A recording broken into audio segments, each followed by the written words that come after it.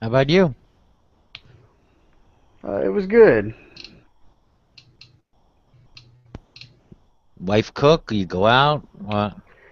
Yeah, the wife cooked. The in-laws came over to our new house, so we had it here. Nice. Oh, it's the first Thanksgiving in the new home. Yeah.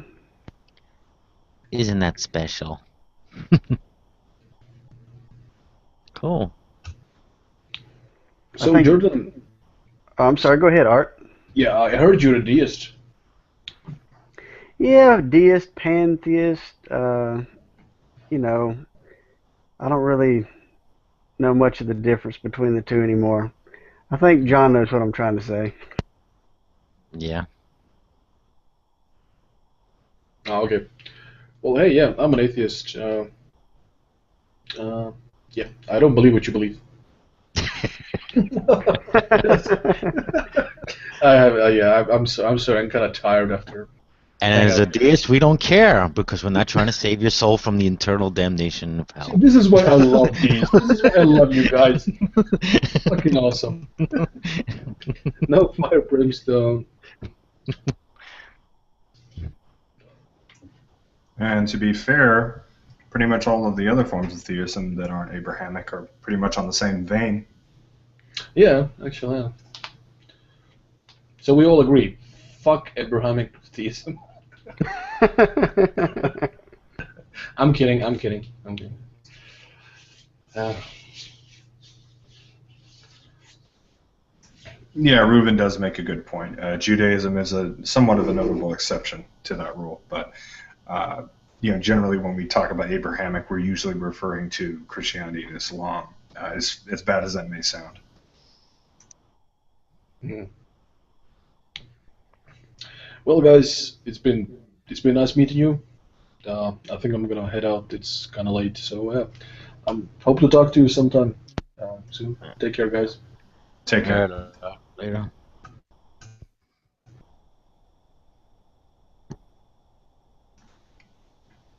Jesse, are you fielding the question to my original query, or are you talking to somebody else, or what's going on? What was the original query? Well, we were sort of talking about some things. He was asking me why it was when I was a teenager that I left the Catholic Church, and I was explaining to him that I had left not out of hate, but out of philosophical and logical disagreement with Christian doctrines. And What do you mean by philosophical doctrine or philosophical disputes? What do you mean? pretty much all of the fundamental teachings of Christian and Catholic, religion, I disagreed with, so I left of my own volition. Okay.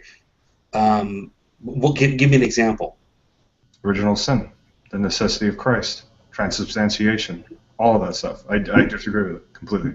You just went down the whole list and said no, no, no, no, no. Yeah, Okay, so absolutely. that to me is not. That's not that to me doesn't sound like a willful repudiation. That sounds like anger. I wasn't angry. So I have to be angry to reject something that's inconsistent to me?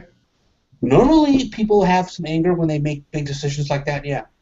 Well, when I was 12 or 13, of course there was a considerable amount of anger, but that's kind of par for the course when you're a teenager, you understand.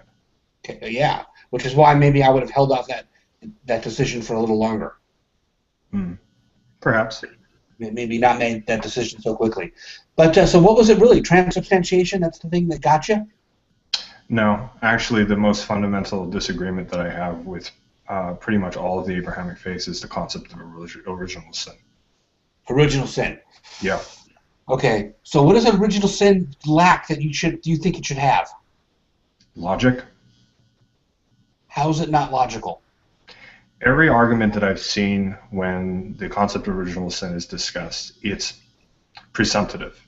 It's assumed that everyone knows that we're all flawed and broken, and that is reality, and that everything and the whole discourse when that's discussed is trying to argue why it's true, as Okay, so opposed to looking at it objectively and looking at other concepts culturally and historically throughout the world.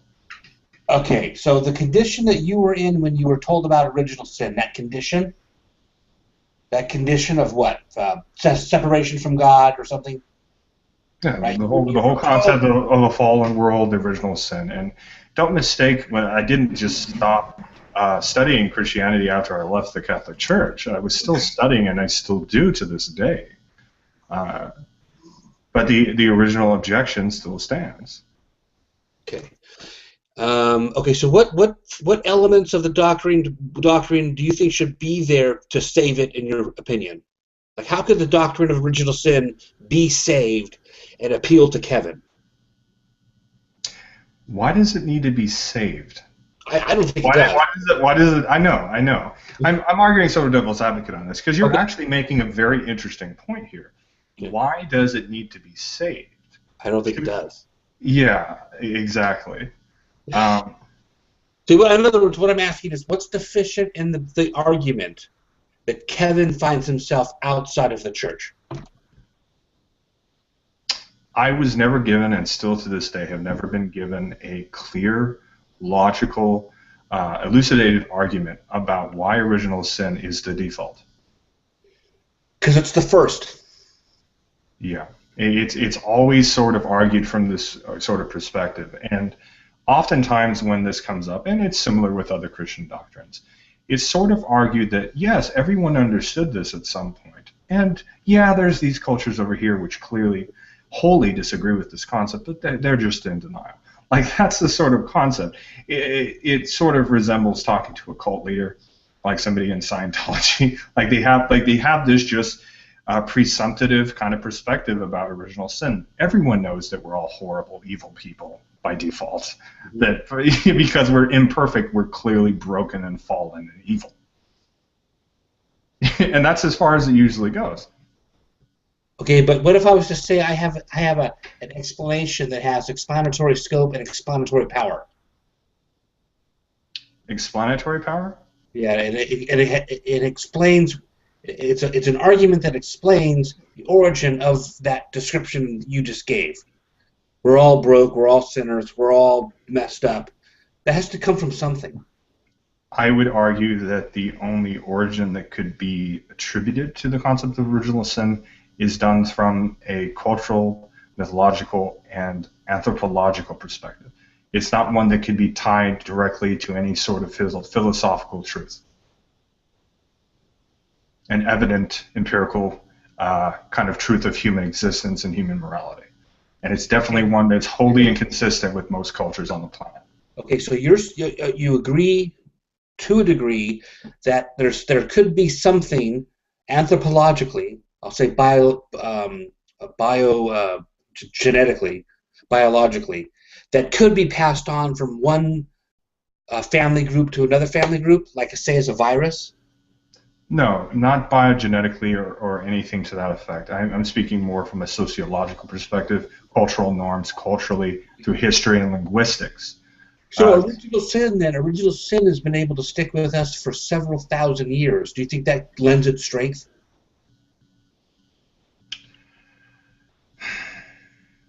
That's actually a really interesting point, because I mean there are cultural concepts that exist throughout different religions that have continued and do have that level of strength.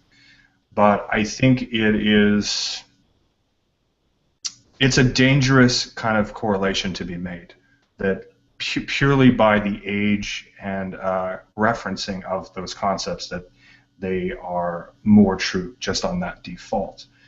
I mean, slavery has probably had one of the longest standing traditions in most cultures throughout the planet for the longest period of time, leading up to only a few hundred years ago. I just don't think occurred. Slavery and original sin are analogous. I don't think that they're two analogous arguments. No, they're not analogous, but if the pure reason for its credibility is its age, then there are plenty of things that I could bring into the foray that would qualify on that. Well, I would say age and divine revelation. And that is the second element. That is the second element that I wholly disagree with in Abrahamic faiths, is the concept of prophecy as being pure divine revelation and contingent upon its idea of absolute. And absolutism, orthodoxy, and the like, etc. ad nauseum. Okay. Could I give a little bit of a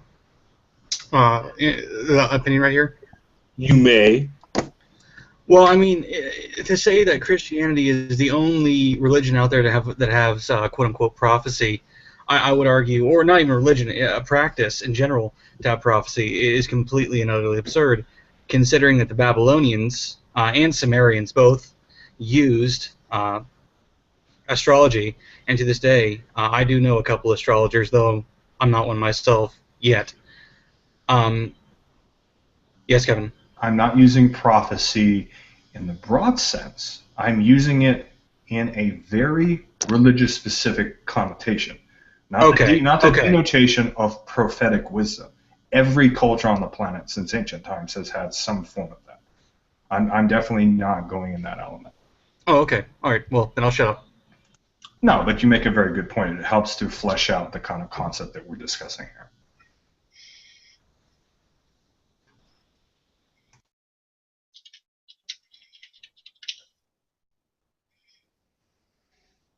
I'm just doing a quick read here. It seems like the formal doctrine of original sin wasn't till Irenaeus, 2nd century.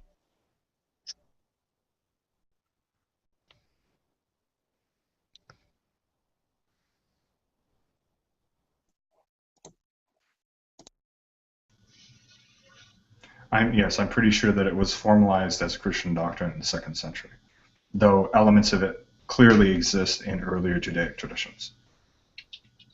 1st century. 1 Corinthians 15:22. For as in Adam all die, even so in Christ shall all be made alive.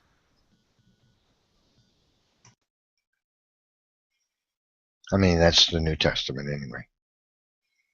That's 1st century.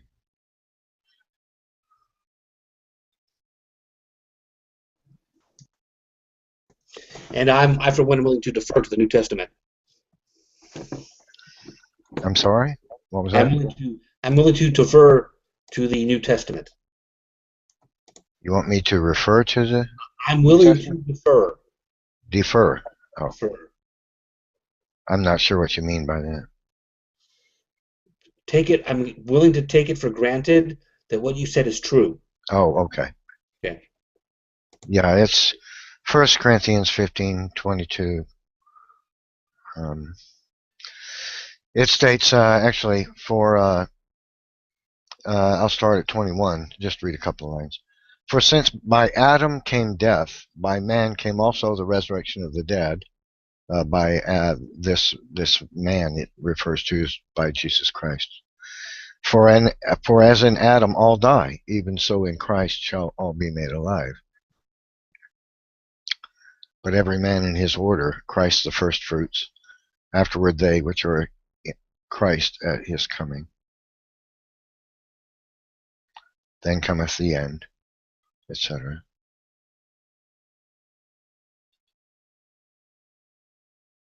But we see it actually in Genesis. In Genesis, when Adam and Eve disobeyed God, God slew an animal and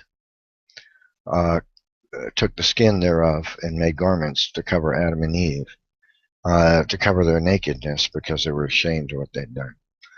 This is symbolic of sacrifice for sin, God's character in that there must be payment for sin.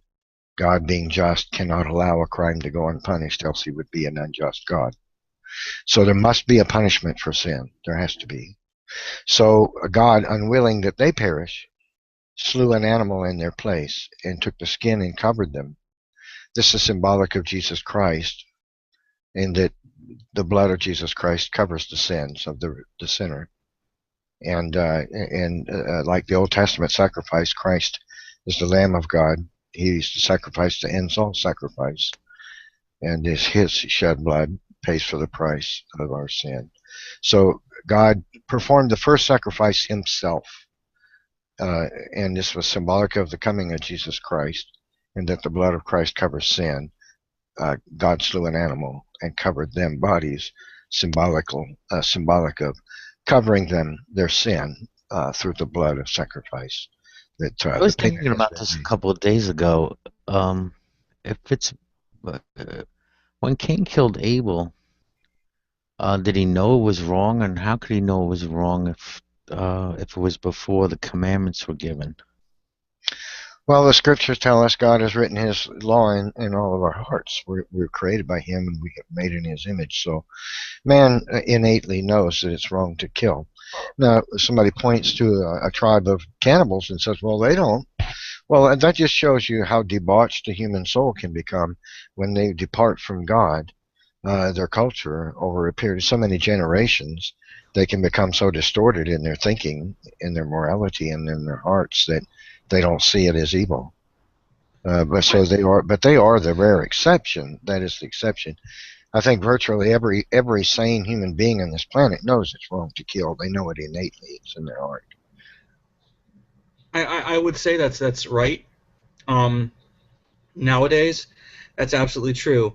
But if we look back, and I mean we look back far in history, we'll immediately see that there was a lot of human sacrifice, and it was openly accepted.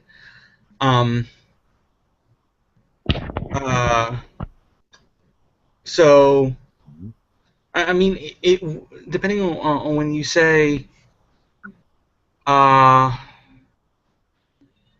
I mean Well, and I'm not. again, I think that's like I say. I think your culture moves far enough away from God, they get distorted. I see this in myself. I think every Christian, for certain, sees it in themselves. They see, what our own thinking, our own hearts are capable of, and then we think of the holiness of God, and we think, oh my God, how can I even dare do that thing when I know God Oh, despises it, and yet I oh do yeah, it absolutely, anyway. absolutely. Like for example, I know in truth, like killing someone else. Do what thou wilt shall be the whole of the law. Love is the law. Love under will, more or less. Correspondence is the law. Correspondence under will.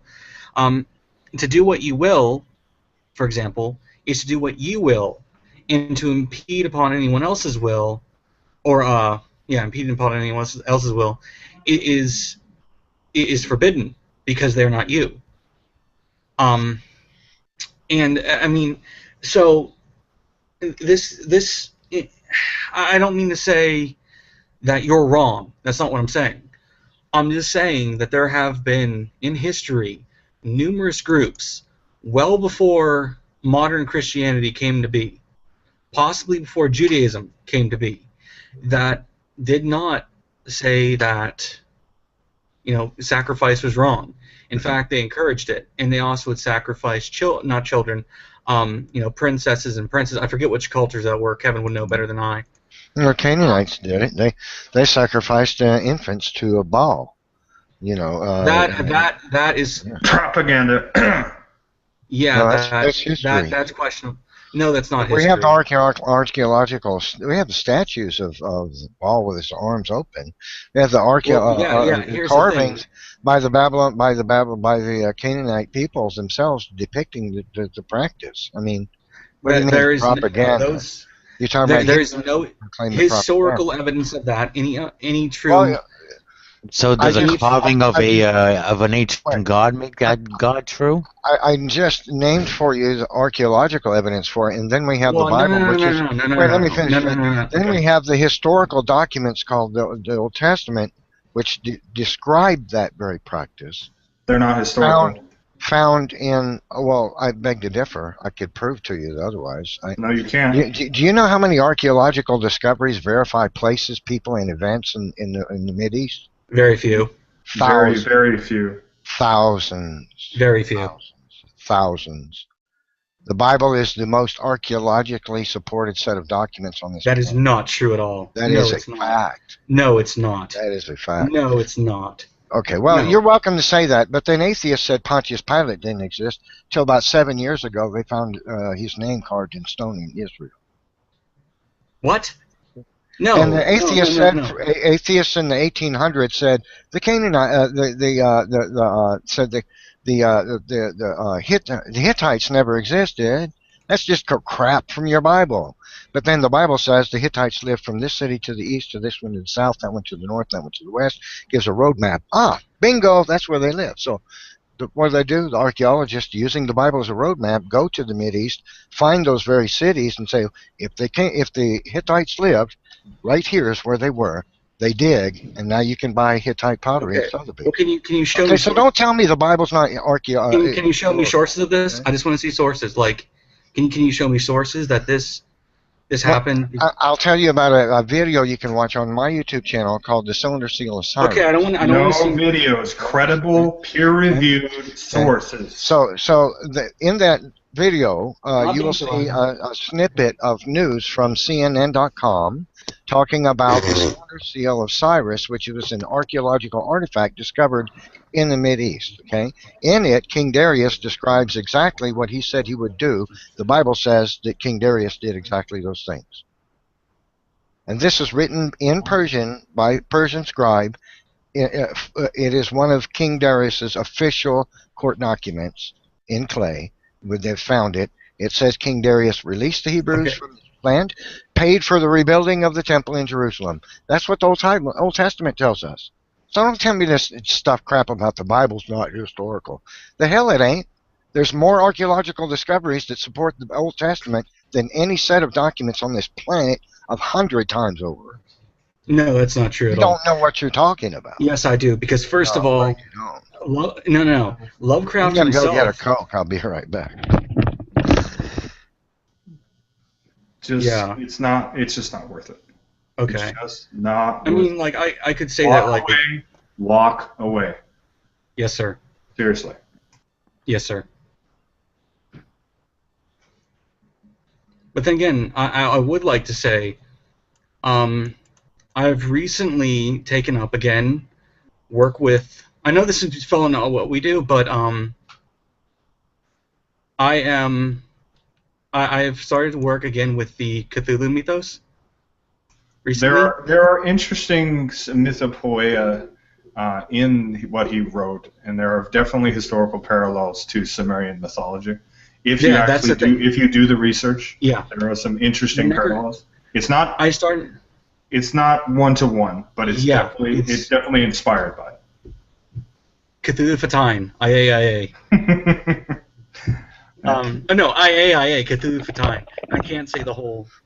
Nobody can. It's not meant to be pronounceable. That's why he created it. I got a question for you. If the Bible is not historically correct, if it's not history, how come it is that when we study the Table of Nations in the Book of Genesis, we find that to be historically verified by the names of tribes known to ancient historians outside the Bible that carry the name of the father of the tribe, which it just happens to be named as that man in the Book of Genesis and Table of Nations as the father of a tribe of mankind? Why haven't I seen any evidence of this? Maybe you haven't investigated. I have investigated, and I And haven't it seen works any like evidence. this. I'll give you an example. The Bible says that so-and-so begat Aram, Aram begat so-and-so, so-and-so begat Eber. You know what I'm saying? It gives the names of these people. This was shortly after the Tower of Babel affair, according to the Bible, historically. If we go by timelines, we go backward in time, we find this is within a couple of centuries of the Tower of Babel affair, about 4,500 years ago. Okay. Now, it just so happens we know of see, for example, the Bible says the Arphaxad was the name of one of the couple handful of men that were born after Noah, right? One of these guys' names was Arphaxad. Well, it just so happens the ancient world knows of a tribe of mankind called the Arphaxidites or the Arphaxades or Okay, the can you link me Kuro-Arxes. to evidence of this, or See what I'm saying? are you just like going off of? I'm just curious. Like, can you link me evidence? I will be glad. No, he'll just build a straw man for 2 hours. I know. I can give you some references and I would love to see. I'm not even trying to be a Okay. jerk. I would love to see them. Okay. Alright. Give me a moment to pull up some information for you on my computer. Because if you have evidence of this, I'd love to see it. I haven't seen it myself, There's a lot. and I'm just going to.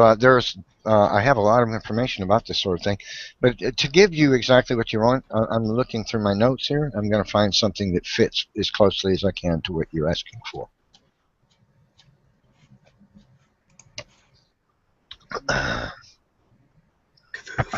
Okay, here's something. Genesis 10:22 states, "The children of Shem are Elam, Ashur, Arphaxad, and Lud, and Aram."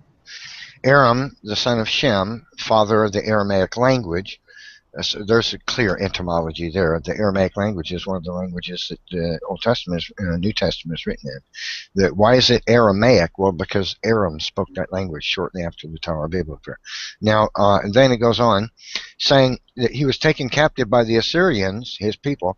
This is supported by Josephus's Antiquities, remembered as Aram Naharaim in Armenia, moved to Iran, according to Josephus, as the army people into southern Russia, according to Pliny's Natural History 4:1850. So here we've got two extra-biblical ancient historians who describe the army people and the Aram Naharaim in Armenia as the offspring of Aram. Do you see the etymology between the army people and the Aram Naharaim and Aram? The etymology is clear. So we've got two right there, two extra-biblical ancient historians verifying what the Table of Nations tells us, that Aram was the father of a tribe of people, and that tribe split. One moved to Iran and one into southern Russia. So you're just kind of just reading from the Bible and then assuming this is what happened.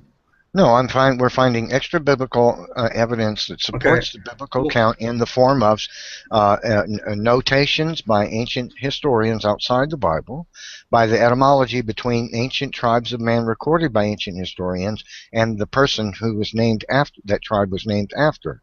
See, in ancient times, a tribe of man might be named after the father of that tribe. Can I just ask a question real quick? The chief of the tribe, and they named themselves after him. Yeah, let me just say this one thing. For example, this will sum it all up. If somebody said, one tribe encounters another tribe and they've never met before, they run into each other somewhere, and one tribe, the guys come out and say, "Well, who are you people?" And this guy says, "We are the army people." "Well, who's the father of you people?" "Aram." That guy on the horse back there on the hill. Do you see him? That's Aram. He's the father of us all. That's what I'm saying, and that is common theme for many of the tribes of early mankind. Okay, so do you have any scholarly, peer-reviewed stuff to back up what you're saying? Well, scholarly, yes. There's a gentleman at the Edinburgh Creation Group who is. Okay. Good. That's enough. That's good enough. Okay. Yeah. Dismiss. Well, right. Dismiss. Of course. Okay. I expect you to. I hope. No, because anyone that's not. Right. I know. Unless they're a God-denialist evolutionist, they can't possibly know a damn thing. Right. Well, no. If they're a skeptic, I believe I take more credit than them if they have a bias. Right. So if somebody teaches evolution in school, but they're not skeptical of it, you don't believe them because they're not skeptical of it. Well, no, we have evidence for evolution. We have. See, I can just take what you say and throw it back at you as just go ahead. Go ahead. A refusal to accept anything that you're not interested in believing. No. I have looked into creation, and it doesn't make any sense. Well, you're welcome to think so. Yeah, well, let me explain. Yeah, we are welcome to think so, and you come in here all the time trying to convince us of that fact. I don't need to try to convince you. I know for a fact evolution is a bunch of crap. It's not even scientific. Yes, it is. Here's the thing. Hardly. I can prove it's not scientific. Evan, will you just not interrupt me for a second, okay? Just for a second. Let me tell you one thing. All right? Too much. We have evidence that we have migrated, that bacteria has evolved from bacteria, came slowly out of the water. We can trace this back. We can use carbon dating, and even the Catholic Church agrees with evolution. We can carbon date. That's not scientific evidence. So what they believe? Who cares? Well, no. Oh, where's the scientific evidence of creationism? The existence of the DNA molecule. But as for your argument for bacteria evolving, do you know that scientists have said there's never been an example of a new species of bacteria observed? That's not true. That's That's true. not true at all. And furthermore, and here's the most important thing: no bacteria has ever changed in its anatomy with Yes, it all of the has. It's called a experimentation. mutation. No, that does not produce anatomical change. Yes, it does. No. Yes, it does. No, you start with a bacteria, end with the same bacteria. The only No, you difference can't. that No, that's ever how arises. diseases. Wait, That's how viruses and diseases no, change. wait. Let's examine what you just said as a claim. Yeah. Okay, so think about what I'm asking you now. If a bacteria, let's say E. coli bacteria, gains immunities, okay, Hmm. you're going to say that's evolution, right? Now, Yeah. answer this question for me. If the only change the bacteria ever experiences is that it has new immunities, has it ever changed in its anatomy, and is it moving towards becoming something other than what it is? Yeah. Yeah. It is how?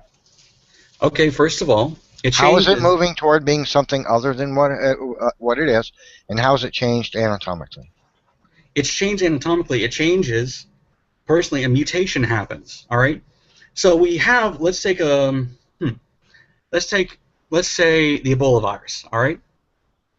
The Ebola virus has No, I said changed. bacteria. I didn't say viruses. But if you want to discuss viruses too, that you Okay. Well, mentioned bacteria. bacteria. Here, I'll link you to. Answer for the bacteria claim first, and then we'll talk about viruses if you like. I'll link you to an actual article done by. I want to know what anatomical change has been observed to be experienced in bacteria, and how is it moving towards becoming something other than what it is by gaining immunities.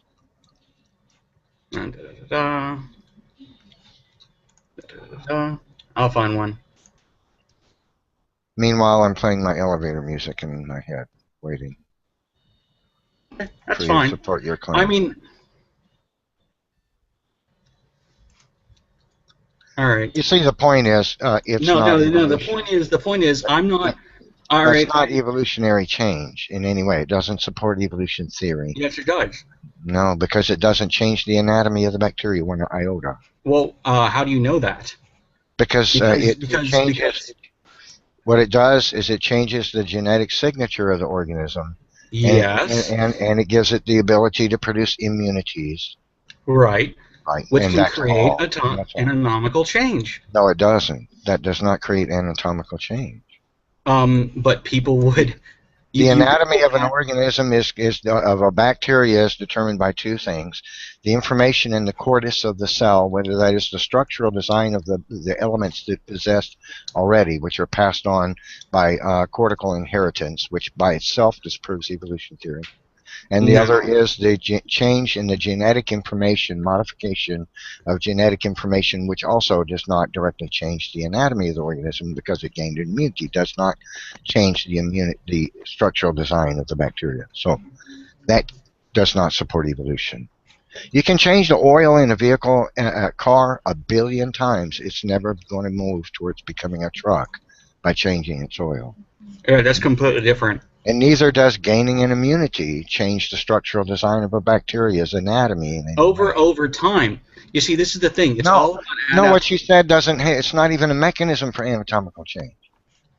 Okay, then show me the evidence, the non-biased evidence done by an actual university or something of that nature, that says what you have, that evolution's completely wrong. Sorry, guys, but can we get past the evolution creation debate? It's kind of old news. Sure. Yeah, really I'm all for that. I'm all for that. No, you're not. You're all for this. Absolutely. No, I'm all for discussing anything. And people were talking about something else, and he got all wired up about evolution. So. Well, yeah, because it also looks like you have 30 seconds to leave. So when somebody comes in here and refutes all your ideas, you guys just want to get rid of it. No, when somebody's an asshole, you want to. I'm not being an asshole. Yes, you are. No, by providing an argument against a counter argument to what you say is true, or that's being an asshole. By being an argumentative prick in a room that's not about argument and debate, yes, you are being an asshole. Oh, no, I'm not being an ass. But, I mean, if you just would have told me when I first came in, we're not here debating, we're discussing. Muted him. Okay. would have been different. But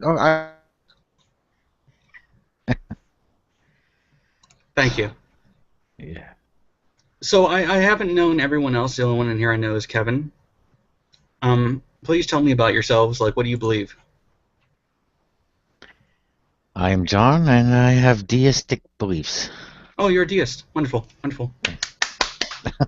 I am Scott, and I'm also a deist. Yay!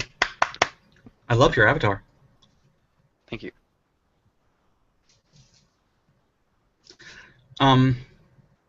Just so you know, I'm a Hermetic Kabbalist.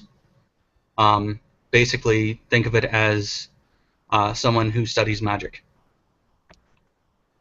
So,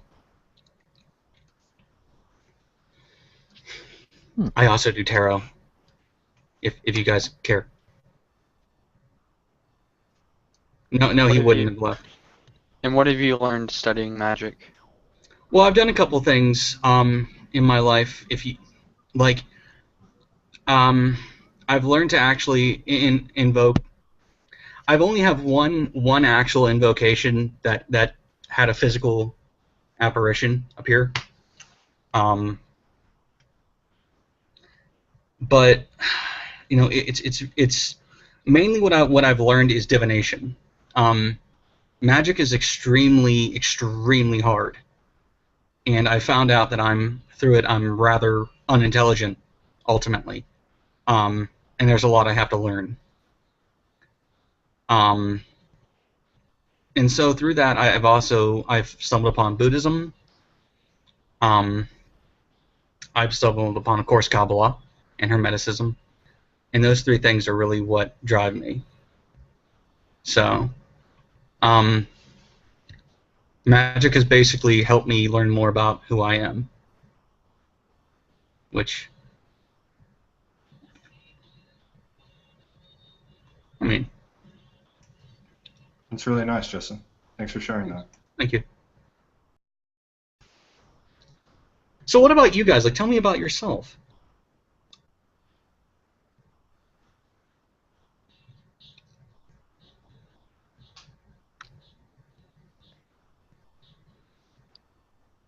No one else cares to go? Doug?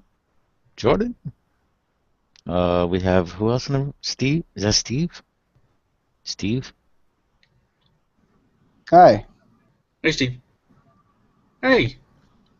I kind of, somebody had sent me a link to check this out. I honestly have no idea what your guys' hangout's about, so I thought I'd jump in and listen for a few minutes and see what was going on.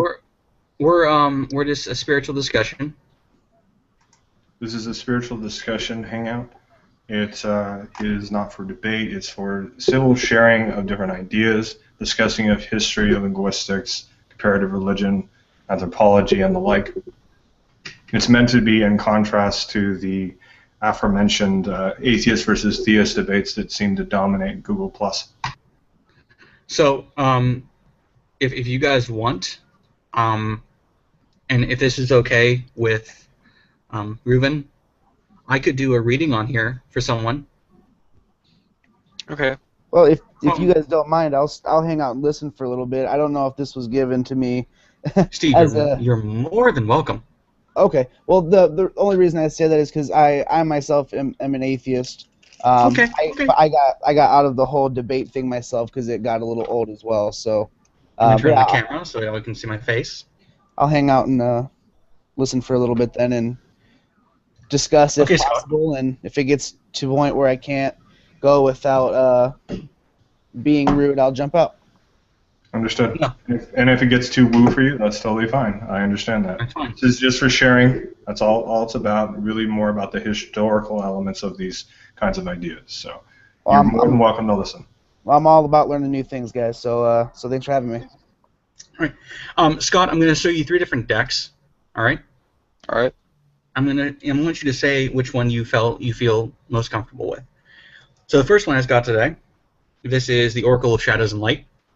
It's a little bit more soft-hearted, but it's actually one of my favorite decks I've ever used.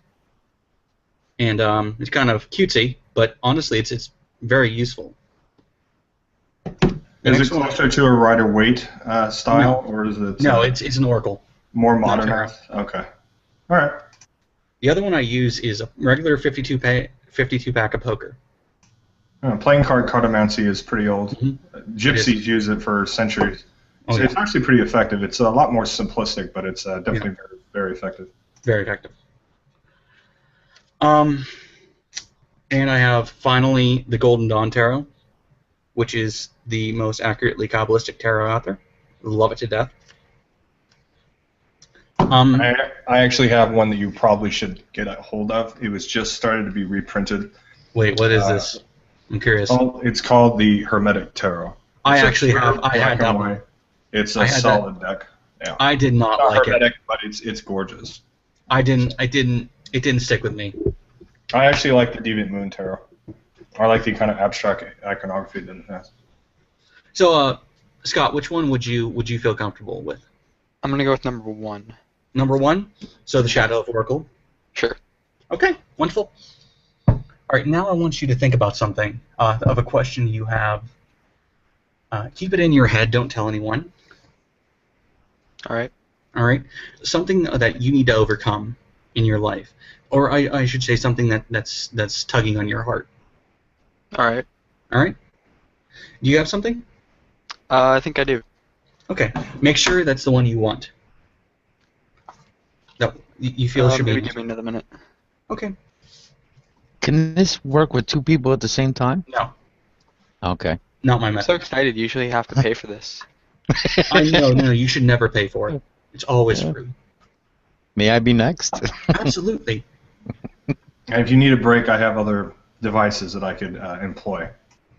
Yeah, Kevin's the other diviner.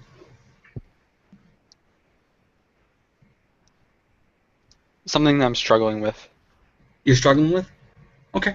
That's what you said. Something that you said that I should pick something I'm struggling with. Just keep it in your head. And so I'm going to lay down 3 cards, and we're going to go from there. For those playing the home game, the 3-card spread is the most universal and fundamental form of oracle spreads that exist, whether you're talking tarot, runes, or dice. Why 3? It's the most mythologically and psychologically significant. 3s are found throughout the world, especially in mystical traditions. Past, present, and future, mind, body, and spirit are constant elements of 3s that are rife throughout various different types of folklore. It's very, very common. Probably the most common. Yeah, because I've always found an affinity to the number 3 as early as I can remember. Okay, I've got something. Okay. All right, Scott. All right, now I want you to think about it, keep it, focus on it, and what I sometimes do is I imagine whatever you have in front of your head, in front of your face, above your right above your forehead, right as I'm pointing to. Imagine it as a little ball, rotating right there, and I want you to, if you're okay with me reading this, correct? Sure. Okay. I have to ask that.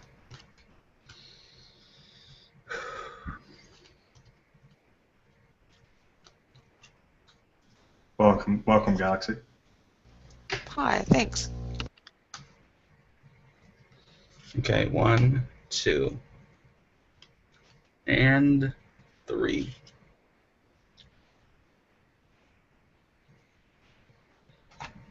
Okay.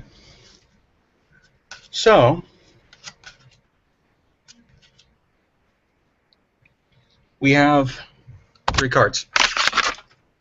So we're going to start with your past, or whatever this would be. We're having the Lantern Fairy. Now this is a clear solution, something that was given way to you, something that you know is there. You could see it with your broad eyes. However, this is brought on, or whatever the current is, through ancient wisdom.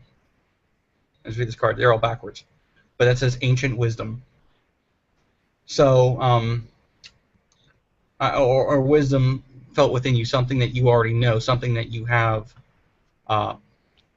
that maybe you had to re-find, or something of that nature.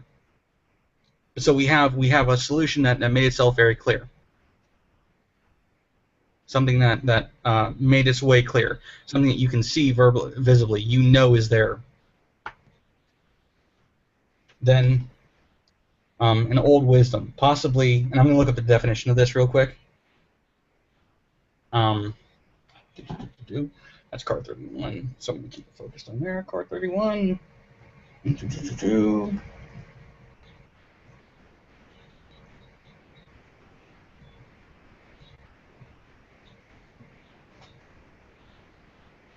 going to read you right from the book. You may feel that you are receiving wisdom from an ancient source, and some of its energy may feel unfamiliar to you, even dark. It is likely that you are receiving messages from times when people like you, misfits and mystics, were oppressed and punished for their natural gifts. Explore at this time something to do with the Renaissance or medieval times, and understand that knowledge is brought through to you. A very fortunate being living in fortunate times. Keep it safe. Learn all that you can. Explore esoteric symbology, the history of magic, and spirituality. Know that now, while you are safe, you may wish to keep silent about certain practices. So, there's something maybe that you need to hide that's good for you. Maybe people won't accept you if they would find out about it. But ultimately, it is helping you. It's delivering you on a path that you need to be on. So you knew about this. We'll go back to the first one. This solution made itself clear. You knew about this. You knew what this was. And then finally, we have autumn is my last chance. And that means please don't lose hope. So you may feel like you're hopeless. You may you may feel like everything's ultimately caving down, but there is. I'll focus back on me. Ultimately, you need to know that this is not the time to lose hope, because ultimately, what you have been given is what you need. You just need to explore it a little bit more. And that was really minimal.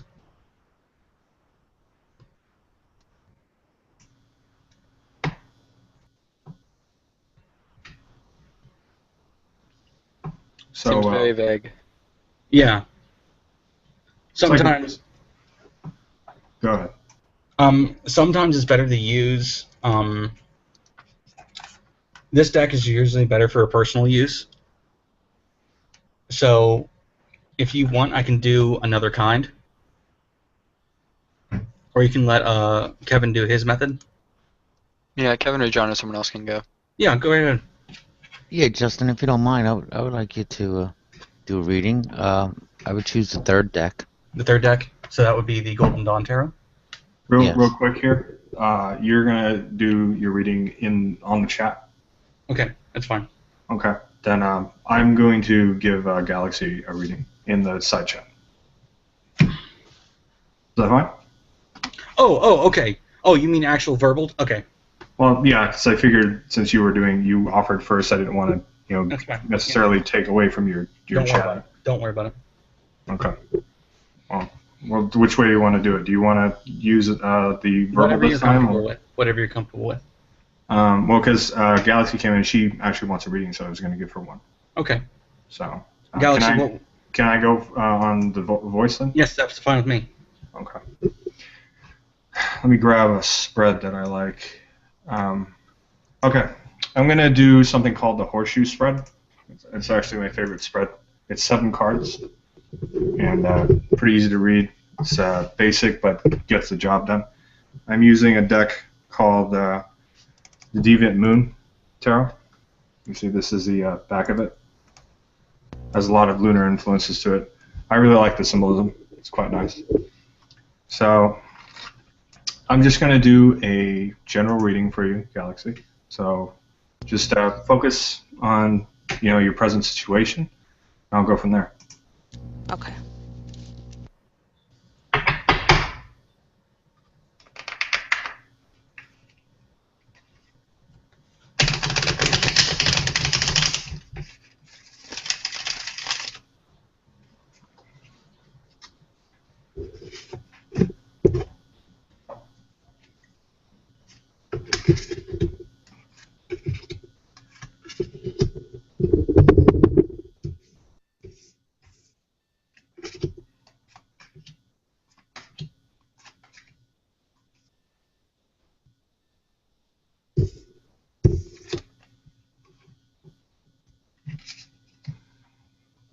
Okay.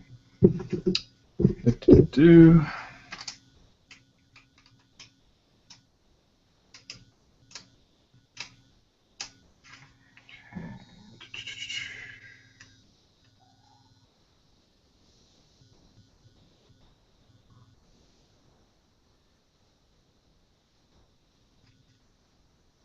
Okay, your first card for the past is the reversed Knight of Swords.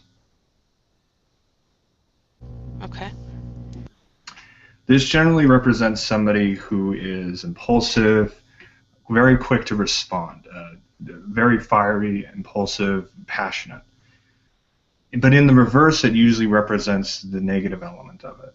Somebody who does so through malice and spite in a lot of cases. So what this suggests to me that in your past, and what I can pick up from this, is that when you were younger, you were a little spiteful, probably of family members and even close friends at a time. So something to bear in mind. And that's definitely something that we struggle with when we're young. Okay. So next card would be your present. Let's see how the transition is from then to now.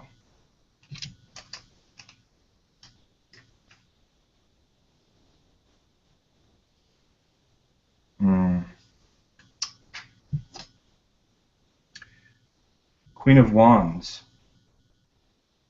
And this is saying to me that some of those same kinds of patterns that you had when you were younger are following you into the present. There definitely seems to be a bit of a chip on your shoulder. That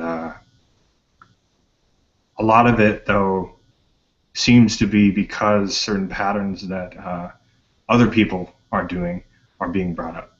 People have been lying, people have been cheating, stealing, and that's motivated you to stay a little more in that kind of aggressive state. You're definitely on guard a lot. That's usually what Queen of Wands is. She's a very strong, kind of powerful woman, but in her negative sense, she's usually more vindictive and seeks out revenge. Interesting. Yeah, it's important to understand that, especially with cards of these type, that a lot of times they also reflect subconscious influences. So some of this may not be something that you outwardly project, but maybe elements of kind of how you're perceived by other people. That's a common thing that I really see, especially in an individual that seems to contradict.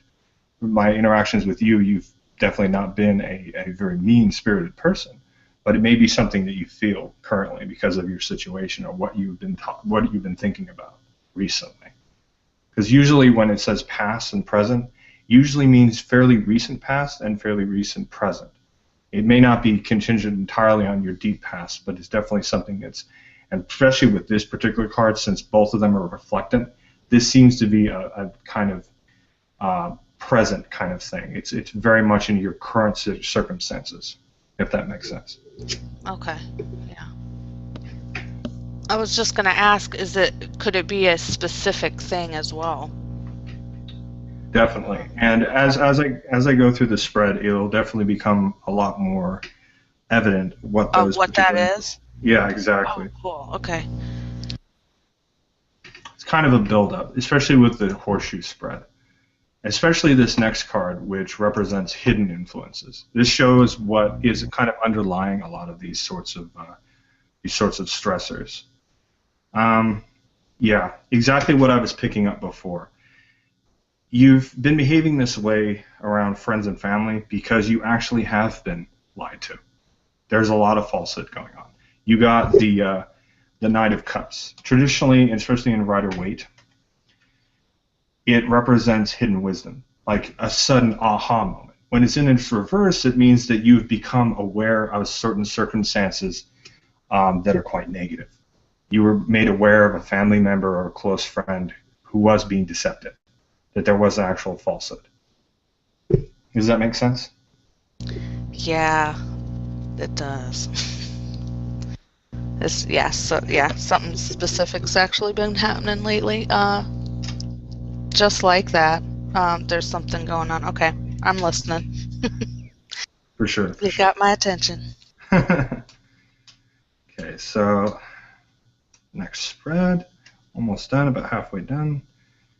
Okay, so your next card talks about you as a person, the querent, which is a common term that they use in tarot readings. Querent being the person who asks the question.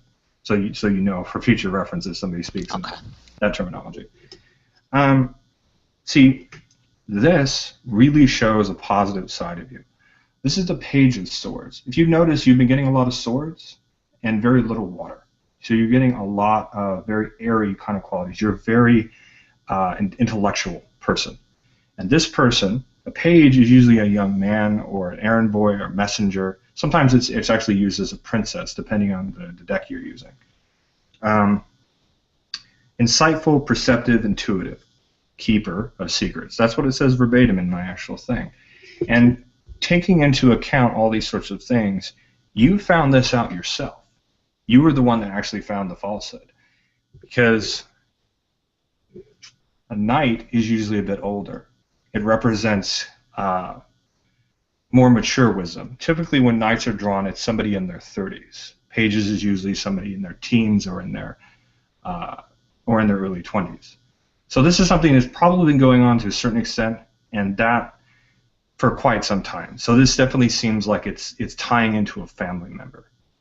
It's probably somebody that you're fairly close to. So there's definitely a sort of betrayal that you feel, and that's where some of the emotional qualities are going through, which sort of contradicts your very airy, rigid, stoic kind of intellectual nature, if that makes sense. That's where a lot of this kind of the bitterness is coming from. Okay.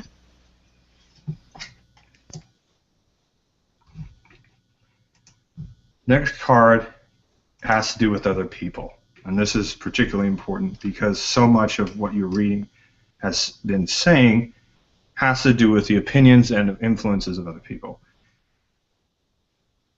You're getting a lot of the same kind of message. It's beating me in the head right now. You got the Queen of Cups reversed, which represents untrustworthy, unreliable people and information. That I view people that way? Other people that way? No, other people are this way. The sort of this usually represents the attitude of other people. So it's important to realize that it's not necessarily that they are just liars, as much as it is they themselves are paranoid. They don't trust other people. The people in your life who have been like perpetuating a lot of this falsehood, they're doing so because they don't trust themselves. They don't trust other people.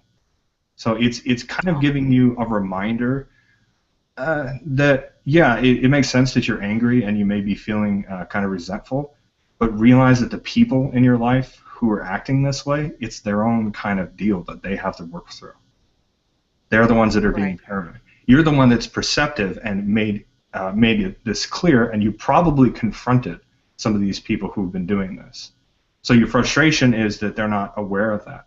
And they're going to have to go through a process to kind of come to that understanding. They're not just going to take your word for it. They have to find out on their own and be perceptive. Does that make sense? Yeah, definitely. 2 more cards. Second to last card is kind of giving you options about what you should do to resolve the situation. Okay. And this one is distinctly different from the rest of them. You've been getting a lot of court cards. That usually means that it's a lot to do with family members and immediate friends, people. You're getting far less of like number cards and arcana. You're getting a lot of people cards. So this is very much probably is tied into a lot of your life. So keep that in mind. It's probably both family and coworkers and a bunch of people whispering stupid crap and gossiping, that kind of crap, if you get my meaning. Yeah. You got the King of Pentacles. This is business. This is work. This is bosses. This is like powerful people, you know, in your life who have a lot of control over where you're kind of going with your career. It says business know-how, wise investor, skilled in math, proficient in financial matters. So what it's saying to me is you got to tie up the loose ends at work. whether it's a family member that's saying some things around some coworkers or coworkers that are saying things around your family, make sure that all your ducks are in a row. You got to do a little damage control right now. Okay. Well, I don't work, so it's got to be something else. But I know how that get you. is. I'm also unemployed. I'm on disability. So what your work may qualify as, and I know that's like that for me, is social groups. Okay. Okay. You know, so volunteering organizations, helping out a family member at their work. They're maybe giving you a little under the table to help them move some stuff or whatever. Right. Okay. So what this will say to you, particularly then, obviously, is favors. If you're doing things for people, probably should stop for a little bit. Take a little break. Okay. You don't want money involved here. You really don't. Okay. Gotcha. Loose ends, like I said. Okay. And to John, just to let you know, I feel more comfortable as if I should do this. I'm going to use the 52 card regular deck, if that's okay with you. You could do it with a regular deck of cards too? Yeah, you can. It's playing card cartomancy. It's actually really effective.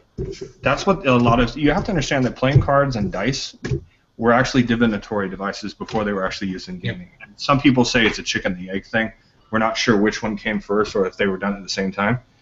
It was definitely that way in Rome with dice. In Rome and ancient Greece, dice was used synonymously with both.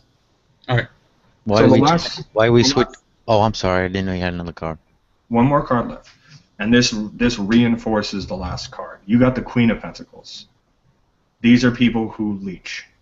They leech off of your good graces, of your niceties, maybe your money, your time, your energy, your emotional wealth, if that makes sense. So really what it's saying is, if you don't tie up these loose ends, these people are just going to keep dragging you down and make things worse for you. And that's just important to realize that I don't like sugarcoating readings because usually when I get something this strong, it's for a good reason. It means that there's something going on that needs to be addressed. But the one thing that I think you should take from this is that you're a very perceptive and logical, rational person, and if there's anybody that can control this, it's you. Okay, right on. Well, thank you very much. I appreciate this, and it was pretty spot on. I think it's very interesting.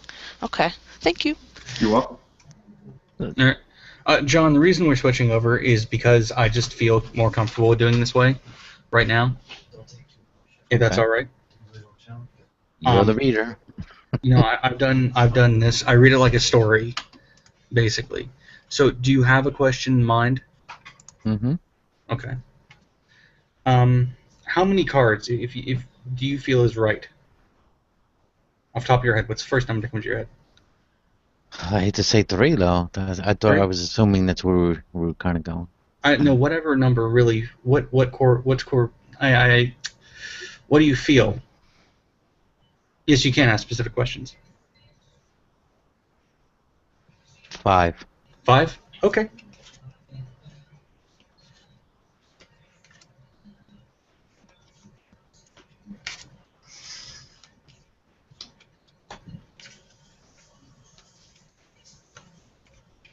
All right, let me read this story out because this is your story.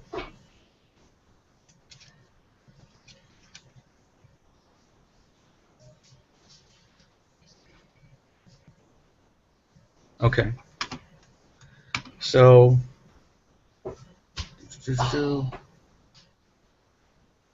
okay.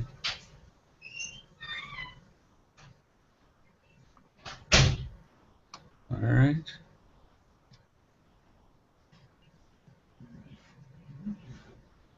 Okay.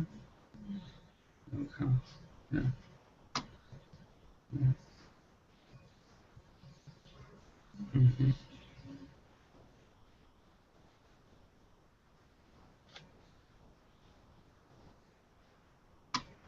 All right. Okay.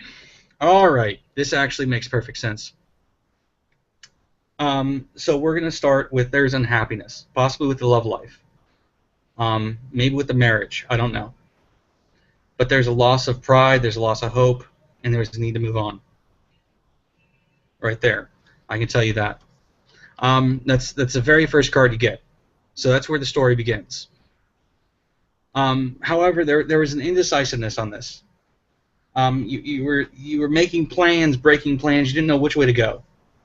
You were incredibly indecisive. You didn't know. You couldn't keep your mind up on one thing. So it was very, very difficult for you to know what you wanted to do. Again, happens to everyone. There was an important message arriving for you. Something that you had to get, whether it be a letter, whether it be a package, whether it be an email, whatever.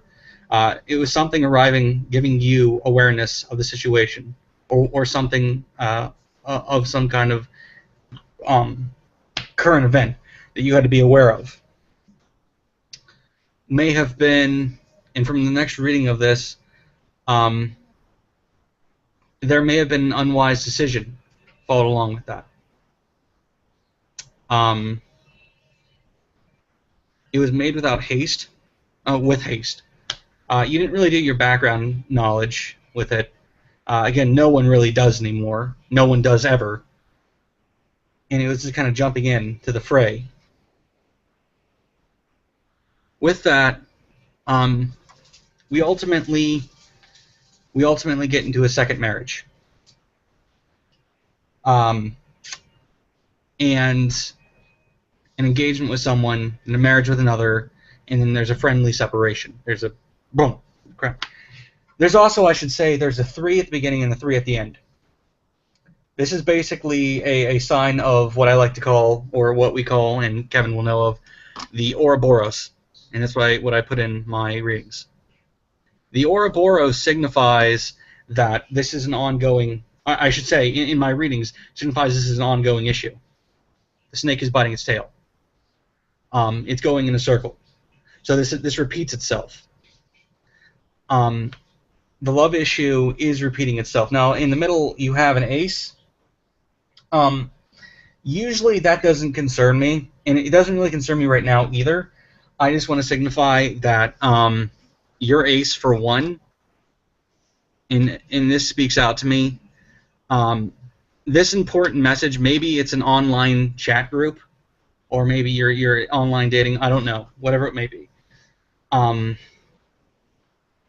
Are you meeting someone? This is probably the main issue. This is one main issue. Maybe I don't know. But there's an unwise decision followed along with this. And instead of confronting it, the cycle continues. So, you got to be really careful with what you're doing, because this is repeating itself over and over and over again. Let's see, because it's separating, I'm just curious to look up the geomantra.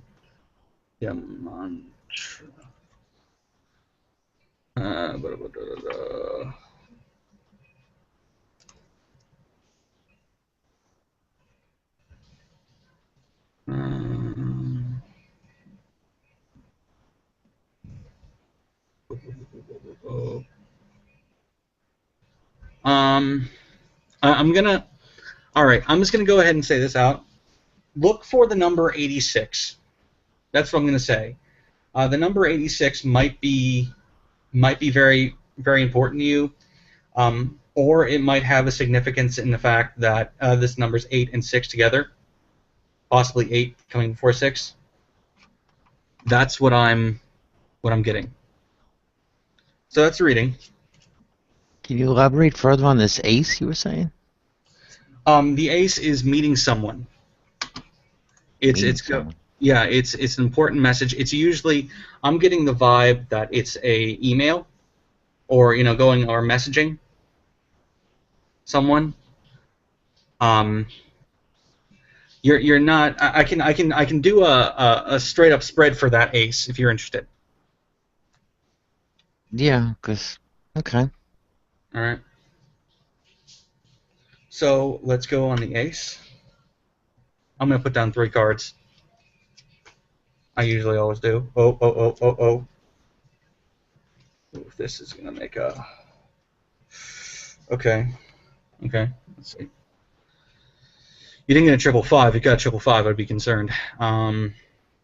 But you didn't. All right. Alright.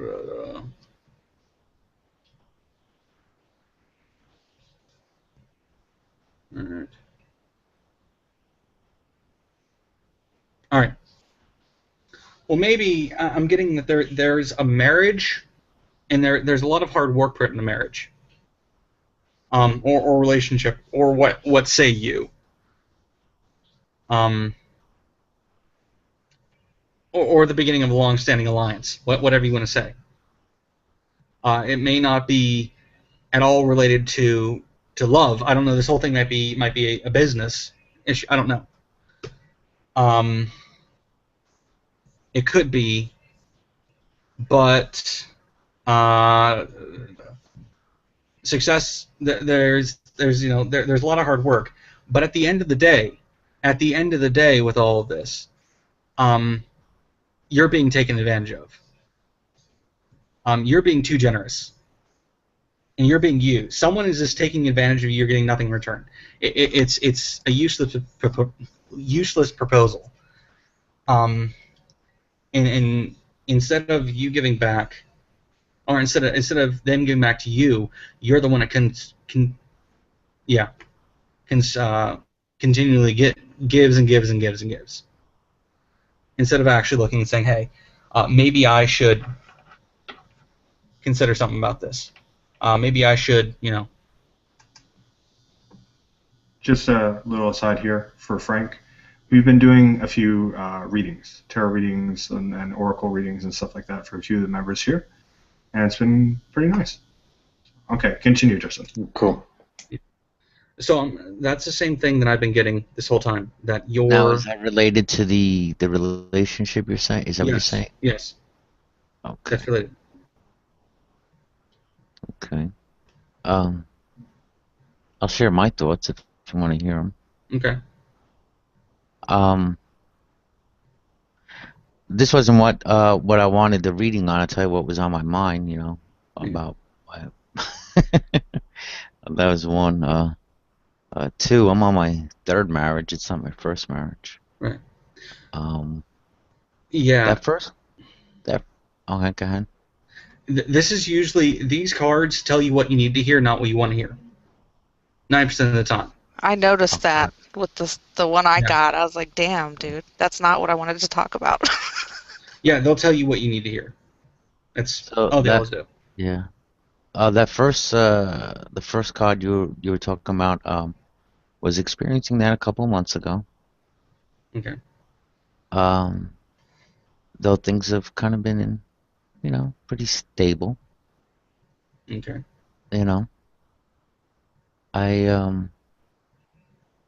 But I don't exactly feel like I'm being taken advantage of my marriage, though in some business relationships, or in my business sense, I feel more is owed to me. Then it's your bit, whatever that means. Yeah.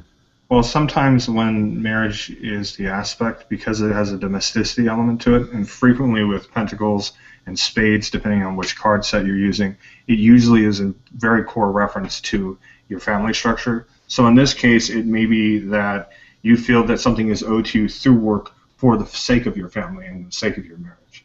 You feel that you're not able to provide what you would like to for your wife because of your work. Right. And I'm gonna say if you feel like you're being taken advantage, and it said in business or love, so it doesn't directly mean that it has to be in your marriage. Mm-hmm. So if you're feeling like you're being taken advantage of business, I can do a direct thing with business, if that's on your mind. That is on my mind. Okay. So you give me permission to do that? Almost definitely. Sure. Okay. So what comes to your mind? What's the number that comes to your mind when you think of your work? A number you said? Yes. Should I dwell on it or? What when you think of your workplace, what's the number that comes to your mind? When I think of my workplace, what number comes to my mind? or your job or whatever. I'm kind of getting 7 in my head. I don't know. 7? That's in your head, then yeah.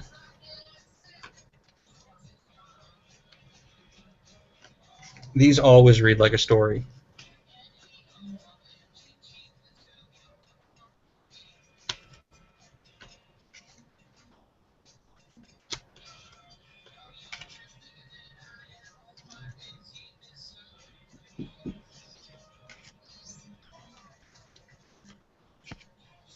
Okay.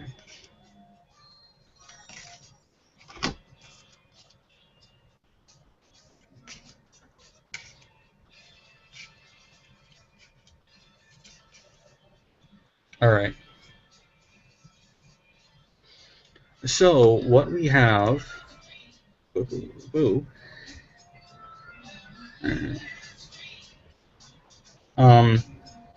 right. Wow. Um.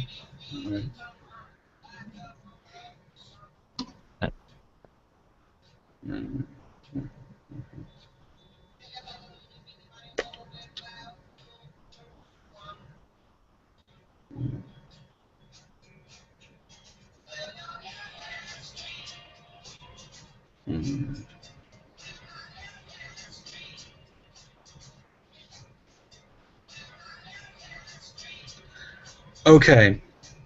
Well, what we have here is we begin with another unwise decision, again made with haste.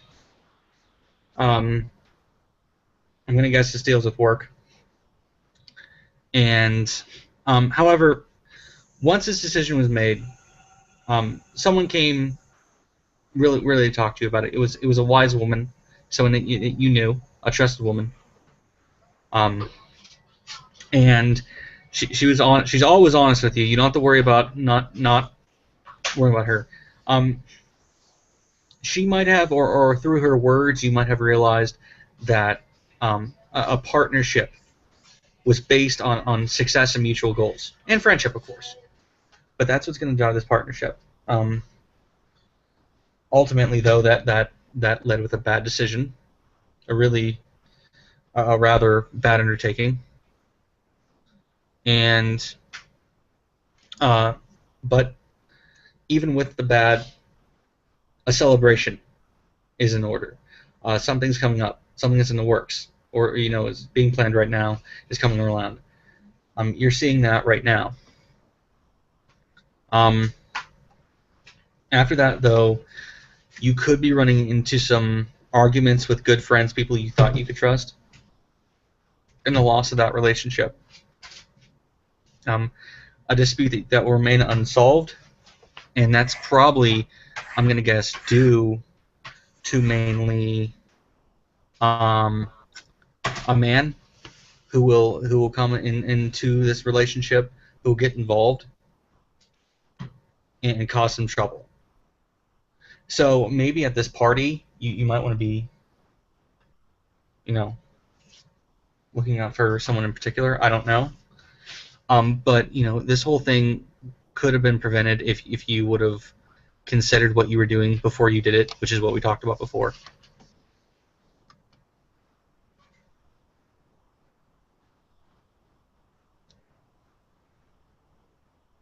Okay.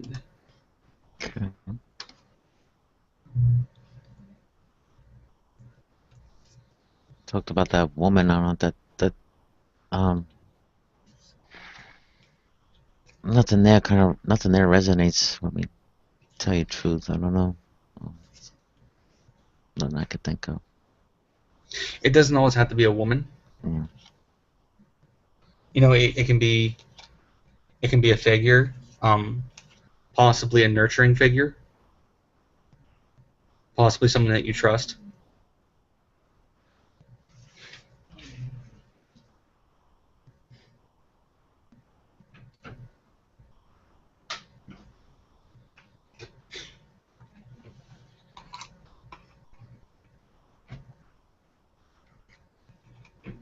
All right, I'll keep these things in mind.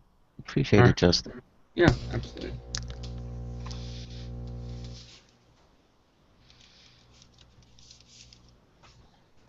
Do I need to leave the room? You good? No, it's just a reflection paper. It's easy. Alright. I'll go to bed soon, so give me like 20 minutes. Alright, no, I'll leave. Okay. Whoa. Hey, Justin, just curious. I heard some music in the background when you was just doing this reading. I don't know, maybe my roommates are listening to something? I was curious what song it was. I have no idea. No idea. Sorry. It's okay. Yeah, I can't hear.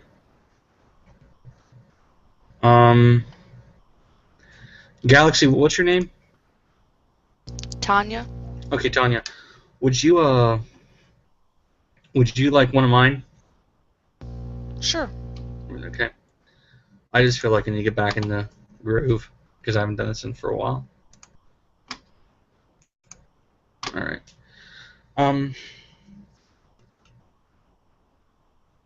Alright. So do you have a question in your head? Yes. Alright. And what's the number that comes to your head? Immediately. 3. 3? Okay.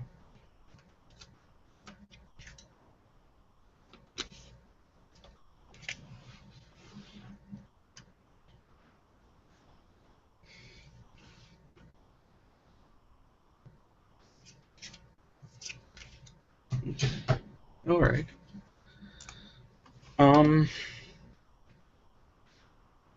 Let's see what you got.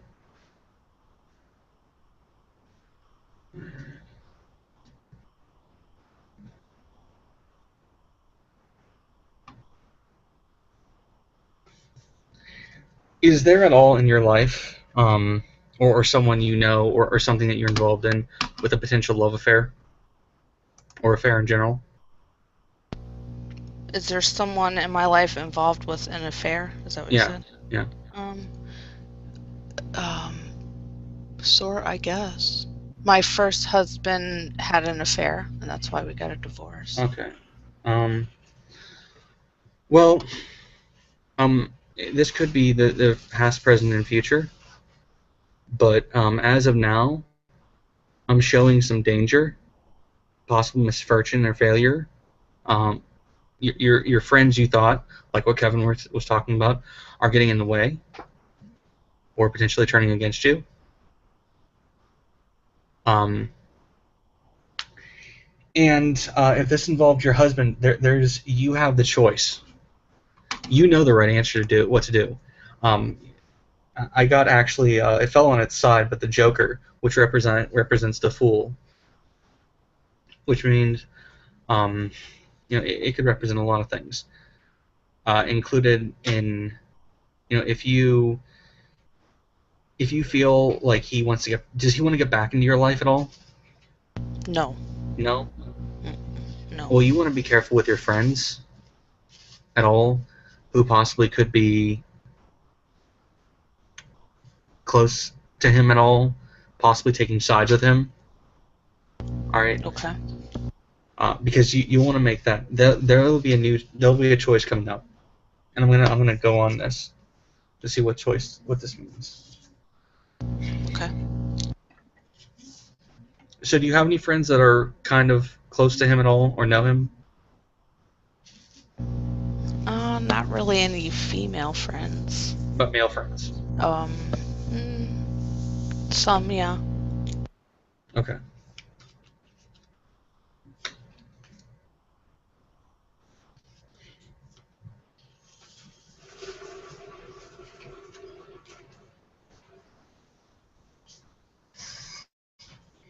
All right. So what we're looking at right now,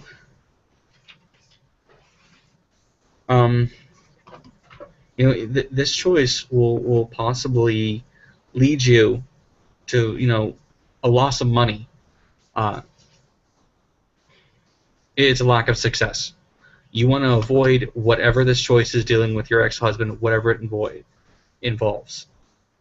I'm going to guess that it has something to do with, again, an unwise decision, like what John had, a potentially dangerous decision. You want to investigate everything you do and investigate everyone you have. Just don't trust anyone. And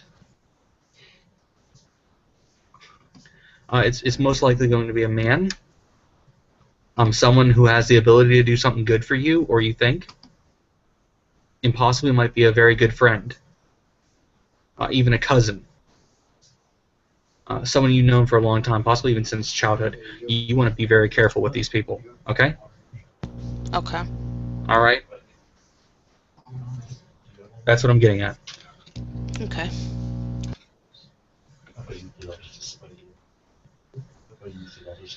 All right, well, I think I'm going to go, folks. Thank you, Justin. Absolutely. Was that all something that was all resonating with you at all? Honestly, not a whole lot, but I will No. definitely be keeping my eye open or whatever. Okay, thank you. So you're all taking good. off, Justin? Yeah, I am. Okay. Thanks again for coming in. You're always welcome. Thank you. Thank you. Have a good one. So did everything go well with your last reading? Me? Yeah. Yeah. I don't really know. Nothing was really resonating, but that's okay. I mean, Fair enough. Yeah, it happens. Sometimes it doesn't make sense immediately.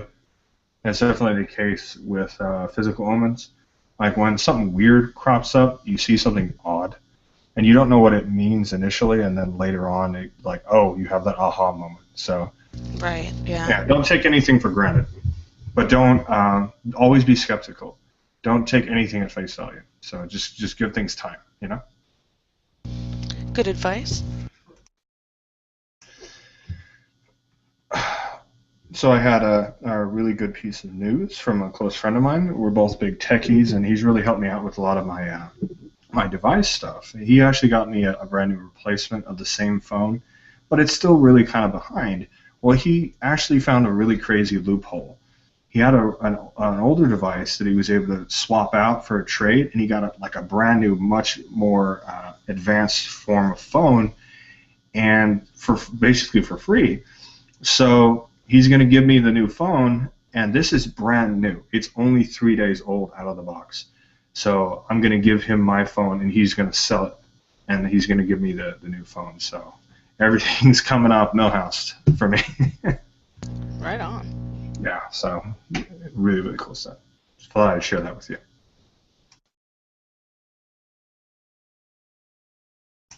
So what's going on? Anything else that you folks are interested in or want to talk about? Or do?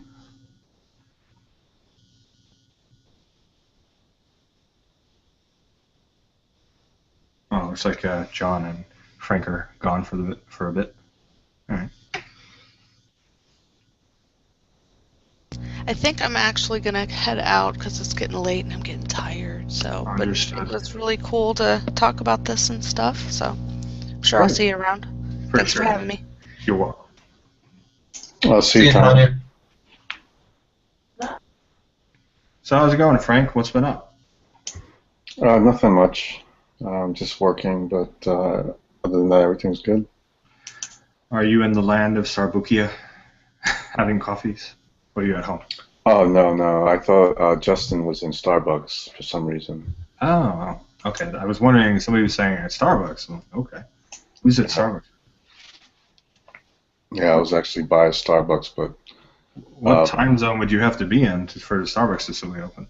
There's some Starbucks that are open till 1 in the morning. Really? That's crazy. Then it has to be near College Town or something like that. No, it's actually on a route near Bergen County. There's some routes in Bergen County where there's Starbucks that are open like 12. The latest I've seen was 1. There's actually a Starbucks near Hoboken where it's open 24 hours. It's just open, yeah, it's just open. It's by Weehawken. And it's a big hangout spot. For sure.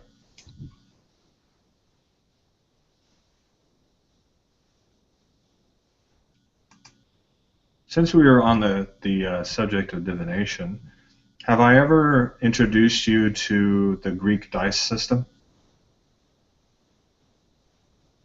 No, no. It's called the Alphabet Oracle.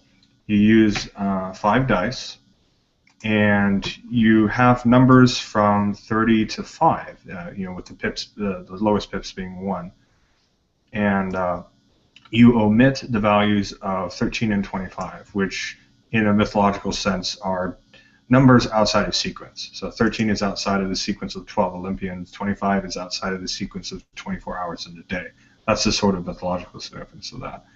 So you end up having an even 24 values for the 24 letters of the Greek alphabet. And each of those values has a value that's tied into a letter. And similar to how in Phoenician and a lot of Semitic languages that there's a meaning behind the letter, such was the case of this form that they were able to find archaeologically, that they ascribed particular divinatory meanings, certain words to each, even though technically in Greek there is no specific meaning to each letter. And so you would roll the dice, and whatever letter you got was an answer to a particular question or a particular aspect.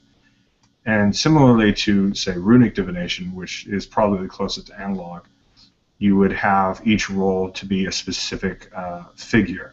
So you could roll it as many times as you want, but classically you would probably only roll it once for one specific question. So it's a little less specific, a little less complicated than, say, tarot, which gets very, very detailed.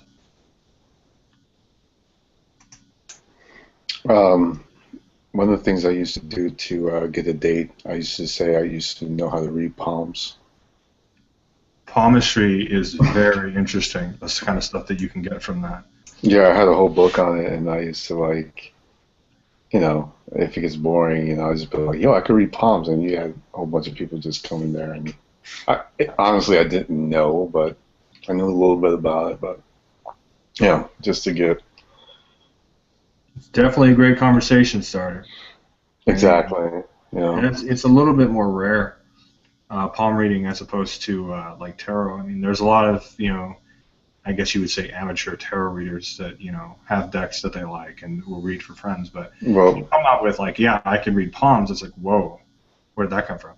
Yeah, I can read palms. Yeah, it's like, with tarots, you have to come up with cards and stuff, but all you need is your hands. Be like, okay, let me just. No, there are like professional, quote unquote, palm readers that actually like you to get your hands stamped in ink, so they can actually get really detailed textures of your palms. But usually that's only done if you have to do through mail or online correspondence. Like, they can't physically meet with you, so they'll send you a package for free, and you can stamp in your hand, usually your dominant hand. That's traditionally what's read. But see, the problem with that is in the most complex forms of palmistry, you actually want to read both hands, because it gives that, and I'm sure you're probably familiar with this from a Jungian perspective, you get the conscious and unconscious layers of a person's persona, which I think is fascinating. That's cool. Yep. You can learn a lot about a culture by the kinds of extraneous and fringe practices that they engage in, Well, I know my grandmother, what she used to do was, like, after she drinks, like, black tea, and that stains in the cup. Brother John, you might, I don't know if your family did this, but, like, especially the old school, they used to, like, after they drink, they used to, tell your future and what's going on. That was a certain practice that they had. Who's that? I just got back. No, like, did your parents or your grandparents ever, like, drink, like, black coffee and then look at the stains to tell your future? No, never had that. Yeah, I think it's probably more with the Spanish then. They used to do that a lot. Especially my great-grandmother and my grandmother used to do that stuff. I used to get really serious about it, but I never had that done. But it's usually among the women that did that. I appreciate what Justin was trying to do. I'm not quite sure anything really resonated. Very, very vague. I don't know. Hey, brother John, I could tell you the future, man. All right. Want me to do it? I'm gonna die. There's a thing too. It's particular, especially with tarot. It's very complicated. There are elements to tarot, levels of tarot divination that get really, really particular, and not only particular in this just the sheer amount of complexity, but also from tarot reader to tarot reader, from tradition to tradition, from culture to culture. I've actually met tarot readers who use the actual suits of the minor arcana, the ones with the pentacles, wands, swords, and cups, to denote times, days, weeks, months, and years, respectively, with years being pentacles, swords being months, cups being weeks, and wands being days. Thinking of it in terms of the most stable element being the longest period of time and the most unstable element being the shortest period of time. So you can get really, really particular depending on your style of reading. And I've met some people who are really creepily accurate with their tarot readings. I wouldn't even consider myself all that much of an expert, but I have been doing this a bit longer than Justin.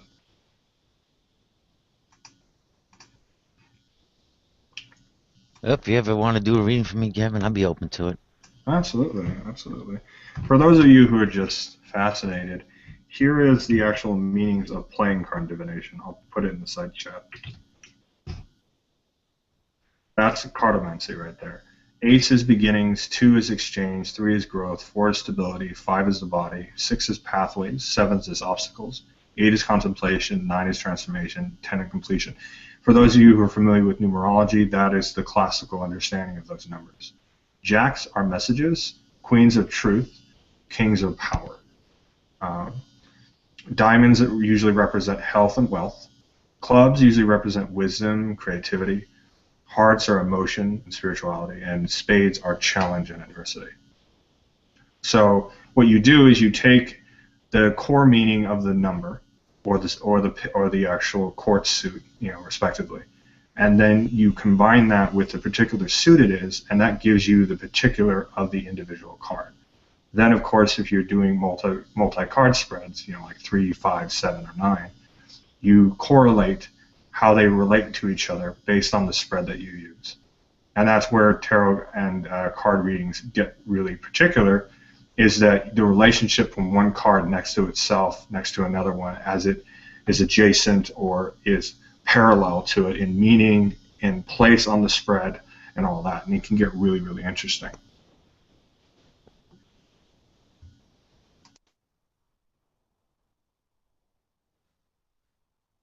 As you can tell, I take notes. I have several documents of a lot of this kind of stuff, so I can bring it out when people are interested in hearing about it. Funny thing, though, what you were saying about tea leaf divination, you can also do that with Turkish coffee. Because typically with Turkish coffee, even if it's a very fine grind and you're doing it right, you always end up with some grinds at the bottom of the cup. And traditionally that was done in Turkey, Greece, Lebanon, Armenia. It's very, very common. So, welcome, Jonathan. How you doing, John? Good evening.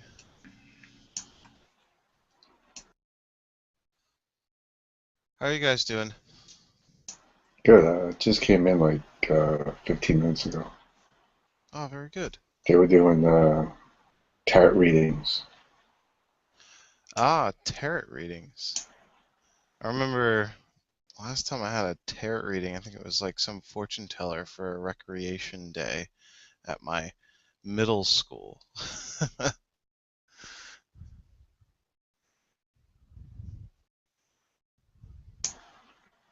Is it tarot or tarot? I have no idea. It's tarot. Tarot, okay.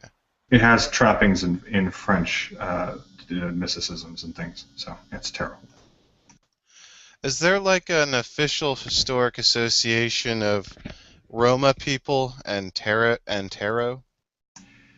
Traditionally, it was more common for the Roma people to use playing cards and dice, usually things that slipped by unnoticed.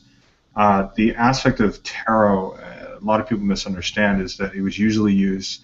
Uh, Classically, it was used among aristocracy. The idea of having a set tarot deck with those particular meanings and trappings like that, that would have been very taboo. It would have been something that only particular people would have had access to. Most of the common people would have been using very ordinary devices, whether it's cards or dice or tea leaf readings or very like crystal ball reading, that kind of stuff. Very particular, very easy stuff. Pendulums, which that's been used for centuries. Yeah, I think that would probably be really popular among like the business classes, the merchants. Yeah, Um, it would have been viewed as an actual commodity, yeah, something that you could sell. And another thing you could kind of add.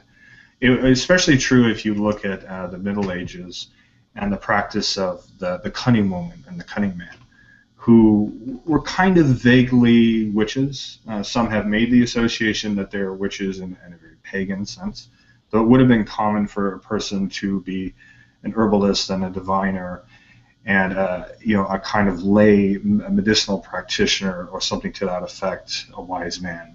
But they could have been of any variety of different things. Oftentimes, those people would have been Christian or some variety of it. They would have likely practiced a form of folk Christianity more than anything else. oh yeah, absolutely.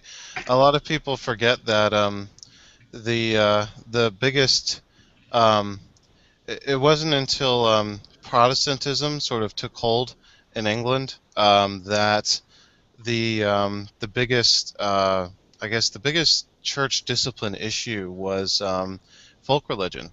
That was always the thing on the docket. It wasn't an issue under Catholicism, but as Protestantism came in, it became a big issue within the churches. Yeah, that's actually a part of the reason why it was called the Reformation. They were trying to reform all the disparate elements that had been incorporated into Christianity. Yeah, yeah, absolutely, and yeah. Yeah, but what I was saying about merchants is, I mean, you got to think about like, these guys who, even in the Enlightenment, they're talking about the invisible hand of the market. There was a lot of ideas about, sort of good luck that would come from, and if you could read those signs and see where the business, what sort of business deal was going to go, that would make all the difference really. Well, that extends far, far back into history, well into pre-antiquity, in fact. A lot of people misunderstand to use this as an analog to this kind of context. Astrology. Originally, what we would consider modern Western astrology stems back from ancient Babylon. And it was simplified in ways too from a modern context, but it was different. There were different associations that were used. But more importantly, its use was less of an individual horoscope. I mean, this is much more of a modern context, which has kind of gone in and out. But even in the Middle Ages, it was viewed similarly as it was in that context. It was used more for places and times and events and cultures than it was individual people. And classically, obviously, in Babylon, that was what astrology was. It was typically used, once again, by merchants for the aristocracy to give them a sort of a forecast of where their businesses and where their leadership was going to go.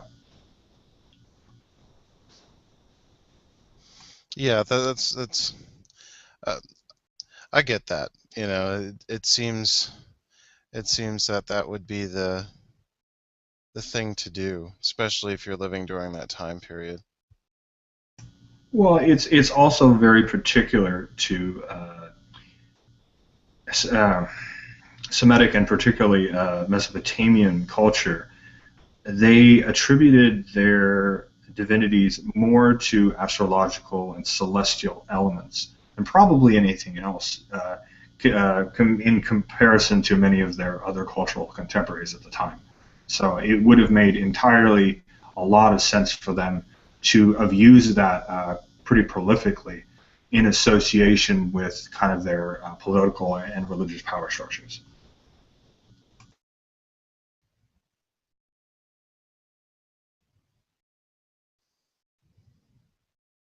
And you see that in the language as well. For instance, the actual dingir symbol, which is commonly used in ancient Sumerian and was transmitted into a Syro-Babylonian text, but its original form was a star. The dingir symbol is a logram that was added to every name of every deity, and it symbolized sky.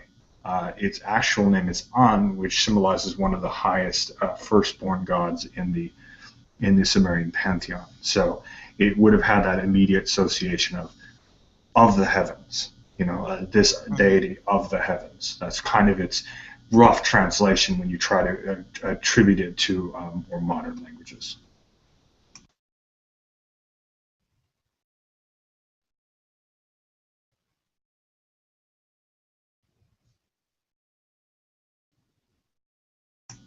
It was also the case with many, many other symbols for many other deities. They were almost always immediately attributed to a particular celestial object, whether it was the moon, whether it was the morning or evening star, the sun, etc., etc. Yeah, absolutely. I mean, I've taken a few mythology courses. I did one independent study in high school, and then I did some more classes in college. And I mean, I think it's amazing to me how human cultures have associated, various deities with different nature objects, and how there's similarities across cultures in terms of what natural objects they choose. So I think the moon has been associated with the sort of feminine, I believe, and the sun has always is associated with sort of the male. So Not exactly.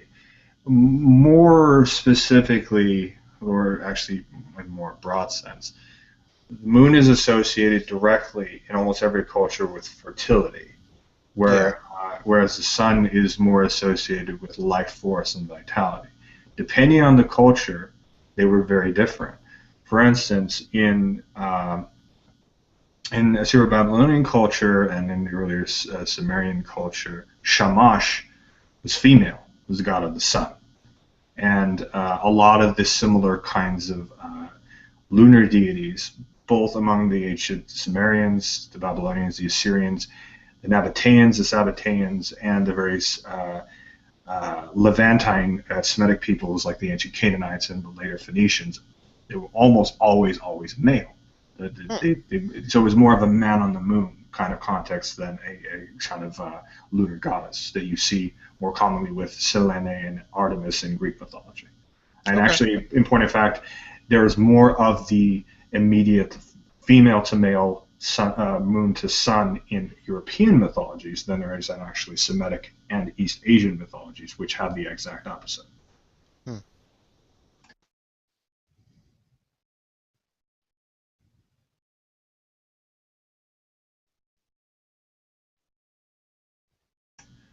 Now, that being said, it's not completely wrong.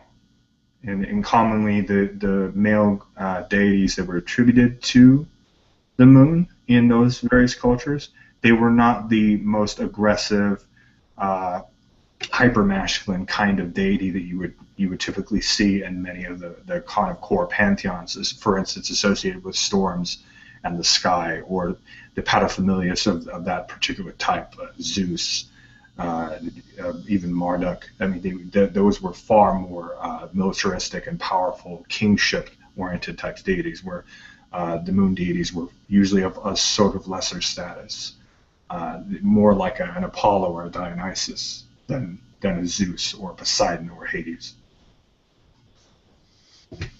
I gotcha. So there is considerable overlap, and there's considerable similarities, even if the core gender of the deity is different.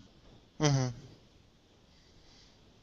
And that's where comparative mythology comes in. And that's what's fascinating about it, and also quite frustrating, to be honest.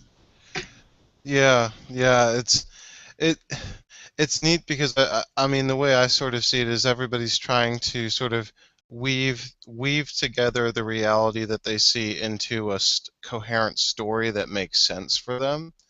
And so, it's going to look different for every culture, but in the same time, you're going to see these broad, general, you know, themes like you just said, like with the lesser deities being associated with the moon, and more major deities associated with the sun, where the sun is like a major light during the day, and the moon being a lesser light during the night, and that sort of thing.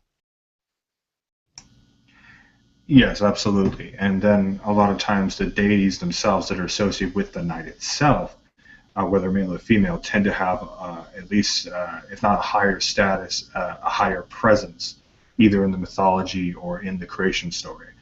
For instance, Nyx in Greek mythology, though she's one of the protogenoi, and she's definitely not in power like the Olympians are, or participate in the Titanomachy, she's definitely always present. Nyx is always present at night. So she definitely has a very primordial kind of essence that is very much present in their idea and their worldview, their cosmothesis. Mm-hmm.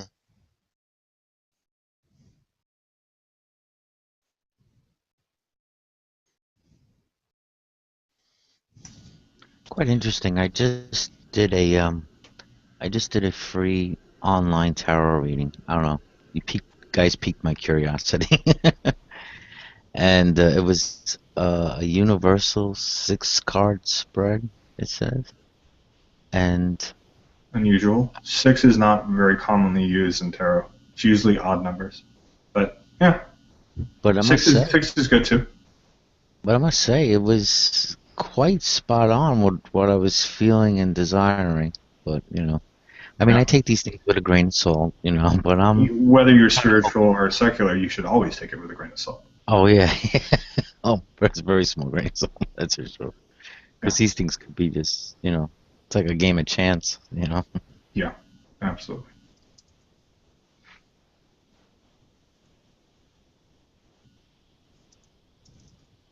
I'm going to go use the restroom real quick. I'll be right back. All right. Well, this is definitely a different type of night in Interfaith. I don't think we ever went down this avenue before.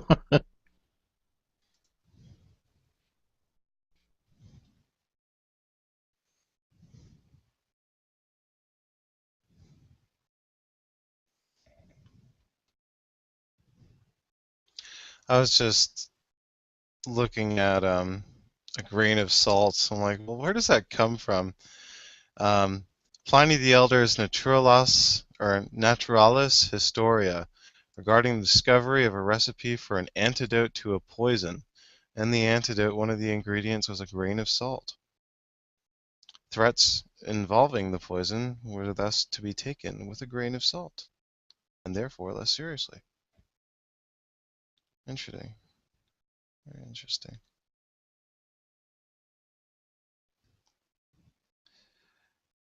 It's interesting to me how a phrase can carry on throughout the ages and have still have a relation to what it meant originally, or sometimes have absolutely no relation to what it meant originally.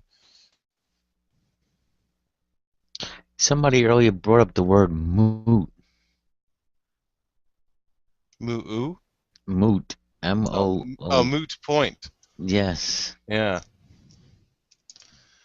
I think that's a legal term. No, I'm trying to remember what they were talking. They said it was, because I went and looked at the definition. It seemed a little different what they were saying, but it was kind of related. Yeah. So what's going on? We're just talking about origins of phrases. He said a grain of salt, so I was like, oh, where did that come from? It was an ingredient in one of Pliny the Elder's works to an antidote to poison.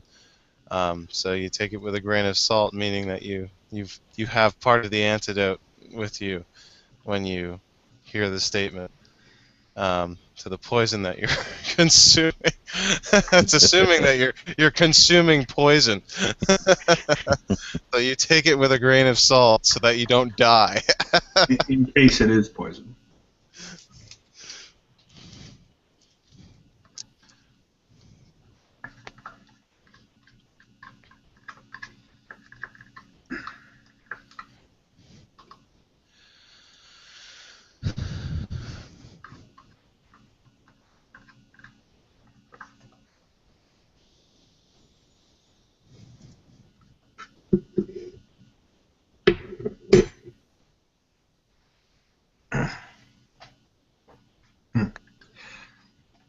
Nothing better than a little bit of chocolate pudding.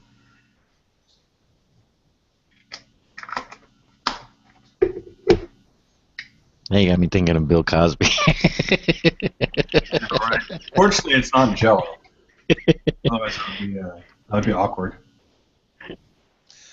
Yeah, I heard he just resigned from like the board of trustees of Temple University because of all these sex allegations. I don't understand. Like, all of a sudden, like the guy's like old, he's fallen apart. Like, I don't know what happened to trigger them coming out now. What was he too powerful when he was like doing like what is that show, the darndest things kids say or something like that? Was he just too much of a dominating force in culture that they just couldn't get the accusations out there? I don't know. There's a discriminate distrust and hatred of the authority or perceived authority that comes with age and previous generations. And it's one that seems to be very endemic to our current cultural structure right now. I'm not necessarily saying that it's entirely to blame for that particular person's plight, but it definitely seems to be one that's commonly coming up.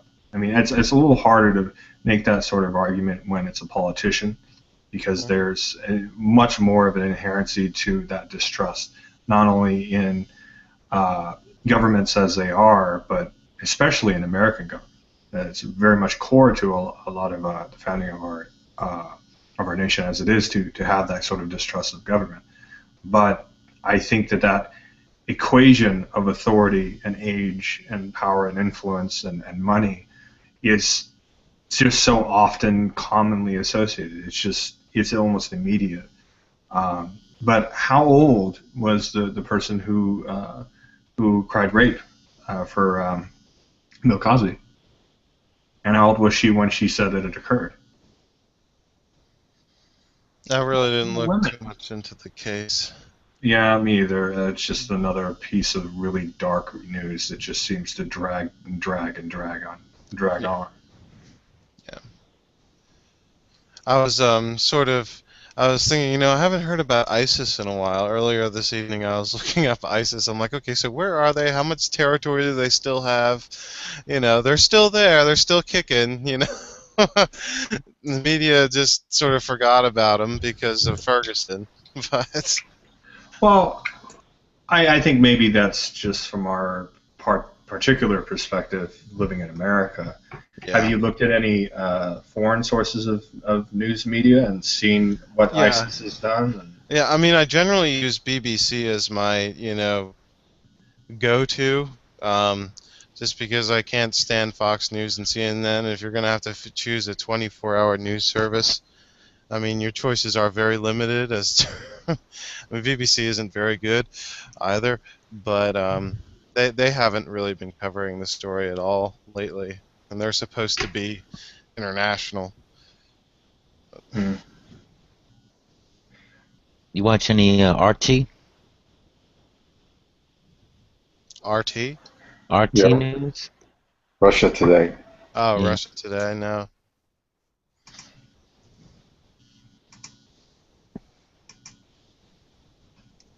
When I first heard of ISIS, I thought it was the band. And I looked confused. I was like, ISIS, I know that band. I was like, oh, it's like, okay. I was thinking like the The Egyptian goddess. yeah, That's the how. Egyptian god. No, I thought it was I'm the like, oh great, band. these are a bunch of people who think ISIS is Jesus or something. No, I thought the band did something in Iraq. I was like, wait a minute. I was getting confused, and I was like, okay, got it. So is Okay. Russia Today a state-owned news service? That I'm not sure, but it's state financed, yeah. I just think it's ironic that they're if it is, that their slogan is question more. Um, Maybe it's like one of those like little mind tricks, if it is state-owned. I remember, I don't know if they still do this, but like Bank Wells Fargo, when I go in there, they're showing Russia Today, which I found funny. I was like, Huh. yeah, they'll play Russia Today.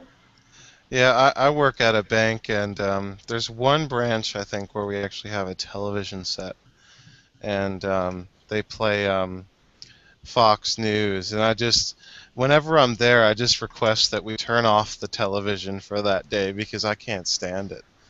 I can't do it. Yeah, I hardly don't watch any television anymore.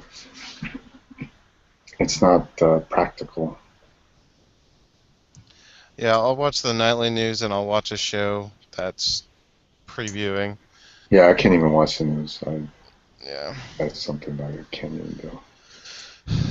I like nightly news because, apart from other mediums of, you got websites. I mean, I don't know. It's like the Time magazine of the daily news. At least somebody sat in a chair and thought about it for 20 minutes before they actually put it on the air. They're not reading the Twitter feed like they do on some of the 24-hour news. I think I remember a CNN special where they were talking about breaking news story, and she was reading Twitter feeds right off her phone. And I'm like, this is what journalism has become. We're reading Twitter feeds off of our phones. I'm like, this is terrible.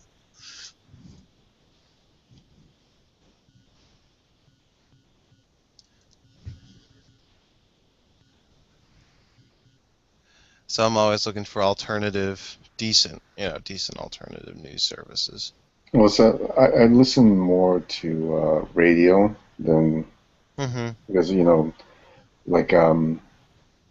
like there's NPR, which I listen to a ton of I time. love NPR. NPR, and the other one I watch is Radio Pacifica, and they have different stations, but in New York it's 99.5 FM, which is really left. You're talking about really radical stuff, and I just like to hear their perspective on things. And if WABC actually, if you listen to it really late at night, it gets really weird. Like they actually, before the elections of Kerry and George Bush, is the first time I ever found out that Kerry and George Bush was in Skull and Bones, and this is WABC. And they were talking about that. There's I forgot the name of the show. It's called. It's a really weird show. They talk about aliens. They talk about like the weirdest stuff. I think I know which one you're talking about. Is it on AM?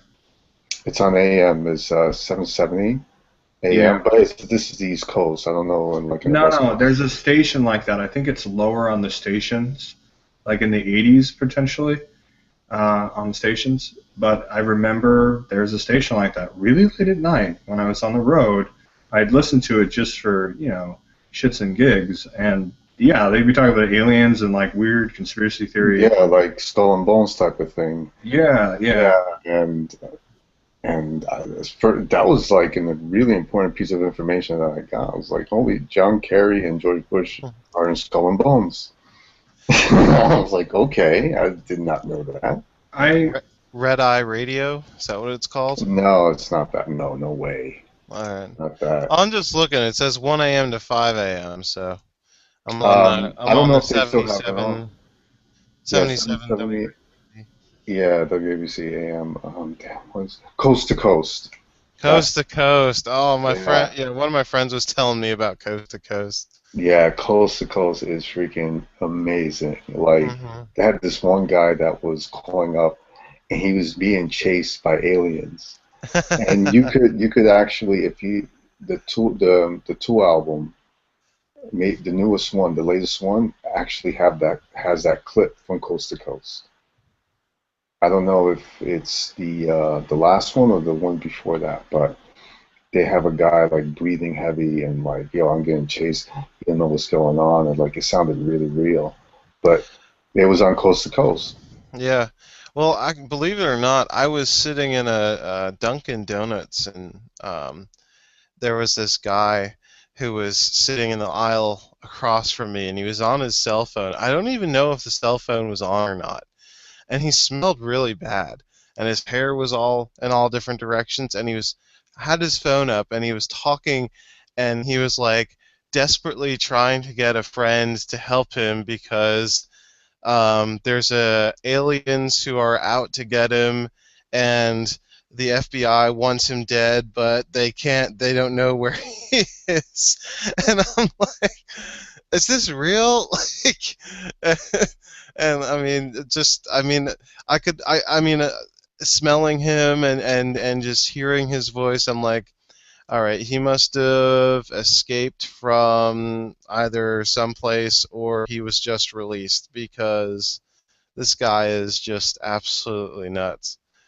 Um, but I mean, it was like a real like he was serious. Like um, I don't even know if he was just doing it for attention or what, but he sounded pretty sincere.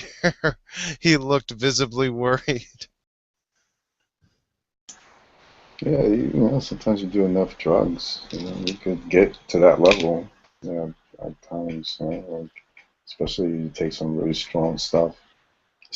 And I believe that Coast to Coast, I think the guy was in the desert near Area 51, supposedly. Mm. But the desert, you got peyote, you got some good stuff, not and there you go. You're flying off. You're seeing freaking spaceships and being probed.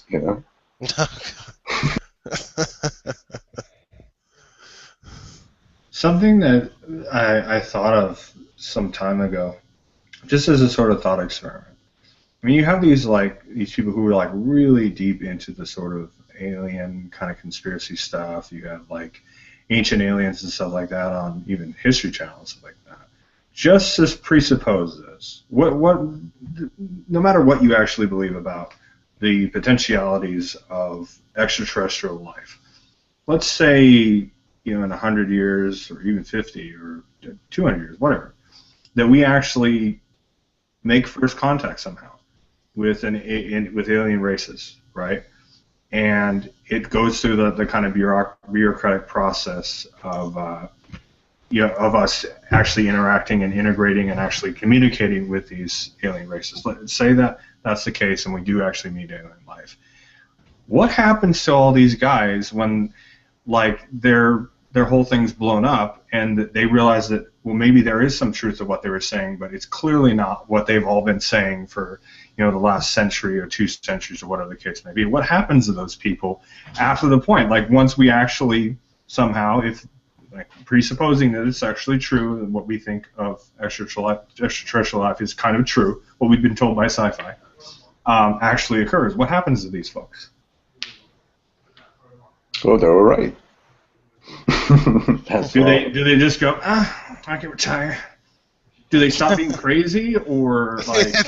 So they become altered because then they start with the conspiracy theories about how they're against us and they're going to take us over, or they're going to. Yeah. There's some secret plot. No matter how peaceful they are, there's a secret plot, and the liberals are keeping it from us. Yeah. You bet that's what's going to happen. Well. Yep. There's a good book that I actually read. I read it several times. It's called "Nothing in This Book is True, but It's Exactly How Things Are." by Bob Frissell.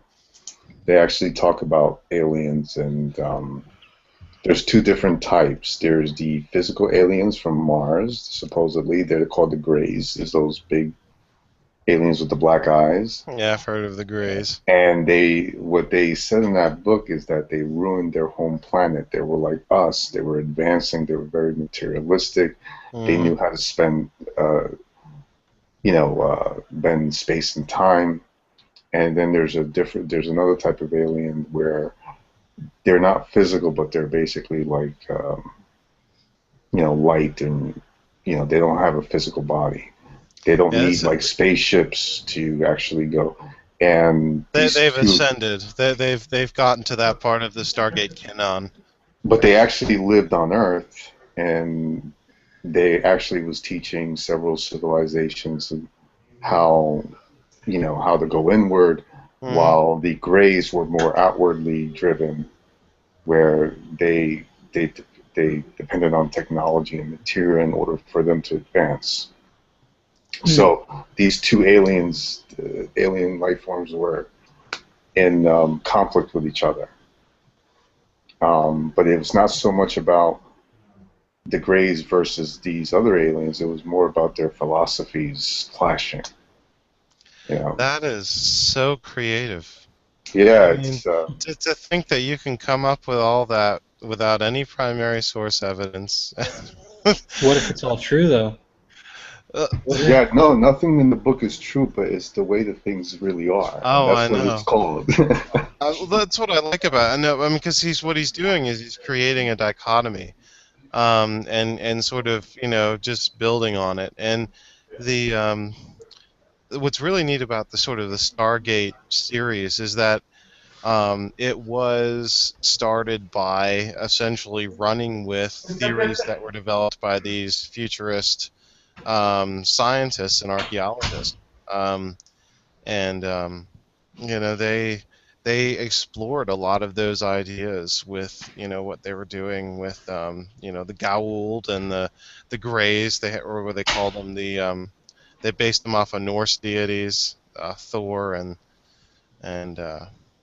what did they call him? I forget. The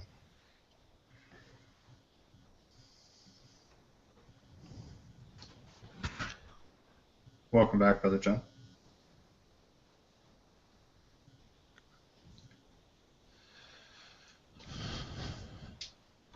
what's the heaven for Norse? You're probably thinking Asgardian. Asgardians. Yeah, there we go. Asgardians.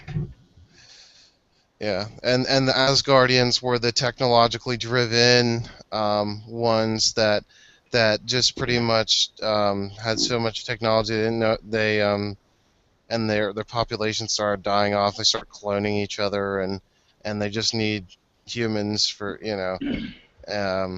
to continue their knowledge and pass their knowledge on. And then on the other side, you have in the second series, Stargate Atlantis, you have a lot of talk about ascension and how it's this inward quest for peace and harmony. It's sort of it's a sci-fi version of Eastern religious practice and beliefs. Shambhala. Yeah. Yeah, and it's they essentially they become so enlightened by their own effort that they turn into pure energy, and thus are on a higher plane of existence. So it's playing with a lot of these ideas that people have written about and speculated about. I just want to bring this up, Kevin. Okay. I don't know if any of you browse our occult, but there's this guy who actually creates his own, like his everything his own. He made his own Ouija board. He made his own rune casting board, which is really surprising. I'll go ahead. They're both on the front page of our occult, but it's amazing, like the amount of effort this guy puts into everything he does. Sure. His name. I'll take a look at it. I don't know if a lot of people in here are actually interested in that, but I'll take a look.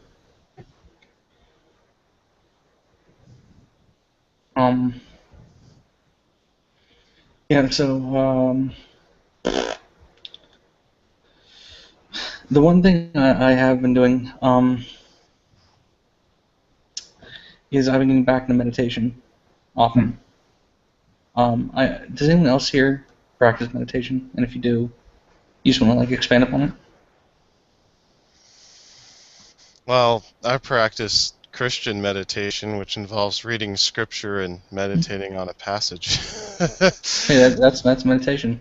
And I mean, it's there's a mystical practice that's been coming in vogue again. It was practiced. It's from early monasticism. It's called Lectio Divina, which is a process of reading the scripture and you read it a few times over and over again. You find out what sticks out to you. You meditate on what that is, and then you go forward from there. And it's gained a lot of traction recently.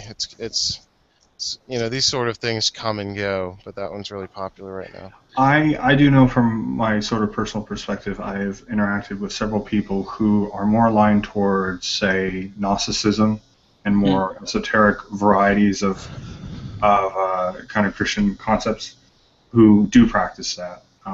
But there are elements of that in earlier Greek religions and mystery cults, and quite obviously there are elements of that in Jewish religion. Oh yeah. Yeah, that's where it comes from. That's why I don't like it. I think it's too pagan for me. That's okay. I just want to personally say that, like, recently, I don't want to say this in an offensive way, but I've given up a lot of the Christian mysticism that I've been practicing in exchange for just straight up Buddhism, because Buddhism is so much more, speaks so much more volumes to me. Christian mysticism was more something on the side I did. I felt like it was really my aid to Hermeticism, and I'm not trying to run out Christianity because I have no reason to, but it's just Buddhism sticks with me a whole lot better. It's just me though. I understand. Absolutely. I mean, you got to do with what works for you, and there's a lot of things available to you, and a whole different host of varieties of Buddhist teachings from different cultures that adopted it. So don't limit yourself to one particular area. Oh yeah. Vajrayana really speaks to me. So I don't know. There's a lot of materials on Zen Buddhism, particularly, especially for Westerners. It has a significant presence. Zen and I don't advocate Zen. Well, it's a very minimalist kind of Buddhism. It very much focuses on the emptiness aspect more than the form.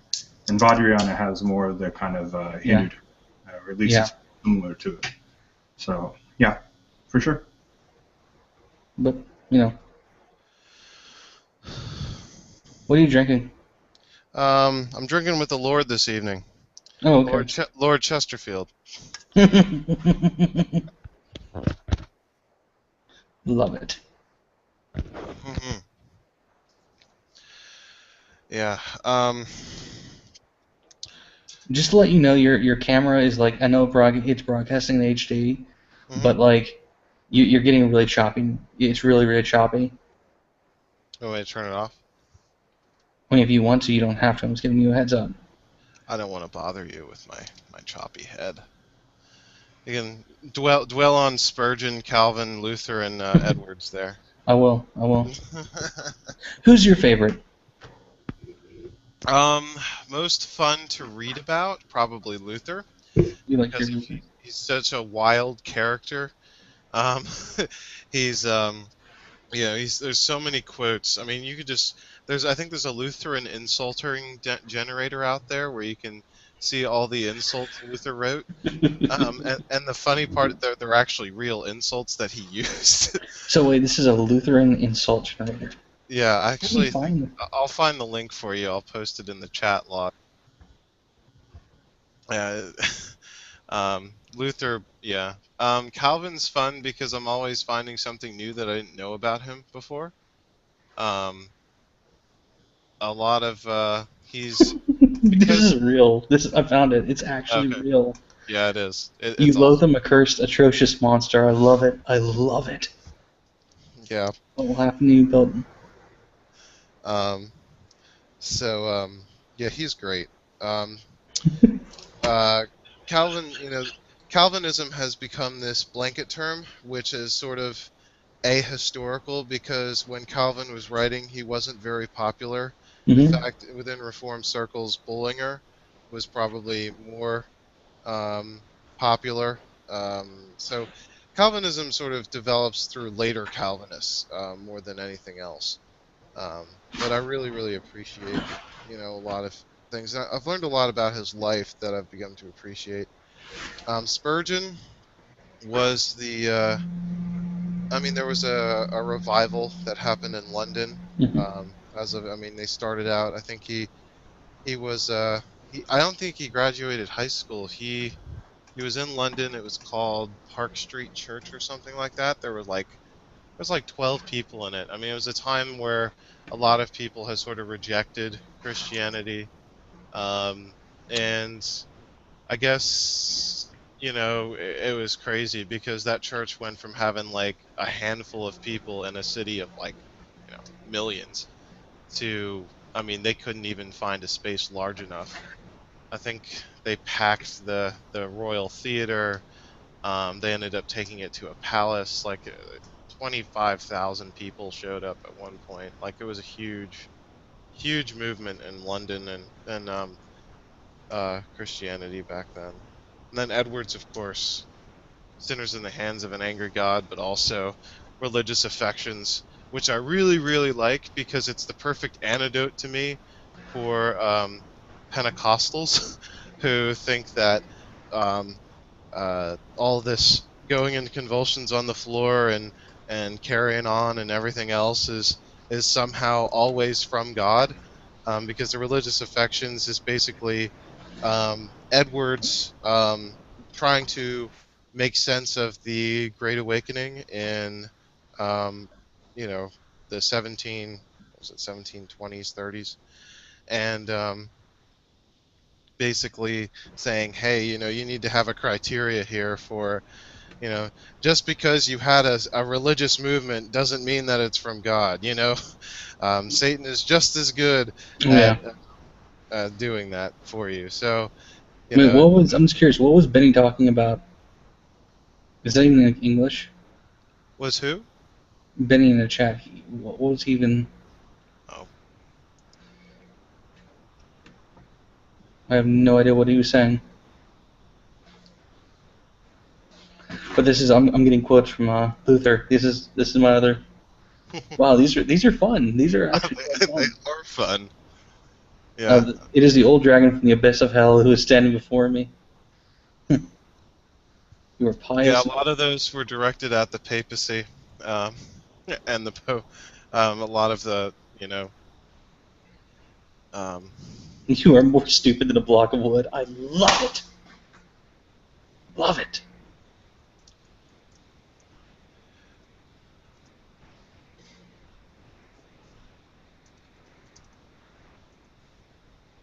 And keep on reading these. You are not human beings, but empty shells and shadows. I could. You are the sin master and soul murdered.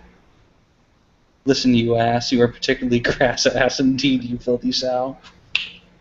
Yep. This is one of my favorite quotes by Martin Luther. Tomorrow I have to lecture on the drunkenness of Noah, Genesis 9:20-27. So I should drink enough this evening to be able to talk about that wickedness as one who knows by experience.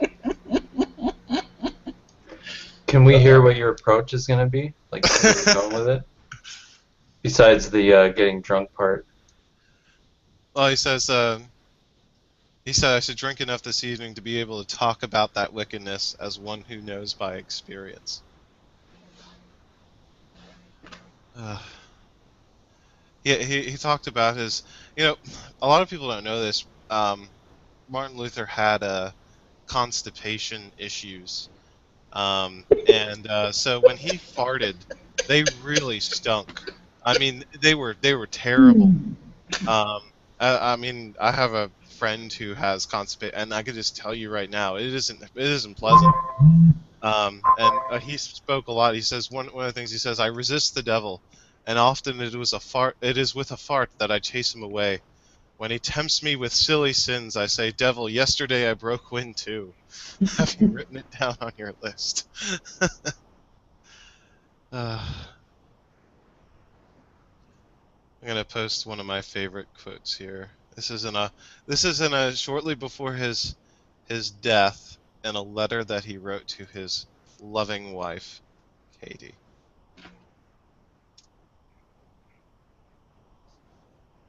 I'm like a ripe stool and the world's like a gigantic anus. And we're about to let go of each other. There's hidden wisdom in there. Oh yeah. There's hidden wisdom.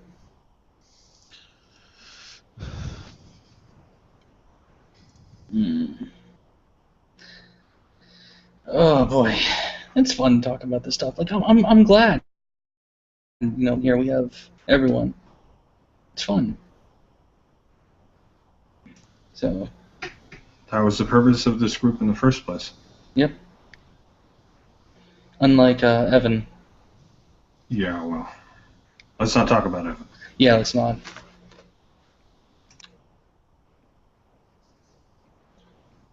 Okay.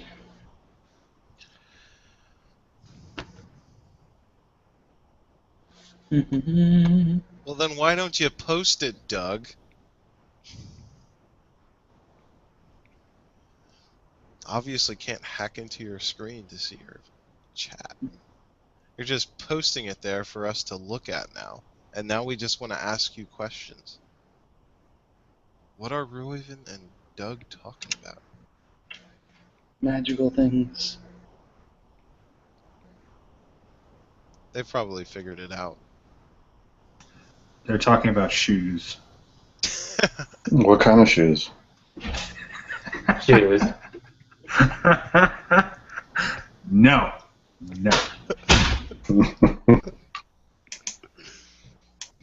You guys have seen that YouTube video of that guy dressed up as a woman doing the video about shoes, right? No.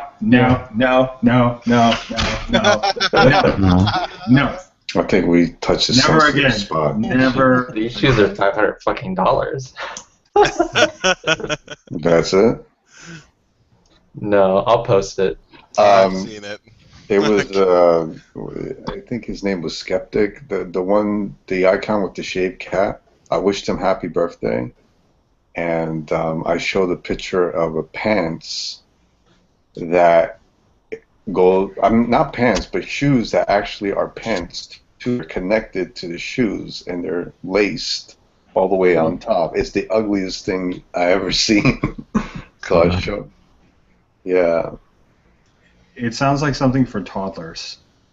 No, a grown man was wearing this stuff. I don't care if a grown man was wearing it. It's totally something like a toddler should wear. It's the ugliest thing that I've ever seen.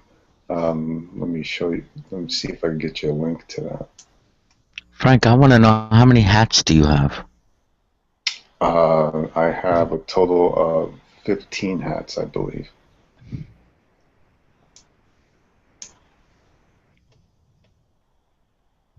I want a cowboy hat. I gotta get one of those. You're talking about like an actual cowboy hat, not a Cowboys the football team hat.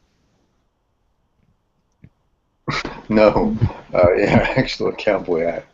One day. Good. But I gotta make sure I'm in Nephilim's free hangout. So, just want to be like that. Oh no, he's probably gonna get some Cowboys gear and put it on or something. Every time we talk about dress up, he gets excited and leaves and comes back. He's a perfect playmate.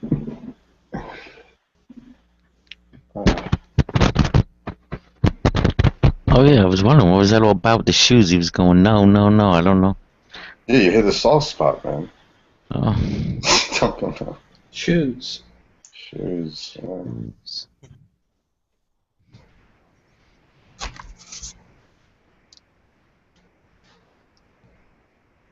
shoes.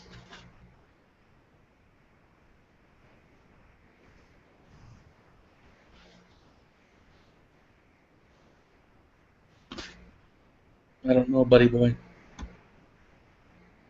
Google assume that it's saved somewhere on a server. Yeah, it's saved on a NSA server. Yeah. Probably. You know, this shoe conversation is a matter of national security. Mm-hmm. You know, the 9/11 terrorists, believe it or not, they wore shoes. Well, they were Muslim, so that's debatable. The what's one of the things I can't. I mean, like I said, I work in banking, so one of the things is that the Patriot Act, and the explanation in the Patriot Act as to why we must gather the social security number and occupation of every person who walks in the door is because in 9/11 the terrorists used bank accounts. Who else? I mean, what? Like, that is the most stupid reason ever. It was a complete and total ploy by the IRS to make sure Yeah. that they didn't have anybody skipping out on their auditing. It was all about increasing tax money.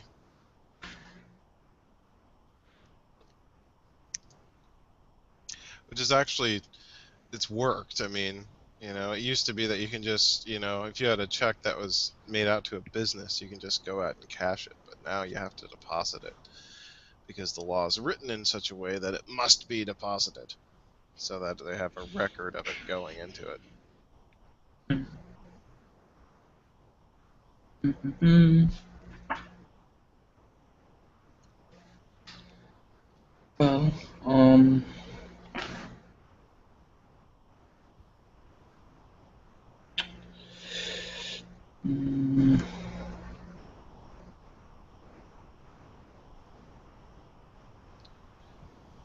So what's up? nothing. All right. Nothing. All I know is I need to get a new job very soon, and once I'm done with college, I want a good job. I want something cool. What's your major? Marketing. Oh, okay. Well, you shouldn't have too much trouble finding a job then. No, I wanna be able to market because like I want to put my sigils into my marketing like all the big guys do.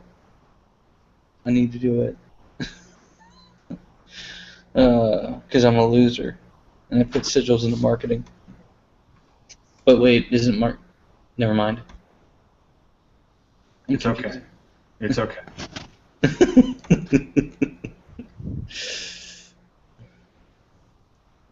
When you're confused is when it makes the most sense. Indeed. No, we need to get. Oh, what? No, go ahead. I was just gonna to bring the conversation back to more serious matters. You were talking about Buddhism and Buddhist meditation. What about that do you think is the most appealing to you? Well, the reason is you can really look inside yourself. Mm-hmm. You know, concentrating on your breath and with Vajrayana, it's coming to terms with death is the one thing that I love. Because it's preparing to die. And personally, I do believe once you die, you do reincarnate. And once again, this is not a debate between reincarnation versus going to heaven or anything like that. But I believe once I die, and I do reincarnate. If I can go to I want to be prepared for that. I want to be ready to face it, to embrace the light. I don't want to go on my karmic into the dreamlike state in my karmic descent. I want to have. I want to be able to grasp it. And I've been working on it. I've been working on accepting death. That's the one thing I have to do. And I guess that's what appeals to me. So you look at meditation as a means of accomplishing or an end times goal, I can't ever pronounce that word. I shouldn't say an end times. Eschatological goal. I shouldn't say that. I say it's coming to terms with now, but coming to terms with the ultimate. Like, it doesn't matter, even not just like death, but but things end. So things in my life, not everything is gonna be the way it is right now, and I'm working very much so on letting things go. Um, the one thing that it's actually kind of hard for me to talk about it, is I've had a relationship with a certain spirit for a while now, a very close spirit that's been there for me through the hardest times. And uh, in a dream I've had recently, it was made aware to me that our time together is going to end. And it, and this isn't just like a spirit that you hear in your head. I mean, it's been able to, things have happened in my life directly because I've worked with this thing. I've had premonitions. I've had all this, and um, it's hard for me to let it go. But it's for the better, and ultimately, I know it's for the better. So, um, That just seems strange to me. I don't want to be hypercritical, but it's okay. it does seem a little strange that you know um, this spirit, is it benevolent? Is it malevolent? No, No. Is it neutral? it's actually helpful. Helpful. It's been a nurturing spirit. It's helped me Yeah. get over a racist attitude I've had. It's over a sexist attitude. It's helped me accept myself, and it really helped me whenever my grandmother and grandfather both died. Hmm. So I mean, it's openly said to me, listen, this is your human emotion reacting. This isn't, Yeah. I don't want to sound alarmist, but it just seems odd that that's okay. meditation. I if someone walks up to you on the street and said, "Well, I really like to meditate because it helps me prepare myself for death." Um, you're not going to think that, especially if they're young. I mean, maybe you'd expect it in like an older person. Mm-hmm. That's okay. It's just so. I'm not trying to pass any Hmm. judgment here. I'm just trying to say that it does feel a little bit strange. You don't have to. There's no judgment. And trust me, again, you're a Christian. I'm not, and I understand that divide. It I've gotten worse from people who have a closer philosophy to me. So you don't have to feel bad.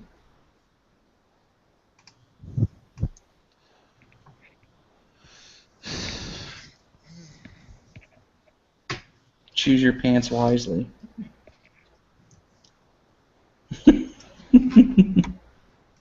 Let's see this. Okay. Oh, so you see it. Okay. There's some people who can't see it for some reason. I sent her requesting access. Oh, okay. It's very cold in here, and I just unbuttoned my shirt. I feel dumb. Oh well. Ah.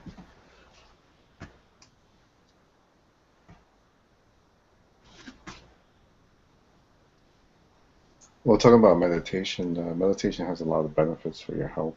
Mm-hmm. Oh You yeah. know, definitely calming down, becoming more aware, um, not reacting too quickly to things. that overstimulate you. So it's very helpful.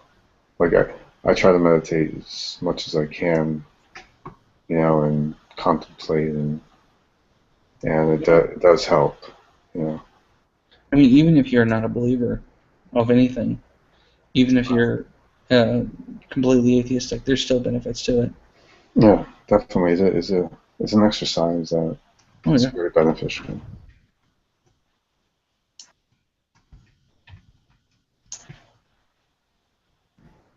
I definitely recommend people to do some form of meditation. Right? And I find people who actually do it as a practice tend to be a lot more self-centered most of the time. Yeah.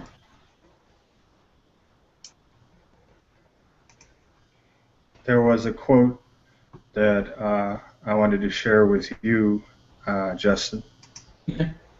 This is from the first chapter of the Hagakure, the Way of the Samurai. Okay. The way of the samurai is found in death. When it comes to either or, there is only the quick choice in death. It is not particularly difficult. Be determined and advance. Say that dying is without reaching one's aim is to die a dog's death. It is a frivolous way of sophisticates. When pressed with the choice of life and death, it is not necessary to gain one's aim. There's another quote that kind of reinforces this. It says, the way of the samurai is found in death. Meditation on inevitable death should be performed daily. Every day when one's body and mind are at peace, one should meditate upon being ripped apart by arrows, rifles, spears, and swords, being carried away by surging waves, being thrown into the midst of a great fire, being struck by lightning, being shaken to death by a great earthquake, falling from 1,000-foot cliffs, dying of disease, or committing seppuku at the death of one's master.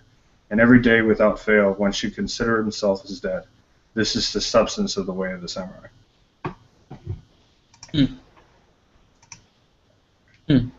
So even though you're not as aligned towards the more Zen and Japanese forms of Buddhism, there is actually quite a bit of substance of what you've been discussing in those forms of Buddhism.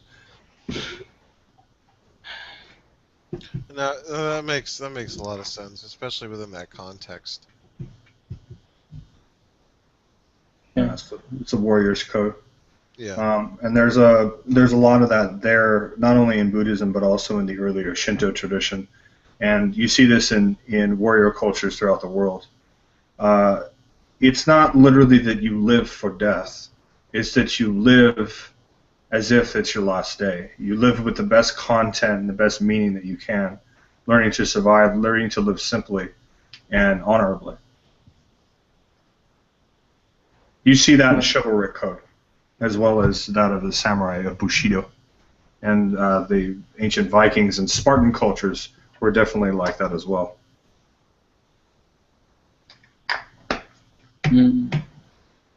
Just thought I'd give you a little food for thought. Definitely. Absolutely.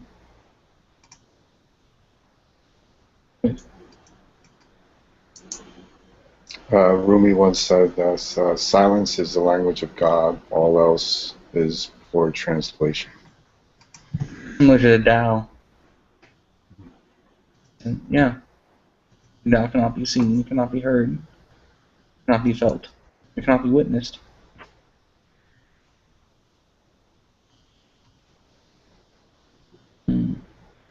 Well, I'll be honest, I never had really a connection with Taoism, but now there's a lot of people who are saying, like, Taoism and Buddhism are compatible.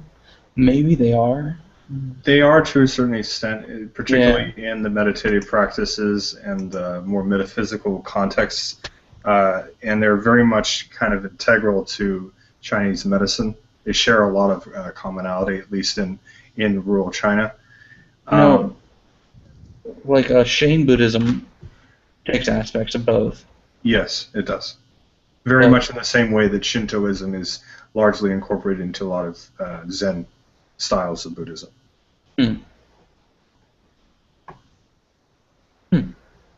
But Zen actually also incorporates the third element of Taoist ideas. Hmm. I mean, I could look into Zen, but I'm not. You're learning about something very different, so Yeah. it's good for you to really broaden your horizons and look in the broader understanding. Try to get to your core elements of the spiritual tradition, and then branch out from there, and then you can get more specific. Because there's a huge variety of Buddhist traditions out there. How's it going, Lycan? Welcome, Mike. Hey guys. Hello. How you doing? Got really nothing else to say. I just honestly, what you were saying about the Warriors Code really struck with me. So yeah. Hey, Legos, how you doing? You know, simply surviving, Brother John. All right. Hope you're doing well.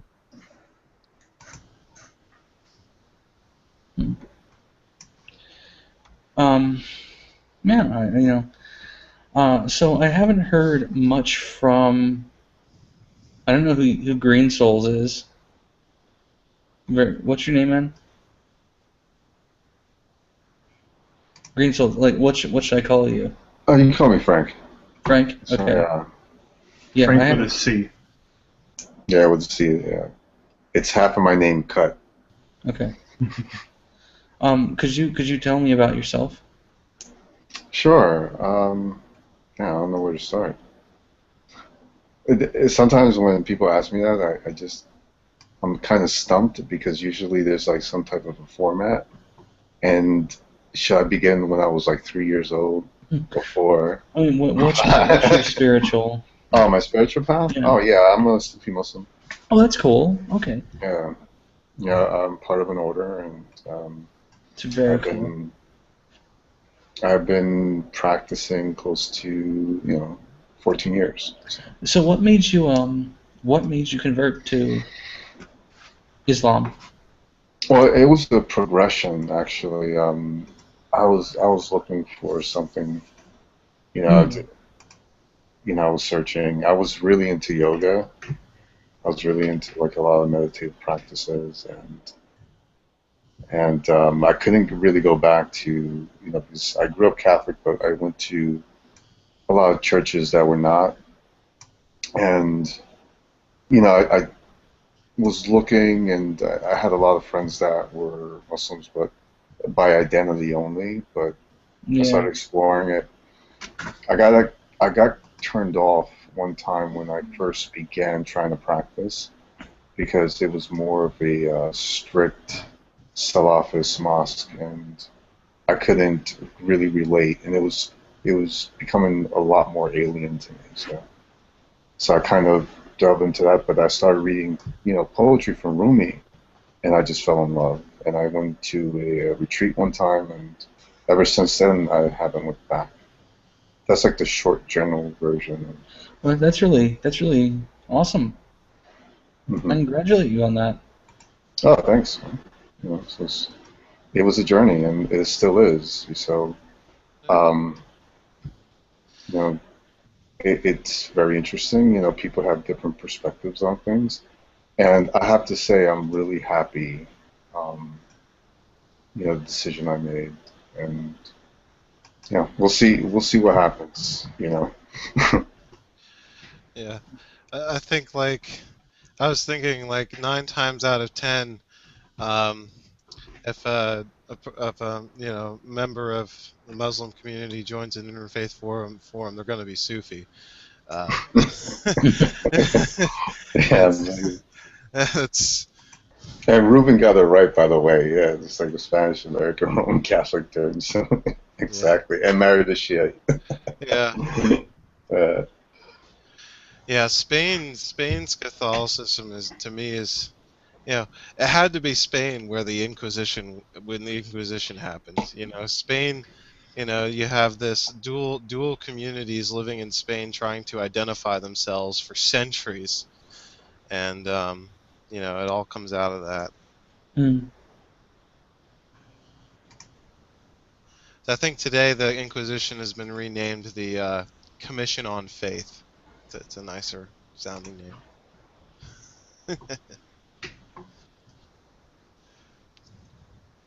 Sorry, I will not hesitate to poke fun at the papacy.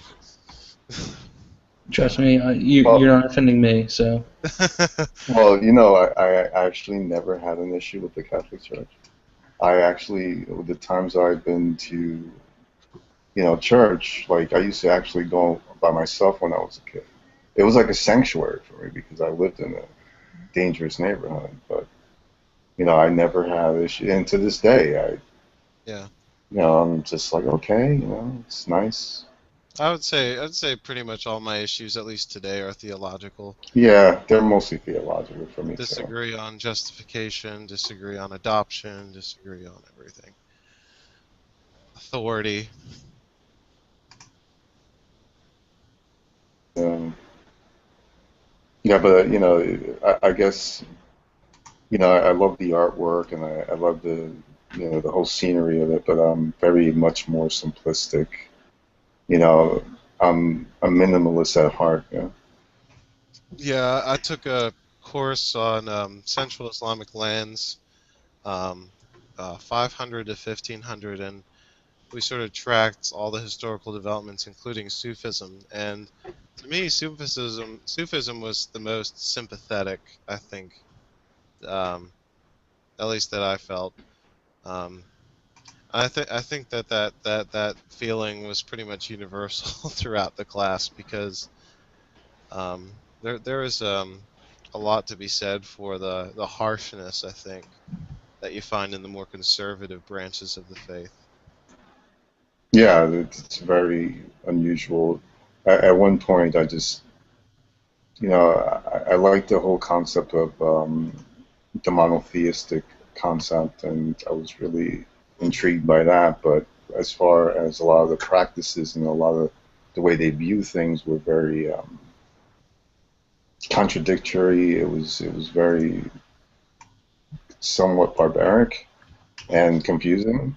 Yeah. But when I was, I learned from the Sufi aspect of it, it made a lot more sense. It had more flow. It had, you could say, a lot more loving, if you want to call it that. And Yeah. it really excited me. Actually, it got me, kind of pumped, and one of the things I didn't want to be is be dogmatic or Yeah. strict or anything like Oh, that. And definitely the faith itself, the system of this faith, definitely allowed me to express myself that way. I think there's a lot to be said just to, I mean, just in terms of your overall outlook on life, that there's a God out there and he loves me and he really, cares about my life. And I think that's applicable to everyone. But I mean, in terms of well-being, I think that is a big motivator, and I see that a lot in Sufism. In terms of how Sufism is constructed, that I don't see in the super conservative branches of Islam. Now, who is that? Yeah, who was that? Looked like some spam weird account. Who removed him? I'm guessing Ruben did. Yeah, good job, Ruben.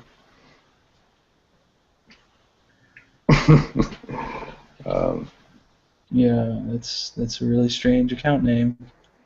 I don't speak Spanish, so. Do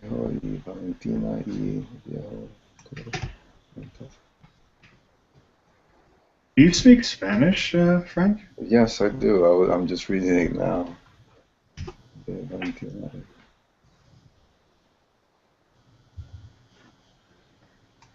I don't. It's talking about Valentine's or something. Valentino. The old man. Yeah, it's some guy from somewhere. It's a name. Looks like a medieval style name. Yeah. Yeah. Oh. Alex of Valentina. Yeah. The father something. El Father Viejo. talks. Matias. Yeah, viejo means the old man. Yeah. Yeah. Yep.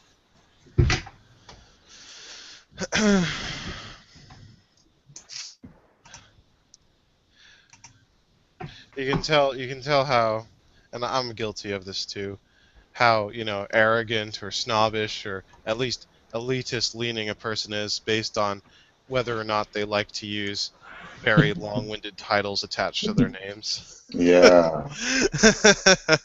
And my family is guilty of that. Everyone is. Everyone Yeah. is. Yeah. Anytime I'm like in a room with a bunch of people and we all have like red Solo cups and you have to write your name, I'll always write, Yeah. my name followed by Lord of the Realm or something else. Yeah. Are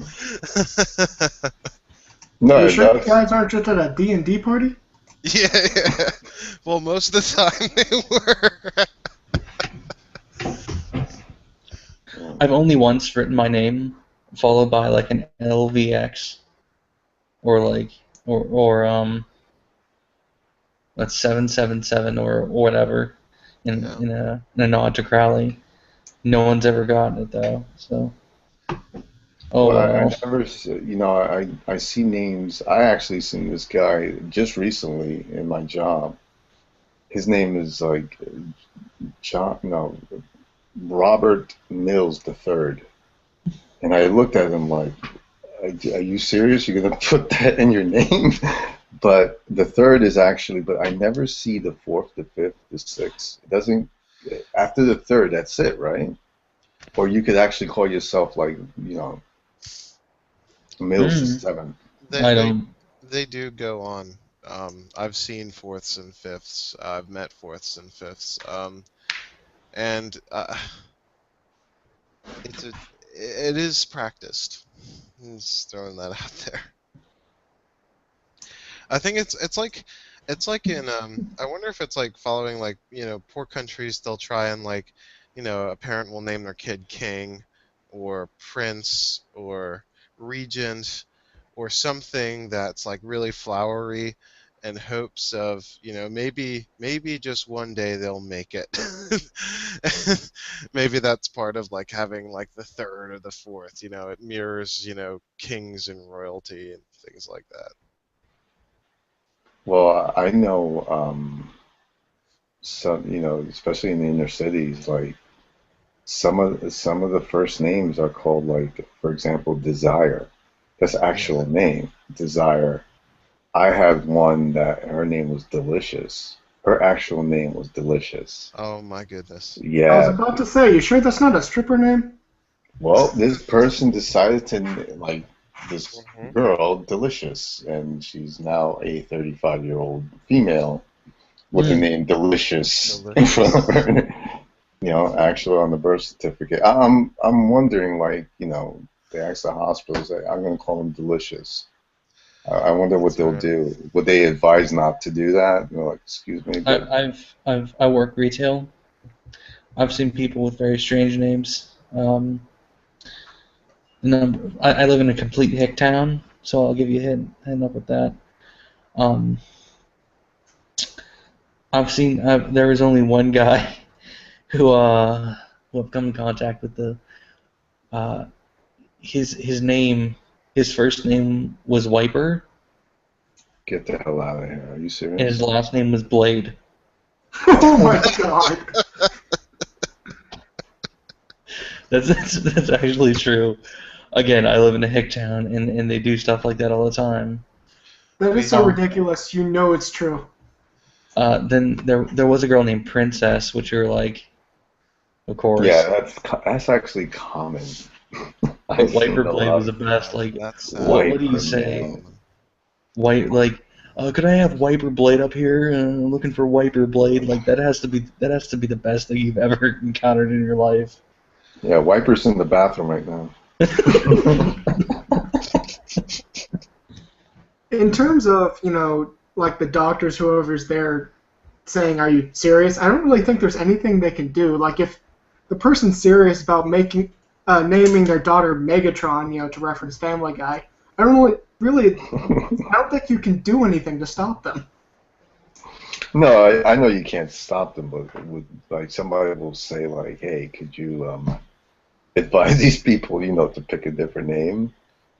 So I don't know. A lot of people saw like the colonization of Algeria by the French to be really brutal and oppressive, and like Haiti and everything. But one of the things that they did was institute a list of accepted French names, and you had to choose a name off the list, and the list was based on the French calendar.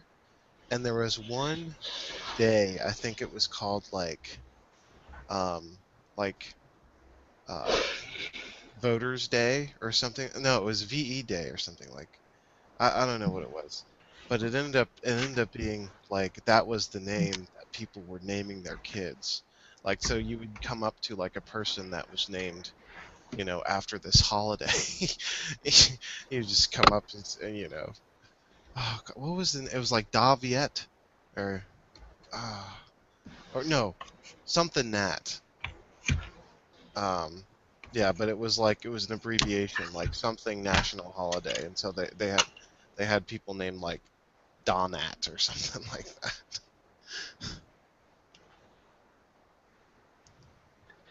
Oh, I forgot now. No, I actually have a much better story. The wiper was not the best one. Kevin, what are you wearing?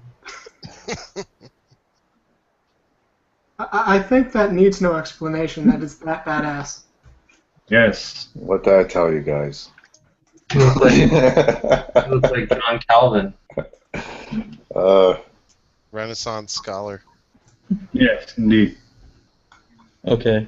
Well suit. That's fantastic. Where you're talking about, being very kingly and Oh.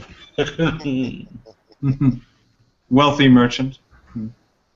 Why don't you get your traditional Greek outfit on? All that? Come on. I just put it on. Now, you want me to get my Keaton? Fine. Oh, wow. All right, I gotta get going.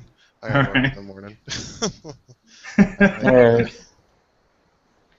Have a good night. Night. Have a good night, Tom. You had to scare him away. Probably. You had to get into that costume.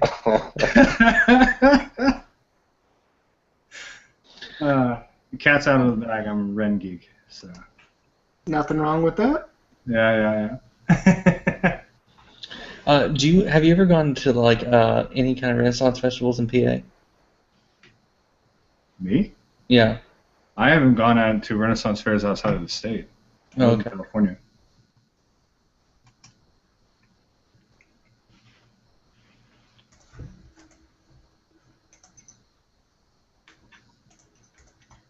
Funny stuff, man. Unfortunately, I have yet to go to a Renaissance festival at all, but I keep wanting to. You haven't lived until you've had a turkey leg. Well, I've had turkey legs. No, you have to have it at a Renaissance fair.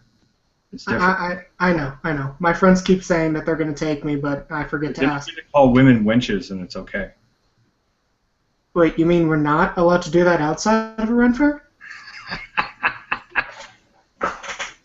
Well, maybe Reuben, he can go. Well, you know what? Now that explains why I keep getting slapped in the bars. Yep. Yeah, that's exactly why. So ridiculous. Hey, fellas, Nadia's back. Oh, shit. Yeah, Nadia's back. She's had a hang out with Gretchen. Gotcha. Justin just left as soon as I said that. Yeah, that was quick. Nobody wants to deal with her, man, Oh, well, it looks like she's dealing with somebody right now. That's hilarious. She was gone for a long time. People were worried about her. If I recall correctly, she did give forewarning saying that it was going to happen because if I recall correctly, she's still living at a motels. Oh, okay. Yeah, nobody told me that. It was like, well, she spoke to Lucifer, and all of a sudden she was gone. I was like, okay. No, well, you know Lucifer. He certainly likes to party. Yeah, says something to her and he was gone. But I thought it was good things. It's funny.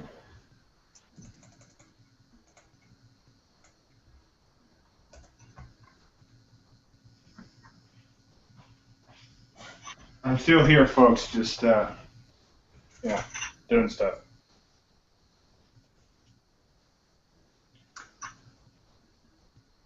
Etsy is a great place to buy stuff, by the way, clothes-wise. Where? Etsy.com. Oh, okay. Yeah, there's a lot of clothiers and tailors and stuff who can make really good custom stuff for not that expensive. I've actually started playing into getting into that kind of chain link stuff to get ready to go to a Ren fair, but I don't know exactly how prevalent, it is when people actually are there. What do you mean? How prevalent it is? Like how popular? Yeah, how I don't want to be like the only person to be wearing that if I actually do finish it. Well, you want to start simple, so kind of start out with like a peasant's outfit, little simple collar, not like any frilly stuff like I'm wearing, and like some breeches, and you can get like cheater ones that actually have like a drawstring. And just wear from fucking sandals. You know what my brother did? We actually got him a monk's outfit.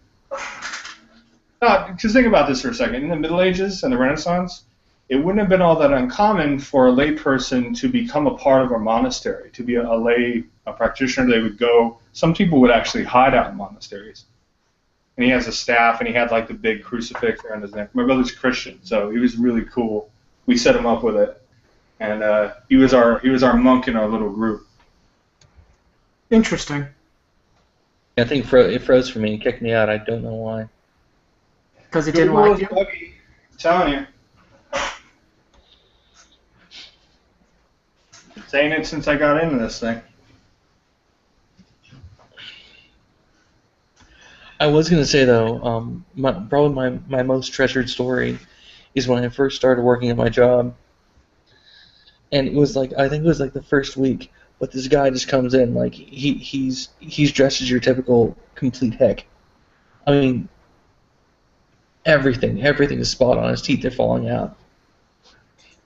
And I'm like, there's no way this guy can be any more of a hick. It's not possible. So we get up, and I'm like, okay, sir, could I have your phone number? And I put his phone number in, and like his name pops up. And I'm like, sir, is this you? He's like, yes. His name, I'm not even kidding, is Dirt. D-I-R-T. And it was amazing.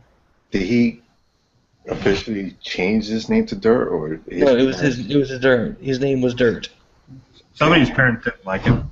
Wait, was that his first name or last name? Yeah, it was his first name, Dirt. Just for you, Justin? That's hard. Oh, there it is. Oh, I'm getting all flustered. Oh my god. Show off your tattoos. Show off your tattoos. Too much skip for me, man. See all my tattoos. Oh, right. All over the place. I won't torment you too much longer. I did this as a troll once because we had a lot of atheists in the room, and I was talking about some pagan stuff. So I went quiet for a while, and I came back in a ketone, and they were like, fucking just like weirded the fuck out because I started talking about Zeus and Apollo, like genuinely in a ketone. It was the best, just to see the looks on their faces. I didn't realize how Puritan a lot of atheists were. It's funny. As one myself, I don't have a problem with it. For sure.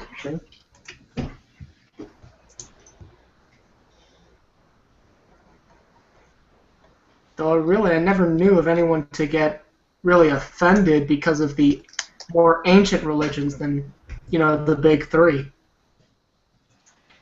Well, I'm a geek for that kind of stuff. I'm actually a polytheist. I don't know if we've met before, if I've introduced myself. I very much doubt I haven't been one of these for a long time. All right, well, give me a sec. Is he about to get his little crown of leaves and his lightning bolt? No, I'm not a god. That's hubris. Come on now. You should know better. All the Greek tragedies were written about that shit. I don't Yes want to and be shut no. down. I don't want to be turned into a narcissus flower. Come on now. Yeah, but that would be kind of proof of God if it happened right on screen. Yeah, I know, right? Yeah, right. I turn into a flower in like a little pot. Or like, Zeus says, screw you, lightning bolt right there. Like goes through your building. Well, wouldn't it go black? Like the screen would go black. I don't know if you'd see No, it. he'd find a way. He'd find a way, yeah. Yeah. To Sounds leave about- everything up untouched except you. Yeah, I gotcha. So, just to give you a real brief thing, I won't give you the long version. I practice a form of polytheistic reconstructionism, which is a more historical-based form of neo-paganism as a part of the larger neo-pagan movement.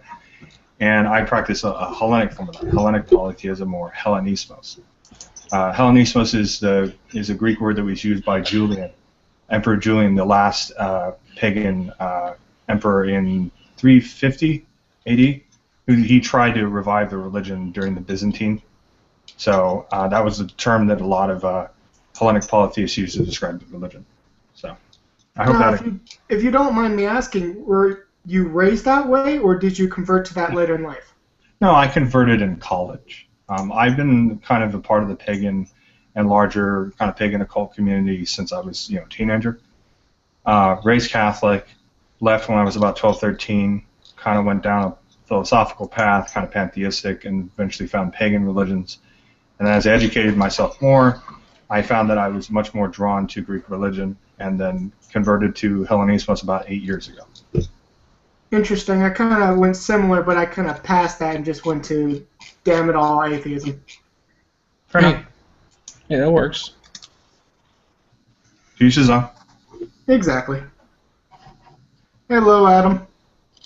Not trying to convert you to the ways of Dionysus. So. Oh, no. Hey, I'm fascinated about what actually makes people choose what they believe in, when they do convert, as opposed to just being raised Catholic. Yeah. That's really kind of boring, if you ask me. Fair enough. Well, it gets kind of complicated, and there's some stuff that a lot of atheists, to use their vernacular, is too wooey, for a lot of that. Though we do discuss spiritual experiences here in Interfaith. No, yeah, I know. There are a lot of experiences I've had over a very long period of time that have conferred a polytheistic and animistic kind of perspective. And a lot of the things that I've experienced since then have brought earlier experiences I've had in childhood into proper context. But from a very philosophical and historical perspective, polytheistic religions makes a lot of sense. And a lot of earlier religions, you see a lot more commonality in polytheistic traditions than you do with, say, Christianity and Buddhism, and a lot of more modern post-axial age traditions. And when you really start to look at that, you see that there was a lot that was kind of pushed aside once these larger kind of, mystical traditions became Orthodox religions and became, ecclesiastical in nature. No, I completely agree. And like I said, I did kind of look into it before becoming an atheist. But, so I understand where you're coming from. That's just not my flavor of brandy. Understood. I understand. Mm-hmm. The only issue that I've ever had with atheists is their propensity to label all theists as the same. To conclude that every theist is a Bible-thumping South American, like South of America, like fucking Christian, like the worst type. Like I've heard so many atheists who basically label all theists like they're members of the Westboro Baptist Church. That is their only context of theism. Well, to be fair, a lot of atheists, when they get more vocal and actually do these hangouts or do YouTube videos, that is the first people and really the only people that they run into. You have your John Ferguson's or whatever his name is, or the G-Mans. They're all that's kind of blend of. I don't want to offend anyone, but I call them their blend of crazy. You know, they No, believe the book and only the book. Yeah. No, totally. And once again, I mean, I'm not arguing for those people. A lot of the issues that many, just to use the term, many pagans have had with Christianity is its lack of logic, its lack of rationale. What we saw earlier today. Yeah, which we saw very, very intimately with with Neff. So if you're familiar with him, so. Yeah, he's actually one of the main reasons I stopped coming to these kind of things. I don't blame you. Actually, I have the very same sentiment. A lot of the conversations have been like that, and I've been invited and even shoehorned into atheist versus theist debate rooms. I really feel like a lot of atheists bait theists to come in and argue with them. That they enjoy it. Oh, so Neff was here earlier before I came? Evan. Yeah. Evan? No, I'm confusing. I'm sorry. Evan was here. Not Evan. Yeah, they're the same, aren't they? They're the same, yeah. Yeah. Evan was in here. Yeah. Well, it is my experience that a lot of them do that, kind of for their own sick form of entertainment. Everyone loves watching a train wreck. So they'll invite these people, they'll kind of prod them with a stick, and they'll see what they do. Mm-hmm. And at least to them, it's satisfying. I cared little. Well, the Dalai Lama's on live stream right now. Oh, that's interesting. You have a link? Yeah, let me give you a link. He's speaking in Thai though. Well, I've never actually seen him in any kind of sense live, so it would be interesting, even if I don't really understand it. There is. Heck, when I was a Catholic, I would always, Oh, okay. There's a translator. Never mind. Yeah. But like I was saying, when I was Catholic, I'd always try to listen to the Pope, even though I couldn't understand him. Hmm.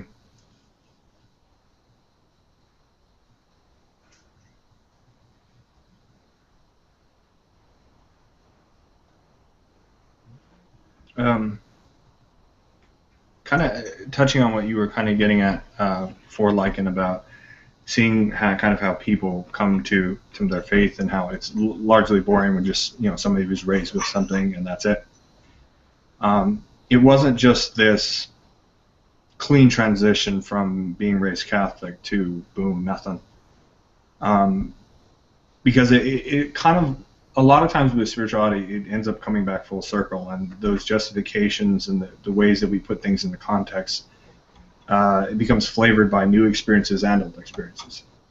And funny thing, and I mentioned this to Frank, I've mentioned this to Ruben and Justin here, a lot of the things that I found in Catholicism that I actually had fond memories of, I actually found in Greek religion. There's a lot of similarities in ritual structure and elements of ritual that you find in Greek ritual.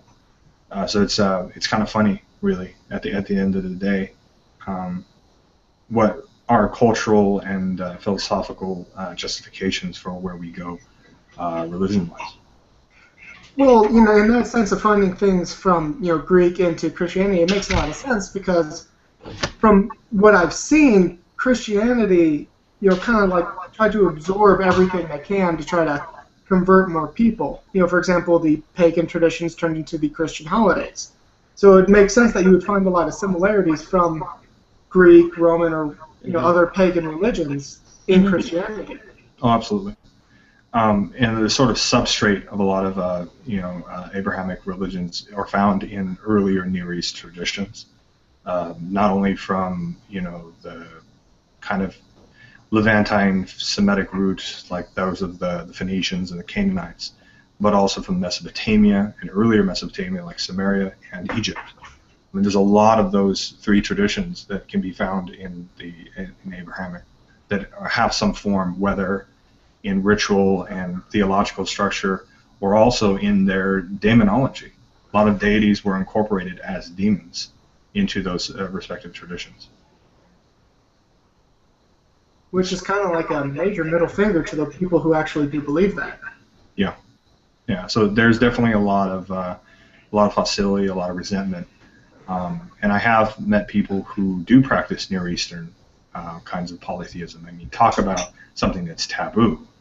I mean, you're right there. I mean, that's really in the kind of hardcore segment, especially when you're talking about people who are living in, the Middle East. It's a thing. It's practiced in like deep, dark, underground kind of secret ways. I mean, very few people know anything about that, especially from Westerners, because there's that huge language barrier. Mm-hmm. Outside of Hangouts, because I kind of expect it, but have you kind of suffered any kind of pushback because of your particular brand? Like negative reactions? Within the Hangouts in general? Or no, I meant like outside the Hangouts. Like, I don't know if you have your own YouTube channel or, the people around you are kind of assholes. I don't know. Just kind of curious, because I'll be honest, you're the first person of this religion that I've really talked to who's serious about it. Well, there's a little bit of context that I should probably explain to you. Reconstructionism as a methodology for practicing pagan religion, it's very minor in the sense that there aren't a ton of Reconstructionists when you compare that to the larger pagan movement, which tends to be more dominated by more romantic, eclectic, modern kinds of spiritual paths like Wicca, like Wicca and neo-Druidry and even neo-shamanism and things of that sort, which largely have, especially now, more New Age kind of contexts, very wooey, in that sort of aspect. So we are a minority within a minority.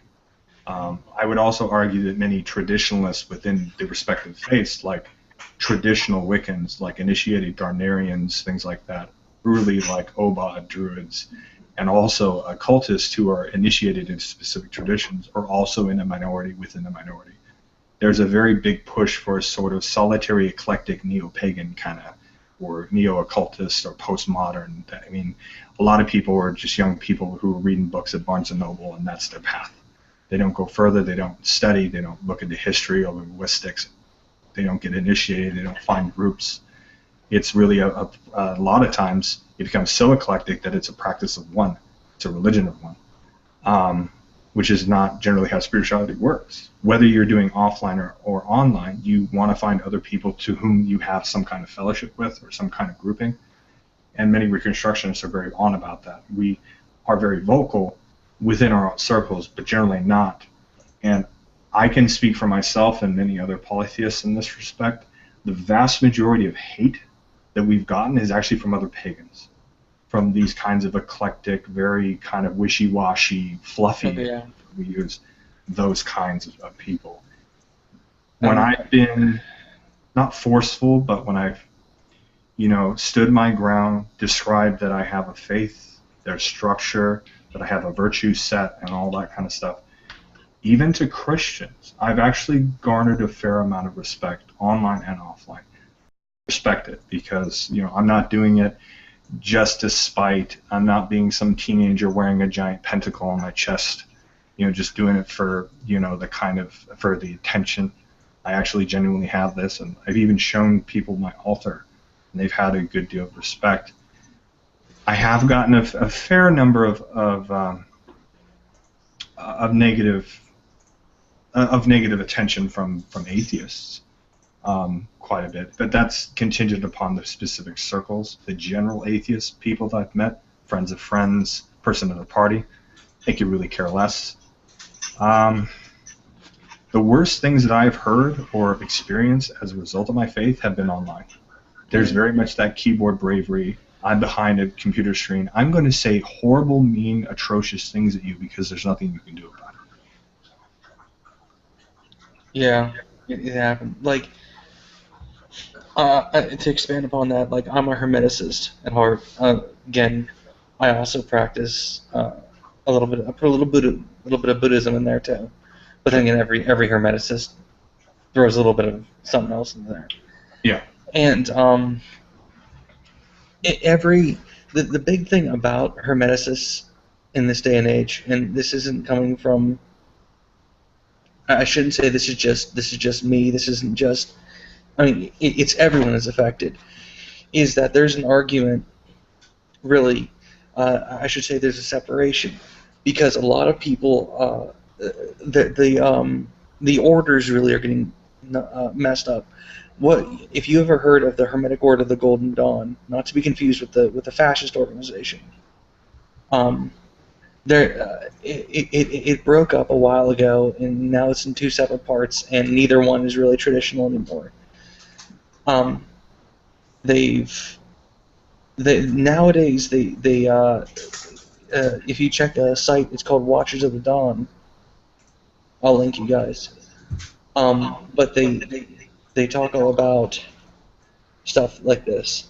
That things are getting broken up, and I guess more or less that the reason why the majority of hate we get is actually from the more neo-occultists that have spawned from like the New Agey stuff, or are trying to be like dark, quote unquote.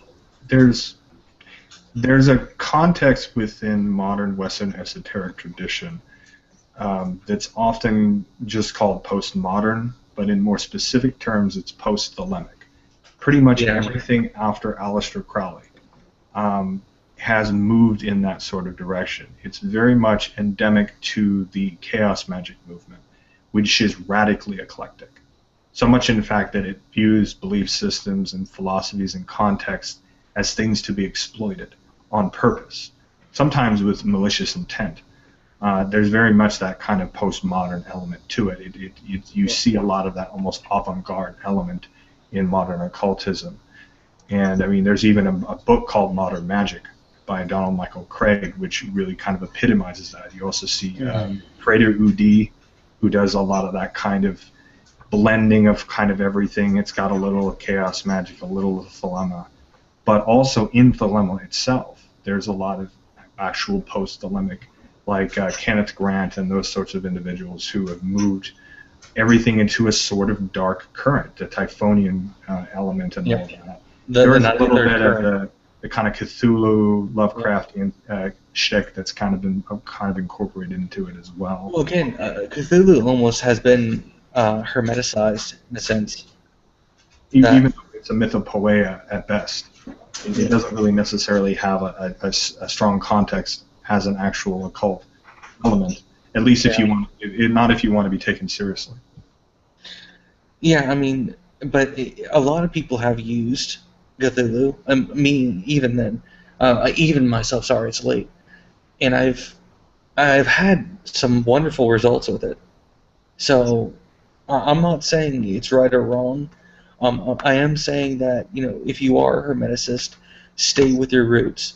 You can expand. If you feel like something's right to expand upon, investigate it and add it to your that's what I've done with Buddhism. But I'm not going to say just add something to add it. There's very much of that sort of for its own sake kind of stuff going on, but that's more indicative of larger cultural trends, irrespective of occultism, paganism, and the like. Yeah.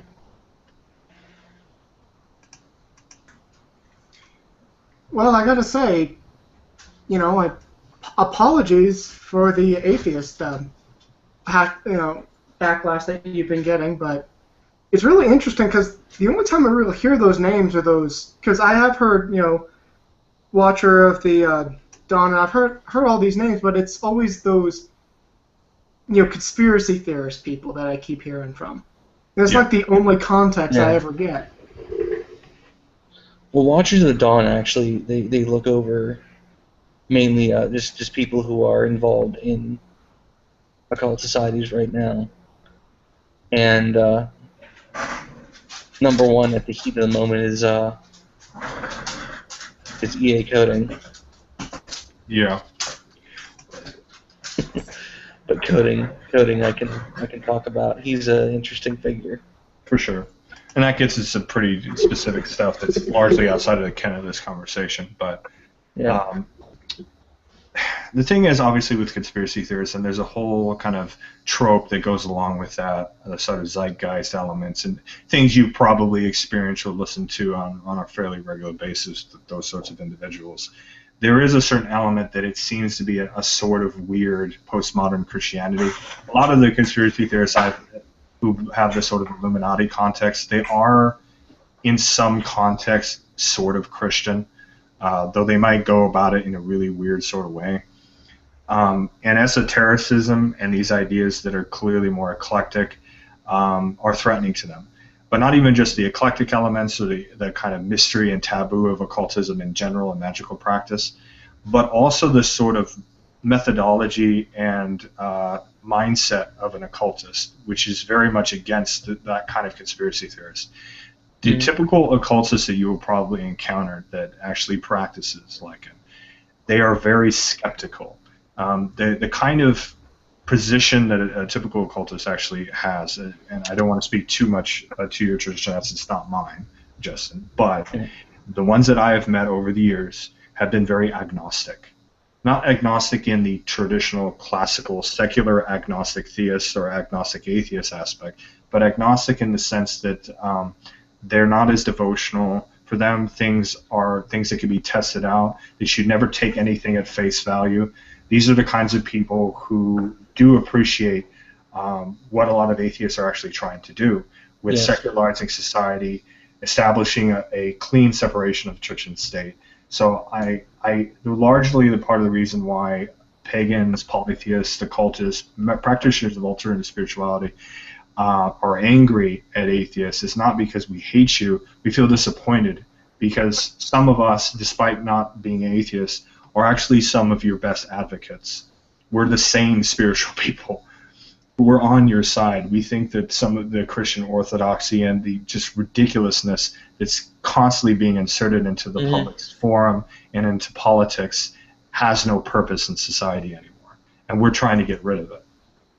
I would always say, I always tell every atheist, atheists make the best occultists. They do, usually. Yeah. He's not trying to convert you, trust me. He's not. Oh, don't worry. There's no possibility of that.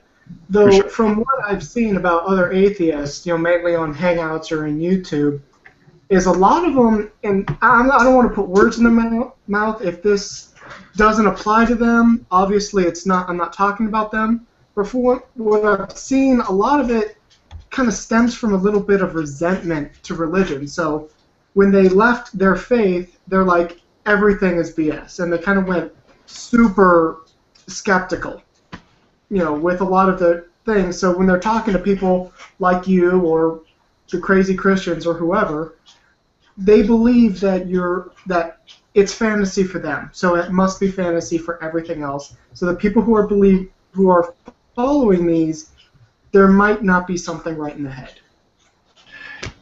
That is a trope that I see repeated time and time again among the most virulent and militant of atheists, that all spiritual belief on some level is either A, mental illness, B, stupidity, or 3, or C, or both.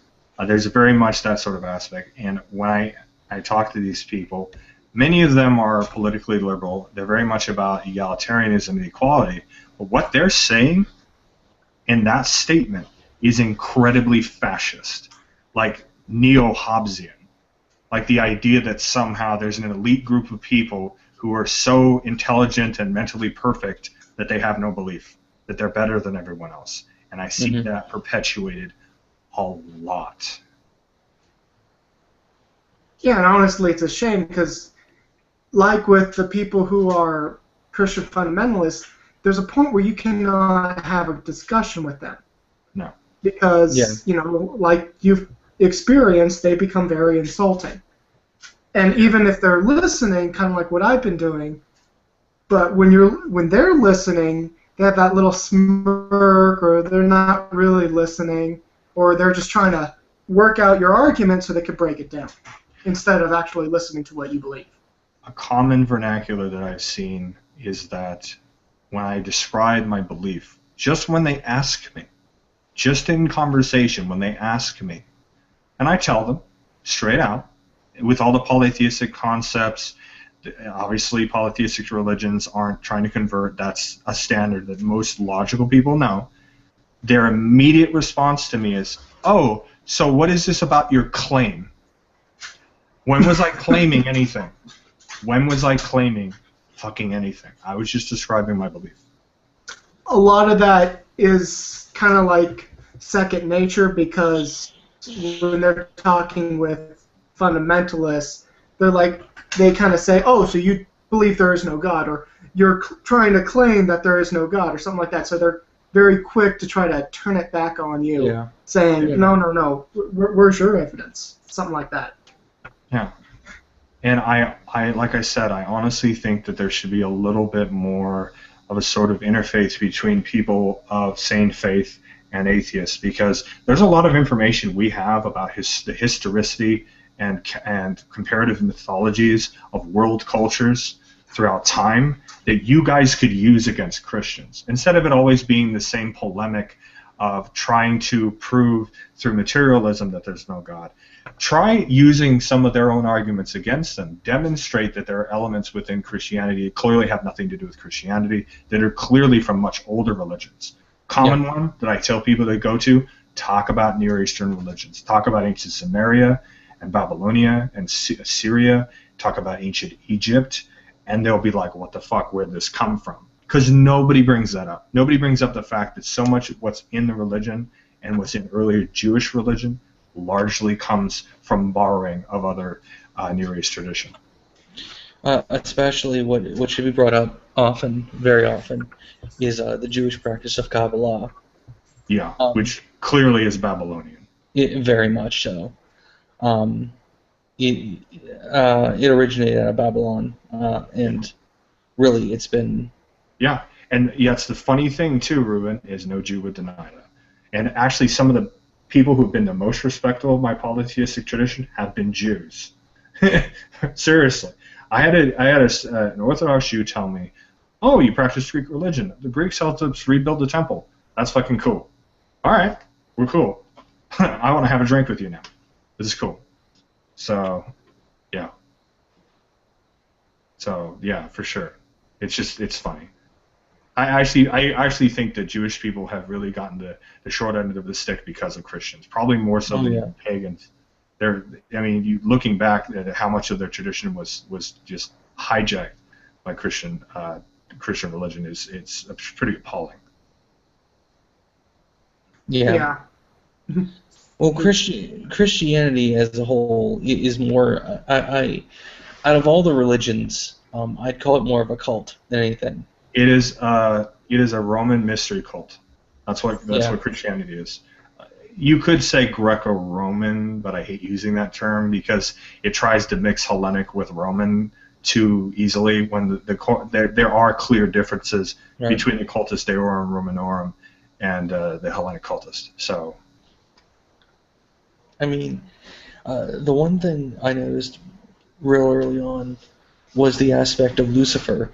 Lucifer was a Roman god before he was incorporated in Christianity. Yes, Luciferus is actually a Roman form of the deity Eosphoros, and his partner Hesperos, which was the god of the morning and evening star. They were minor deities that were progeny of Titans. The really interesting thing, and I've actually told this to Satanists, it's really interesting when I talk to Luciferians about this. If you look at earlier Semitic traditions, there were gods of the morning star, of Venus, basically. Commonly, there was a duality between the male and female. Most commonly, Venus is associated with Venus, Aphrodite, or in Semitic traditions, Astarte. But if you look at some of the pre-Arabian Islamic, or pre-Islamic, that is, cultures, and also the Canaanites, there was a male god, which in Nabatea was called Atad, very similar to Astarte, if you can see that. And he was a minor storm deity associated with the morning star. And in their various mythologies, usually he tried to take the throne while the main god was in the underworld, before he was reborn, very similar to kind of the Osiris mythology. Right. And he was too young and too inexperienced to take the throne. He was a sort of impotent god. Think of him as kind of like an adolescent who's too big for his britches.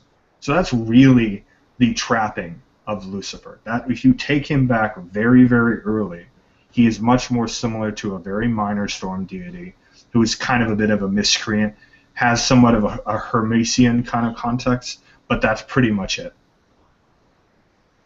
I mean, in truth, Christianity is nothing more than just a corruption of everything. Pretty much slang. It's an eclectic cult. You can't deny that. Yeah, well, it's a salvific sun god cult. Yeah. Really. Yeah. And if you look historically, if you were to do a sort of alternative history, Mithras could have just as easily taken hold. Mm. Yeah. Or half a number of different deities. The cult of the unknown god was a big thing in Rome. You would have a different foreign deity that was popular in a particular precinct or province or city-state in the case of the Greeks, because the Greeks also had similar ideas. And Alexandria, there's a lot of these ideas of kind of cultural syncretism that was already going on several hundred years before Christianity became canon. And then obviously there's the earlier parts from Jewish mysticism and various Gnosticisms that existed in the Levant and also in Persia and also in Greece. There's a clear Neoplatonic element to Christianity that's sort of been watered down and secretly incorporated into the Christian theology and eschatology. Yeah. You know better than me, so I'm still studying my stuff. But I'm no expert. I just know where to look, and I'm diligent. So that's all it is. It's fun. That's why I tell people, just have fun with it. If you put the pressure to know everything, then that's the beginning of folly. Honestly, listening to you go, explaining all this, it makes a lot of sense why atheists aren't using this angle. That's a lot of homework, and I don't think they really do that. A lot of them just do what they know or what people have already done. Yeah. And so another end of this is, I could just see it now. You bring this up to a Christian fundamentalist, and they'd be like, "Oh, that's just the devil. He's just trying to trick you." Yeah. Kind of ruining your entire argument just because, the devil. Yeah, because it's not like we have good archaeology, good anthropology, linguistics. No, that doesn't matter because the Bible's true. Oh, it did. Of course. Of course. I mean, have you read the book? I mean, seriously, have you read it? There's some good stuff. I mean, there's demons, there's dragons. Yeah. There's unicorns. I have a really good one for you. If you're being bothered by Jehovah's Witnesses, a lot of times when you're bothered by Jehovah's Witnesses, it's two women. I've seen a lot of women who actually are Jehovah's Witnesses who go to the door. When they walk up to your door, be like, Timothy 2:11, read it in front of me. Yeah. Do you know what Timothy 2:11 says? Nope. I'm going to look for it right now. Read it back to me. I want to see. I want to see. That's some anti-woman. I'm guessing it's some anti-woman thing. It is, but it's delicious when you read it. Timothy 2:11 to 2:14, I think, somewhere around there. Read the whole passage. As soon as I could find it. If you This is a brand new Bible, so I kind of. I'll read it. I'll read it for you guys. A woman should learn in quietness and full submission. I do not permit a woman to teach or to assume authority over a man. She must be quiet.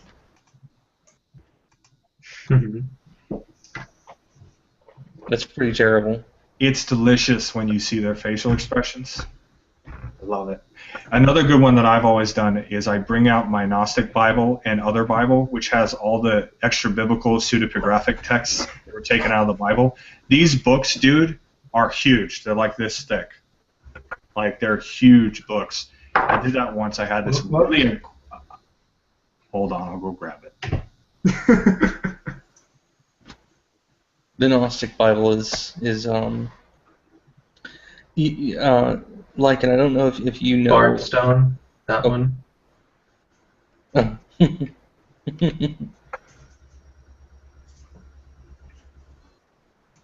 Okay, so this book is the Gnostic Bible, edited by Willis Barnstone and Marvin Meyer. Mm-hmm. I bought that on your recommendation, Kevin. It's great. It has so many different texts in it. And Gnosticism is actually beautiful. It's an interesting, wonderful kind of tradition. I think if Gnosticism took hold, that there'd probably be a lot less pagans exterminated. The only thing I don't like about Gnosticism is... It's very negative. Yeah, it's so world-denying. Yeah. Like, which is very anti-polytheism. Yeah. And then the other Bible. This has some of the other Gnostic texts. There's a little overlap. The Dead Sea Scrolls, Mm-hmm. the Visionary Wisdom texts, which are particularly interesting for Jewish mysticism, the Christian Apocrypha, which was actually in the Latin Vulgate for the longest time, we've taken out, like the Septuagint, for instance, which had a lot more text in it originally. The Judas Pseudepigraphia, which are texts taken out of the original Jewish texts, and the Kabbalah. It actually has Kabbalistic texts as well. And I walked up to the door to this very aggressive Jehovah's Witness, this really aggressive Hispanic dude. I'm like, hold on a second. And he's just standing there. I go back with these, would you still like to talk to me? His eyes got all big. He turned around and walked away with his book. He ran off my property. It was awesome. He never came back. I think they checked me off.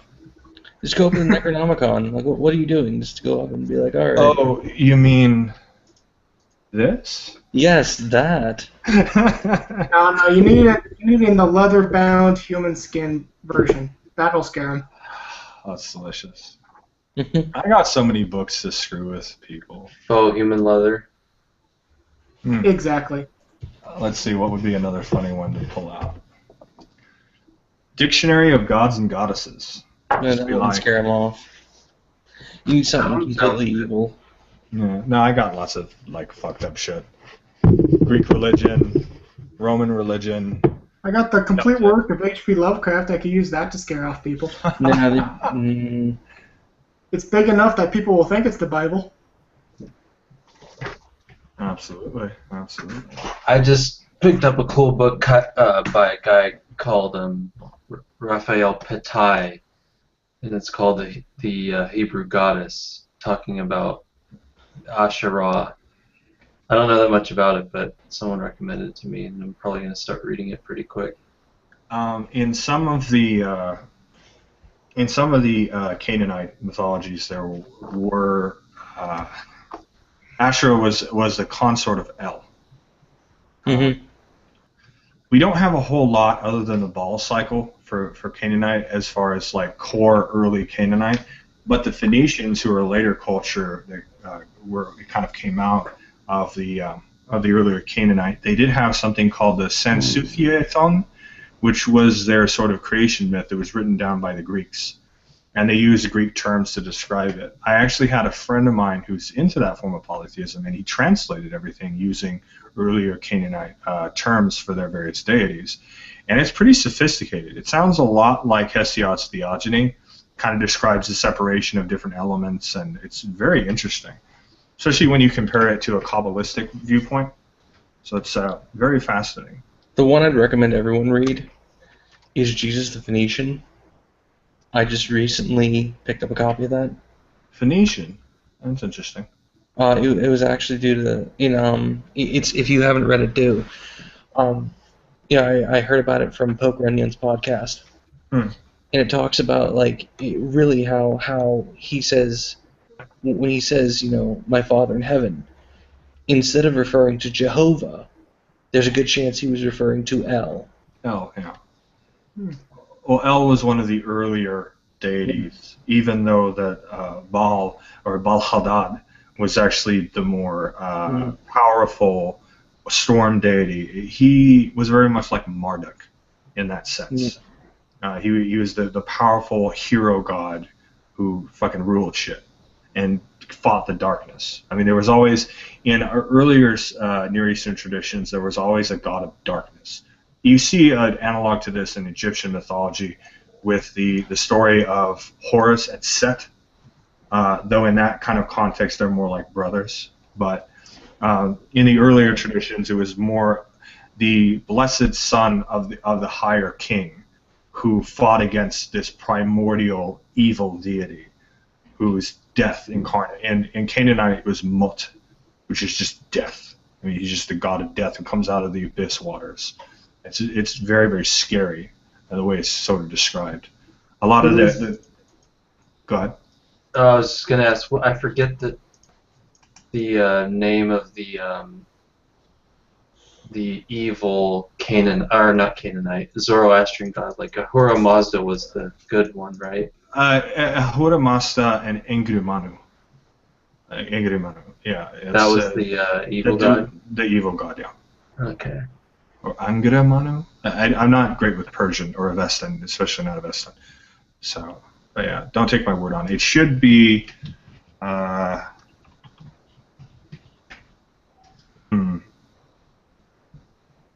I forget the name. No, it's not. It's something like this in the text chat. Something like that. Oh, okay. I don't know the exact.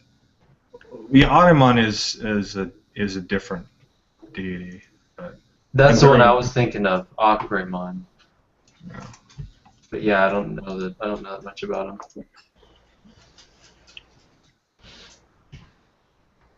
Ahriman is actually I forgot. Thank you for reminding me, Ruben. That's one of the terms that people use for Engra Manu. Yeah, same thing. Yeah.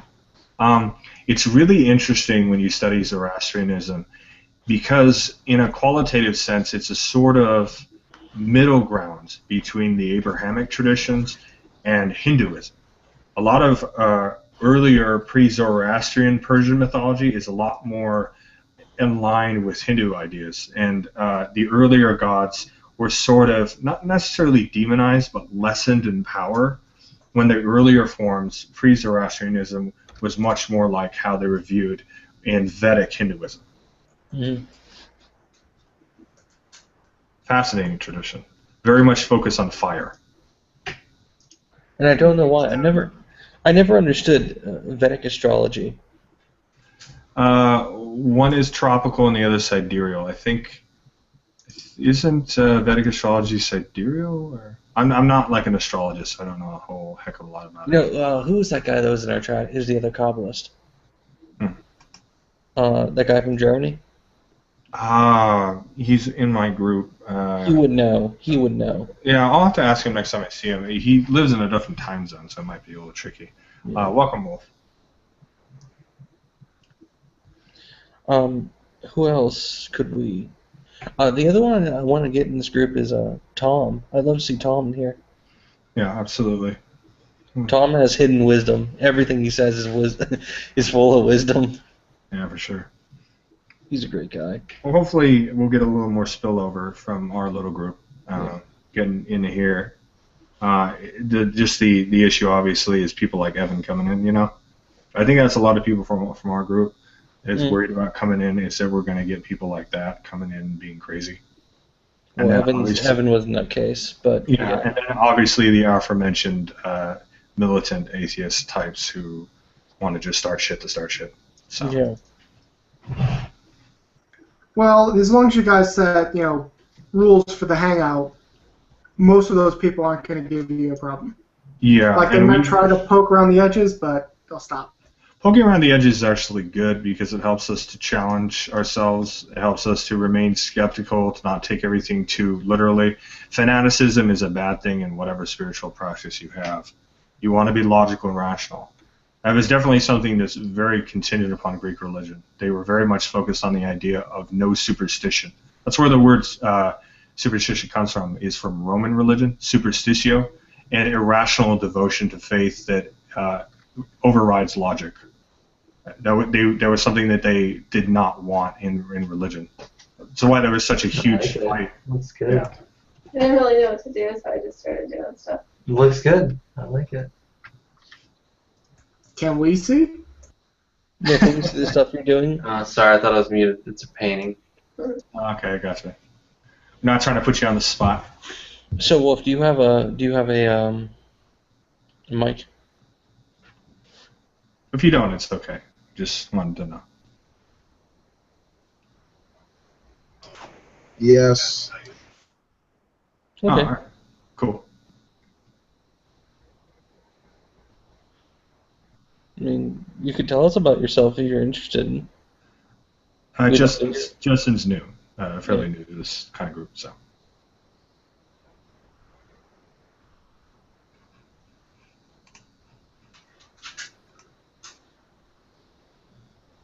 Or not. I Anyway, guess. I'm a bit of a, I guess I'm a bit of a, I'm a YouTuber. I guess I'm a bit of a hard secularist. I talk about atheism, religion, separation of church and state, free thought, various other like issues, political or like societal, whatever, world affairs. Well, good on you. Thanks. What about you? Well, I've already said I'm a Hermeticist / Buddhist.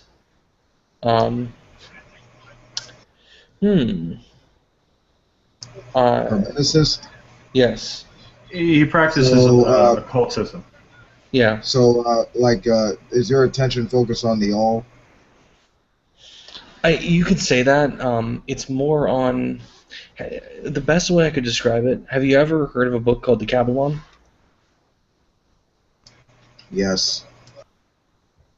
That is where we get our philosophy from. So, if you read the Kabbalah, it basically it does deal with the Hermetics. It comes from ancient Greece and ancient Egypt, and It was part of the Hellenistic substrate, Greco-Egyptian syncretisms, the seven Hermetic laws, a lot of those kinds of concepts. The Emerald Tablet and the Kabbalion are usually the two texts that people refer to when they're talking about classical Hermeticism. Yeah. And let me link you. Yeah, it's free source now. I mean, anybody can get access to it. Oh, why isn't it copying? Yeah, I'll get you a copy. Neat. And so go ahead and check that out if you're interested. Yeah. Yeah. But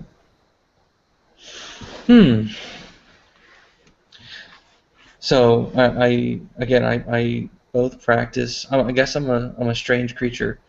I both practice magic and I practice Buddhism, in a sense. It's not all that unusual considering the kind of proximity that early Hermetic traditions, or at least 19th century Hermetic traditions, had to theosophy, which very much took a lot from Hindu and Buddhist thought, especially yoga. So that's not all that unusual to me. But they took yoga, but they didn't really take the core philosophy of compassion. It's not unusual to practice magic. Well, I don't know about that, but yeah. I know there's a lot of practitioners out there of magic. If you consider, technically, even all religious people practice magic. That perspective is largely one held within occult circles. The idea that all ritual is essentially magic. It's not one that's universally held. And just think it's important to mention that. I'm not trying to harp on it there, but that's a point of contention that a lot of polytheists like to mention. I'm one of them.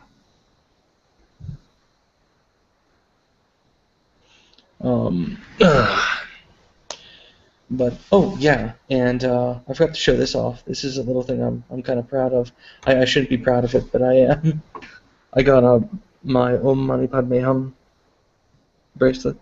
Well, that's pretty cool. Is that silver? Yes, it is. And that's actually in Sanskrit. Hmm. Very cool. I love it. Beautiful. The thing is, they had it. They advertised it was going to actually be written in Japanese, not Japanese, Thai. But Thai or Tibetan? Tibetan. I'm sorry. It's like, yeah. Thai is very rarely written in that. Because you were talking about Vajrayana and Theravada in the schools, right? Yeah, It and wouldn't be Thai. It was written in Tibetan. Okay. And, talk about a weird text. Ooh, man, oh man. Yeah. Ancient Sanskrit bracelet. Wicked chicken. Yeah, I love this thing. It's the fact that of the wonderful I shouldn't say implications, teachings held within that one phrase, Om Mani Padme Hum. Yeah. And when you really chant it, when you really focus on what it means, things start coming to you. It's just so beautiful. It's every time I chant it and I sit near flowing water, I just feel so compassionate to everyone I'm around. It's so wonderful. That's it really good. is. That's good, man.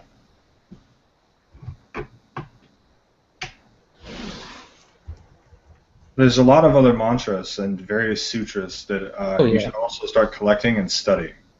Oh, I do. Don't get me wrong.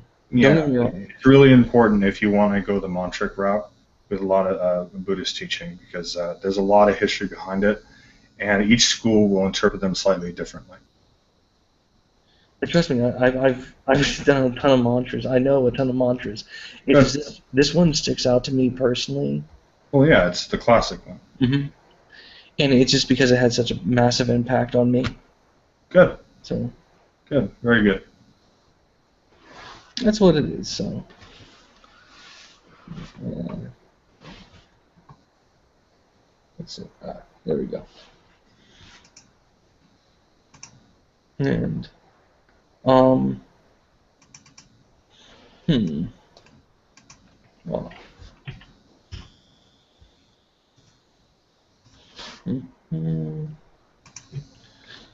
I don't. Let's see what's happening with.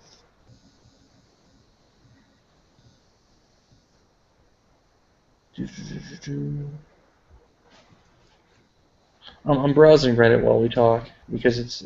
I think pretty much everybody in the room is doing a little bit of browsing themselves. We're all multitasking, so. I'm actually playing a RTS game. What RTS? Crap, forgot I muted myself. Actually playing a Sins of the Solar Empire Rebellion. It's a mod of it that turns it into the Halo universe. Oh, so it's kind of a spin-off then? Yeah, it's a mod of a game. Cool, man. So wait, link it in the side. I'm not a gamer. What is RTS? An RTS is a real-time strategy game. Oh, okay, real-time strategy. All right. It has elements that are familiar to RPG players, but it's usually more globalistic in that you're controlling larger forces, and it's real-time. So there's less. Sometimes there is a bit of a turn-based mechanic that's incorporated, but usually it's somewhere in between those. A typical RTS that most people will kind of default to is StarCraft. Okay, I know what you're talking about now. All right. But each one's a little different, and they each go about it a little bit differently. Some people prefer more civilization-style RTSs, whereas games like StarCraft are more select armies, like very small infantry type stuff. Yeah, my nephew plays StarCraft, so. Very cool. Yeah. You know the Koreans own it, that game. Like it's. Oh, I know. All Orientals. Asian, sorry. Oh shit! You said Orientals. I know. I'm sorry. Don't make me get out the banhammer. No, I'm kidding. Yeah. If you could get into it, though, that's some pretty good money in the Pro League, if you can call it that. No, yeah, totally. I mean, it definitely has this sort of context that a lot of professional poker players and gamblers have. I mean, there are leagues, like huge leagues with lots of money at stake. But anything where there's a game and there's a degree of or a gradient of skill and time put into it, there's going to be big leagues and people putting money into it. It's kind of a human element. I honestly don't understand video games, so I'm not even gonna enjoy it. That's the thing, man. It's just your thing, the dude. Yeah, it's funny thing about him too is he's Buddhist, by the way. The actor who plays the dude. Which one? God, I always space out. His name. I just spaced out right now. Yeah. I think we're all having a little of that going on. Shoot on us. Damn it. Jeff Bridges. There we go. Of course, everyone knows Jeff Bridges. Yeah. Jeff Bridges is kind of a part of that very Western Buddhist kind of sort of vaguely hippie kind of thing.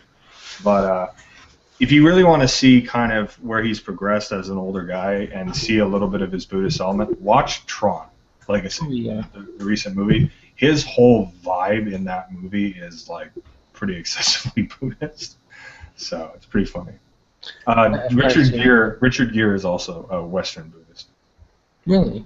He's a part of the same similar movement.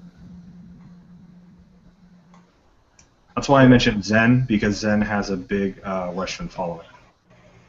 What do you guys think of the Pure Land sect of Buddhism? Oh, Amitabha Buddhism. It's fascinating. It's very unique, though. It's not a view that's commonly held in Buddhism. You could even say it's a heterodoxical form of Buddhism in that. For those playing the home game, Pure Land Buddhism is almost monotheistic in how it sort of views itself. It's much more theistic in orientation than many forms of Buddhism. A similar parallel that it has to the earlier Hindu tradition is bhakti, devotional forms of Hinduism. So I don't know a whole heck of a lot about it, but I do know that there are big Pure Land Buddhist movements here on the West Coast in California. I haven't even heard of it. Look into it. Don't take my word for it. It's very strange. Kind of interesting. Yeah, I actually heard this ancient sage actually comment on it. You say it's sort of like the equivalent of born again Christianity for Christians, in that you say this one particular term, rather than doing a bunch of rituals and stuff like the more traditional versions. You say this one particular term, Namu Amida Busu. Basically, like just it's in reference to the guy who actually founded this particular sect. You say it with the determination and the faith that you'll be reincarnated you'll be born again within the Pure Lands. You'll reach enlightenment that way. Yeah. So it's kind of interesting from that perspective. Absolutely. Yeah. Okay, I'm looking at this right now. The first thing that caught my eye was it's a form of Mahayana, and I would think it would be more of a form of Theravada. Maybe, I don't know. It's not. See, Mahayana isn't always a qualitative kind of attribution of Buddhism. Yeah. It is very much a historical break between the two different forms of Buddhism, and largely is divided regionally. You have a lot more Theravadan towards the west, and a lot more Mahayana towards the further east you go. All right. Yeah. And it develops more apart from the earlier Indian forms of Buddhism the further east you get, and the further west you get. So anything that's even going toward monotheism and Buddhism kind of makes me question it. Fair enough. But a lot of Eastern traditions that are apart from Hinduism are considerably more transtheistic than they are monotheistic or polytheistic. I mean, it's or at least the way that they argue their points in their traditions. So it's less of there being deities that control or orient the universe, and more that they happen to exist within the Dharma. And it's interesting, though, because there are some similarities to earlier polytheistic traditions in that a lot of Buddhist teaching teaches that the universe is unbegotten, that it's always existed and it's eternal. Hmm. So, from your perspective, taking a more eclectic approach to Buddhism, there is a considerable amount of overlap that you could justify from a purely philosophical perspective, though definitely not from a traditional one, because a lot of Buddhist traditions are vehemently non-theistic, if that makes sense. Yeah, which, I mean, that's how I like it. Hmm. I do. Alright. Gotcha. I mean, just because I'm a Hermeticist does not mean, you know, I'm a traditional theist. Well, Hermeticism is hardly traditional theism. True. I mean, early Hermetic tradition was very much about the self-identity of deity.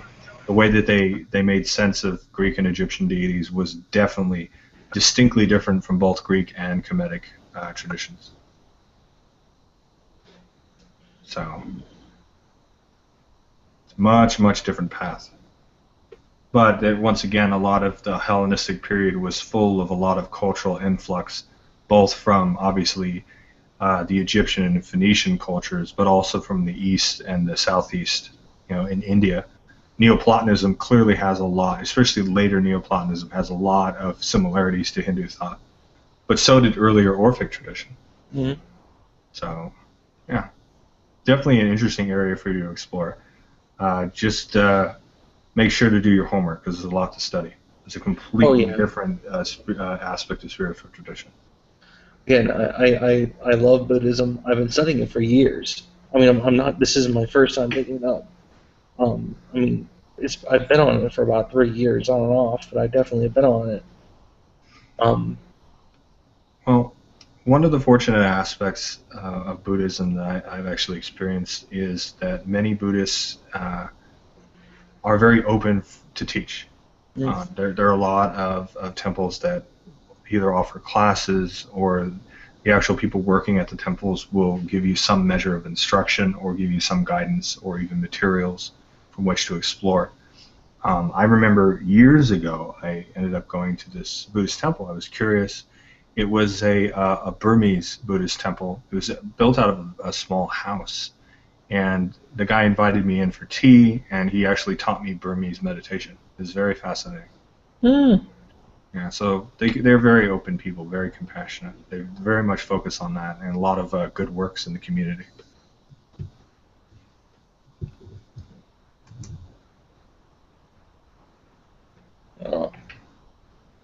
Getting tired? My neck. Oh, you're just cracking your neck. Okay. Gotcha.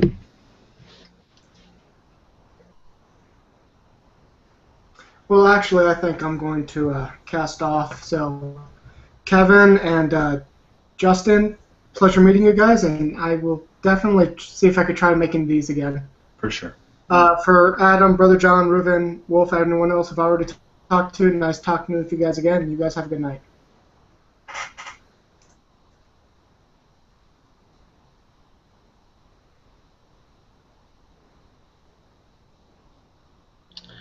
The one thing for anyone in here that would have any interest in getting into Buddhism at all, and Ben, are you interested at all? Do you have a connection with any kind of Eastern philosophies? Okay, you're a Tao. Okay, Taoism. Awesome. I'm going to guess you heard of Alan Watts, right? Okay, yeah, of course. Everyone has. Anyone here that has an interest with getting into any Eastern tradition, I'd definitely recommend you listen to Alan Watts. I like that guy. Yep, Alan Watts is wonderful.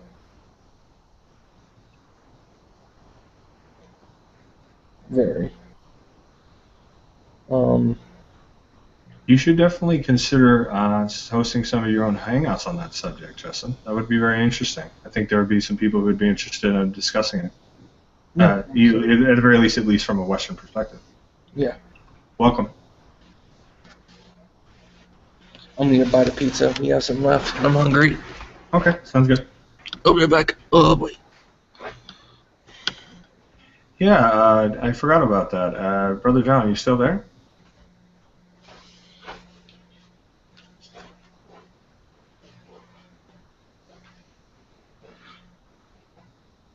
guess not. That's possible. What time zone is he in right now? Oh, well, there you go.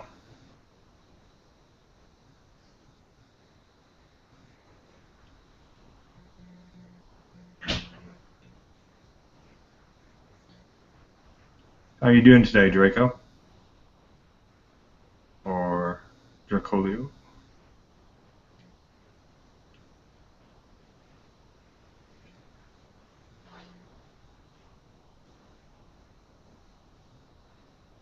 Okay. Take care.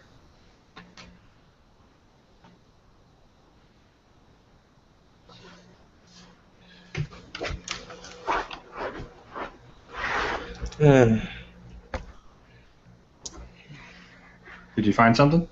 Yeah, I just had some pizza slice. Oh, that was satisfying. Probably make myself a little bit of a sandwich here in a bit. Good, good. How about yourself? How's it going, Noah?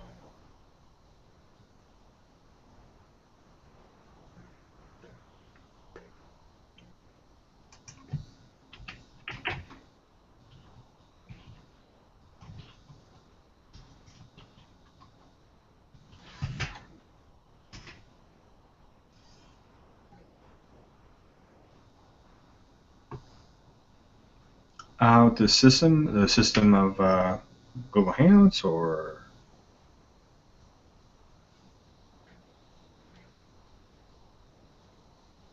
oh, okay. Okay. Well, up in the top left is the blue chat button that turns on and turns off the side chat on the right-hand side. Below that is screen share, which you won't really have to be using to start. There's a lot of small stuff that a lot of people aren't using. And there's some things that you can probably get to the bottom. Like if you wanted to share a video, for instance, there's the YouTube app. And that can be used anytime somebody shares a video, everyone clicks into the YouTube app, and then they would be able to share from there. There's also some small weird peripheral stuff, and you can also upload some different apps. But the main stuff you're going to want to look at is the top button set. You have mute microphone or unmute microphone. You have turn camera off or turn camera on. You have your bandwidth usage, which once again you probably won't have to use. But the main one that you want to use, if you need to set up your cam or microphone, is the gear button, which is for settings. Anything you have available at the top, you can put for your cam, middle for your microphone, and any kind of default speakers or voice settings you can do below that. Pretty simple, but it really just kind of comes down to what hardware you have. Mm-hmm. And then the red button you don't want to touch unless you want to leave the Hangout.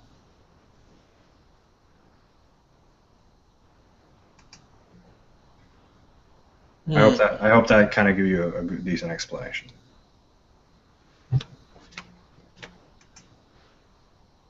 Yeah. Good. I'm glad. So you're Norse pagan, Draco, how are you going to say your name?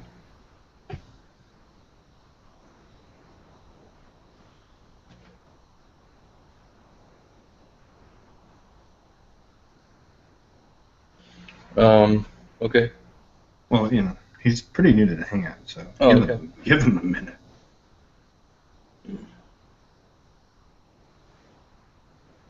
We had another guy in our group that was a Zatcher, wasn't it? Yeah, we have a few, or at least a few people that we've chatted with. James is a heathen, so. Okay. Yeah. So who's Noah? He just joined. He hasn't said anything. Noah is J-Dubs, right, Ruben? That's his new account? Yeah, okay.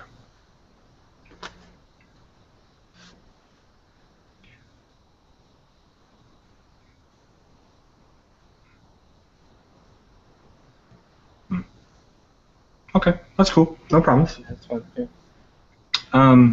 Well, I mean, as far as holographic universe is concerned, Draco, I mean, there's a lot of stuff out there on that. You especially see that in a lot of esoteric kinds of paths. Alternative spirituality is fairly common.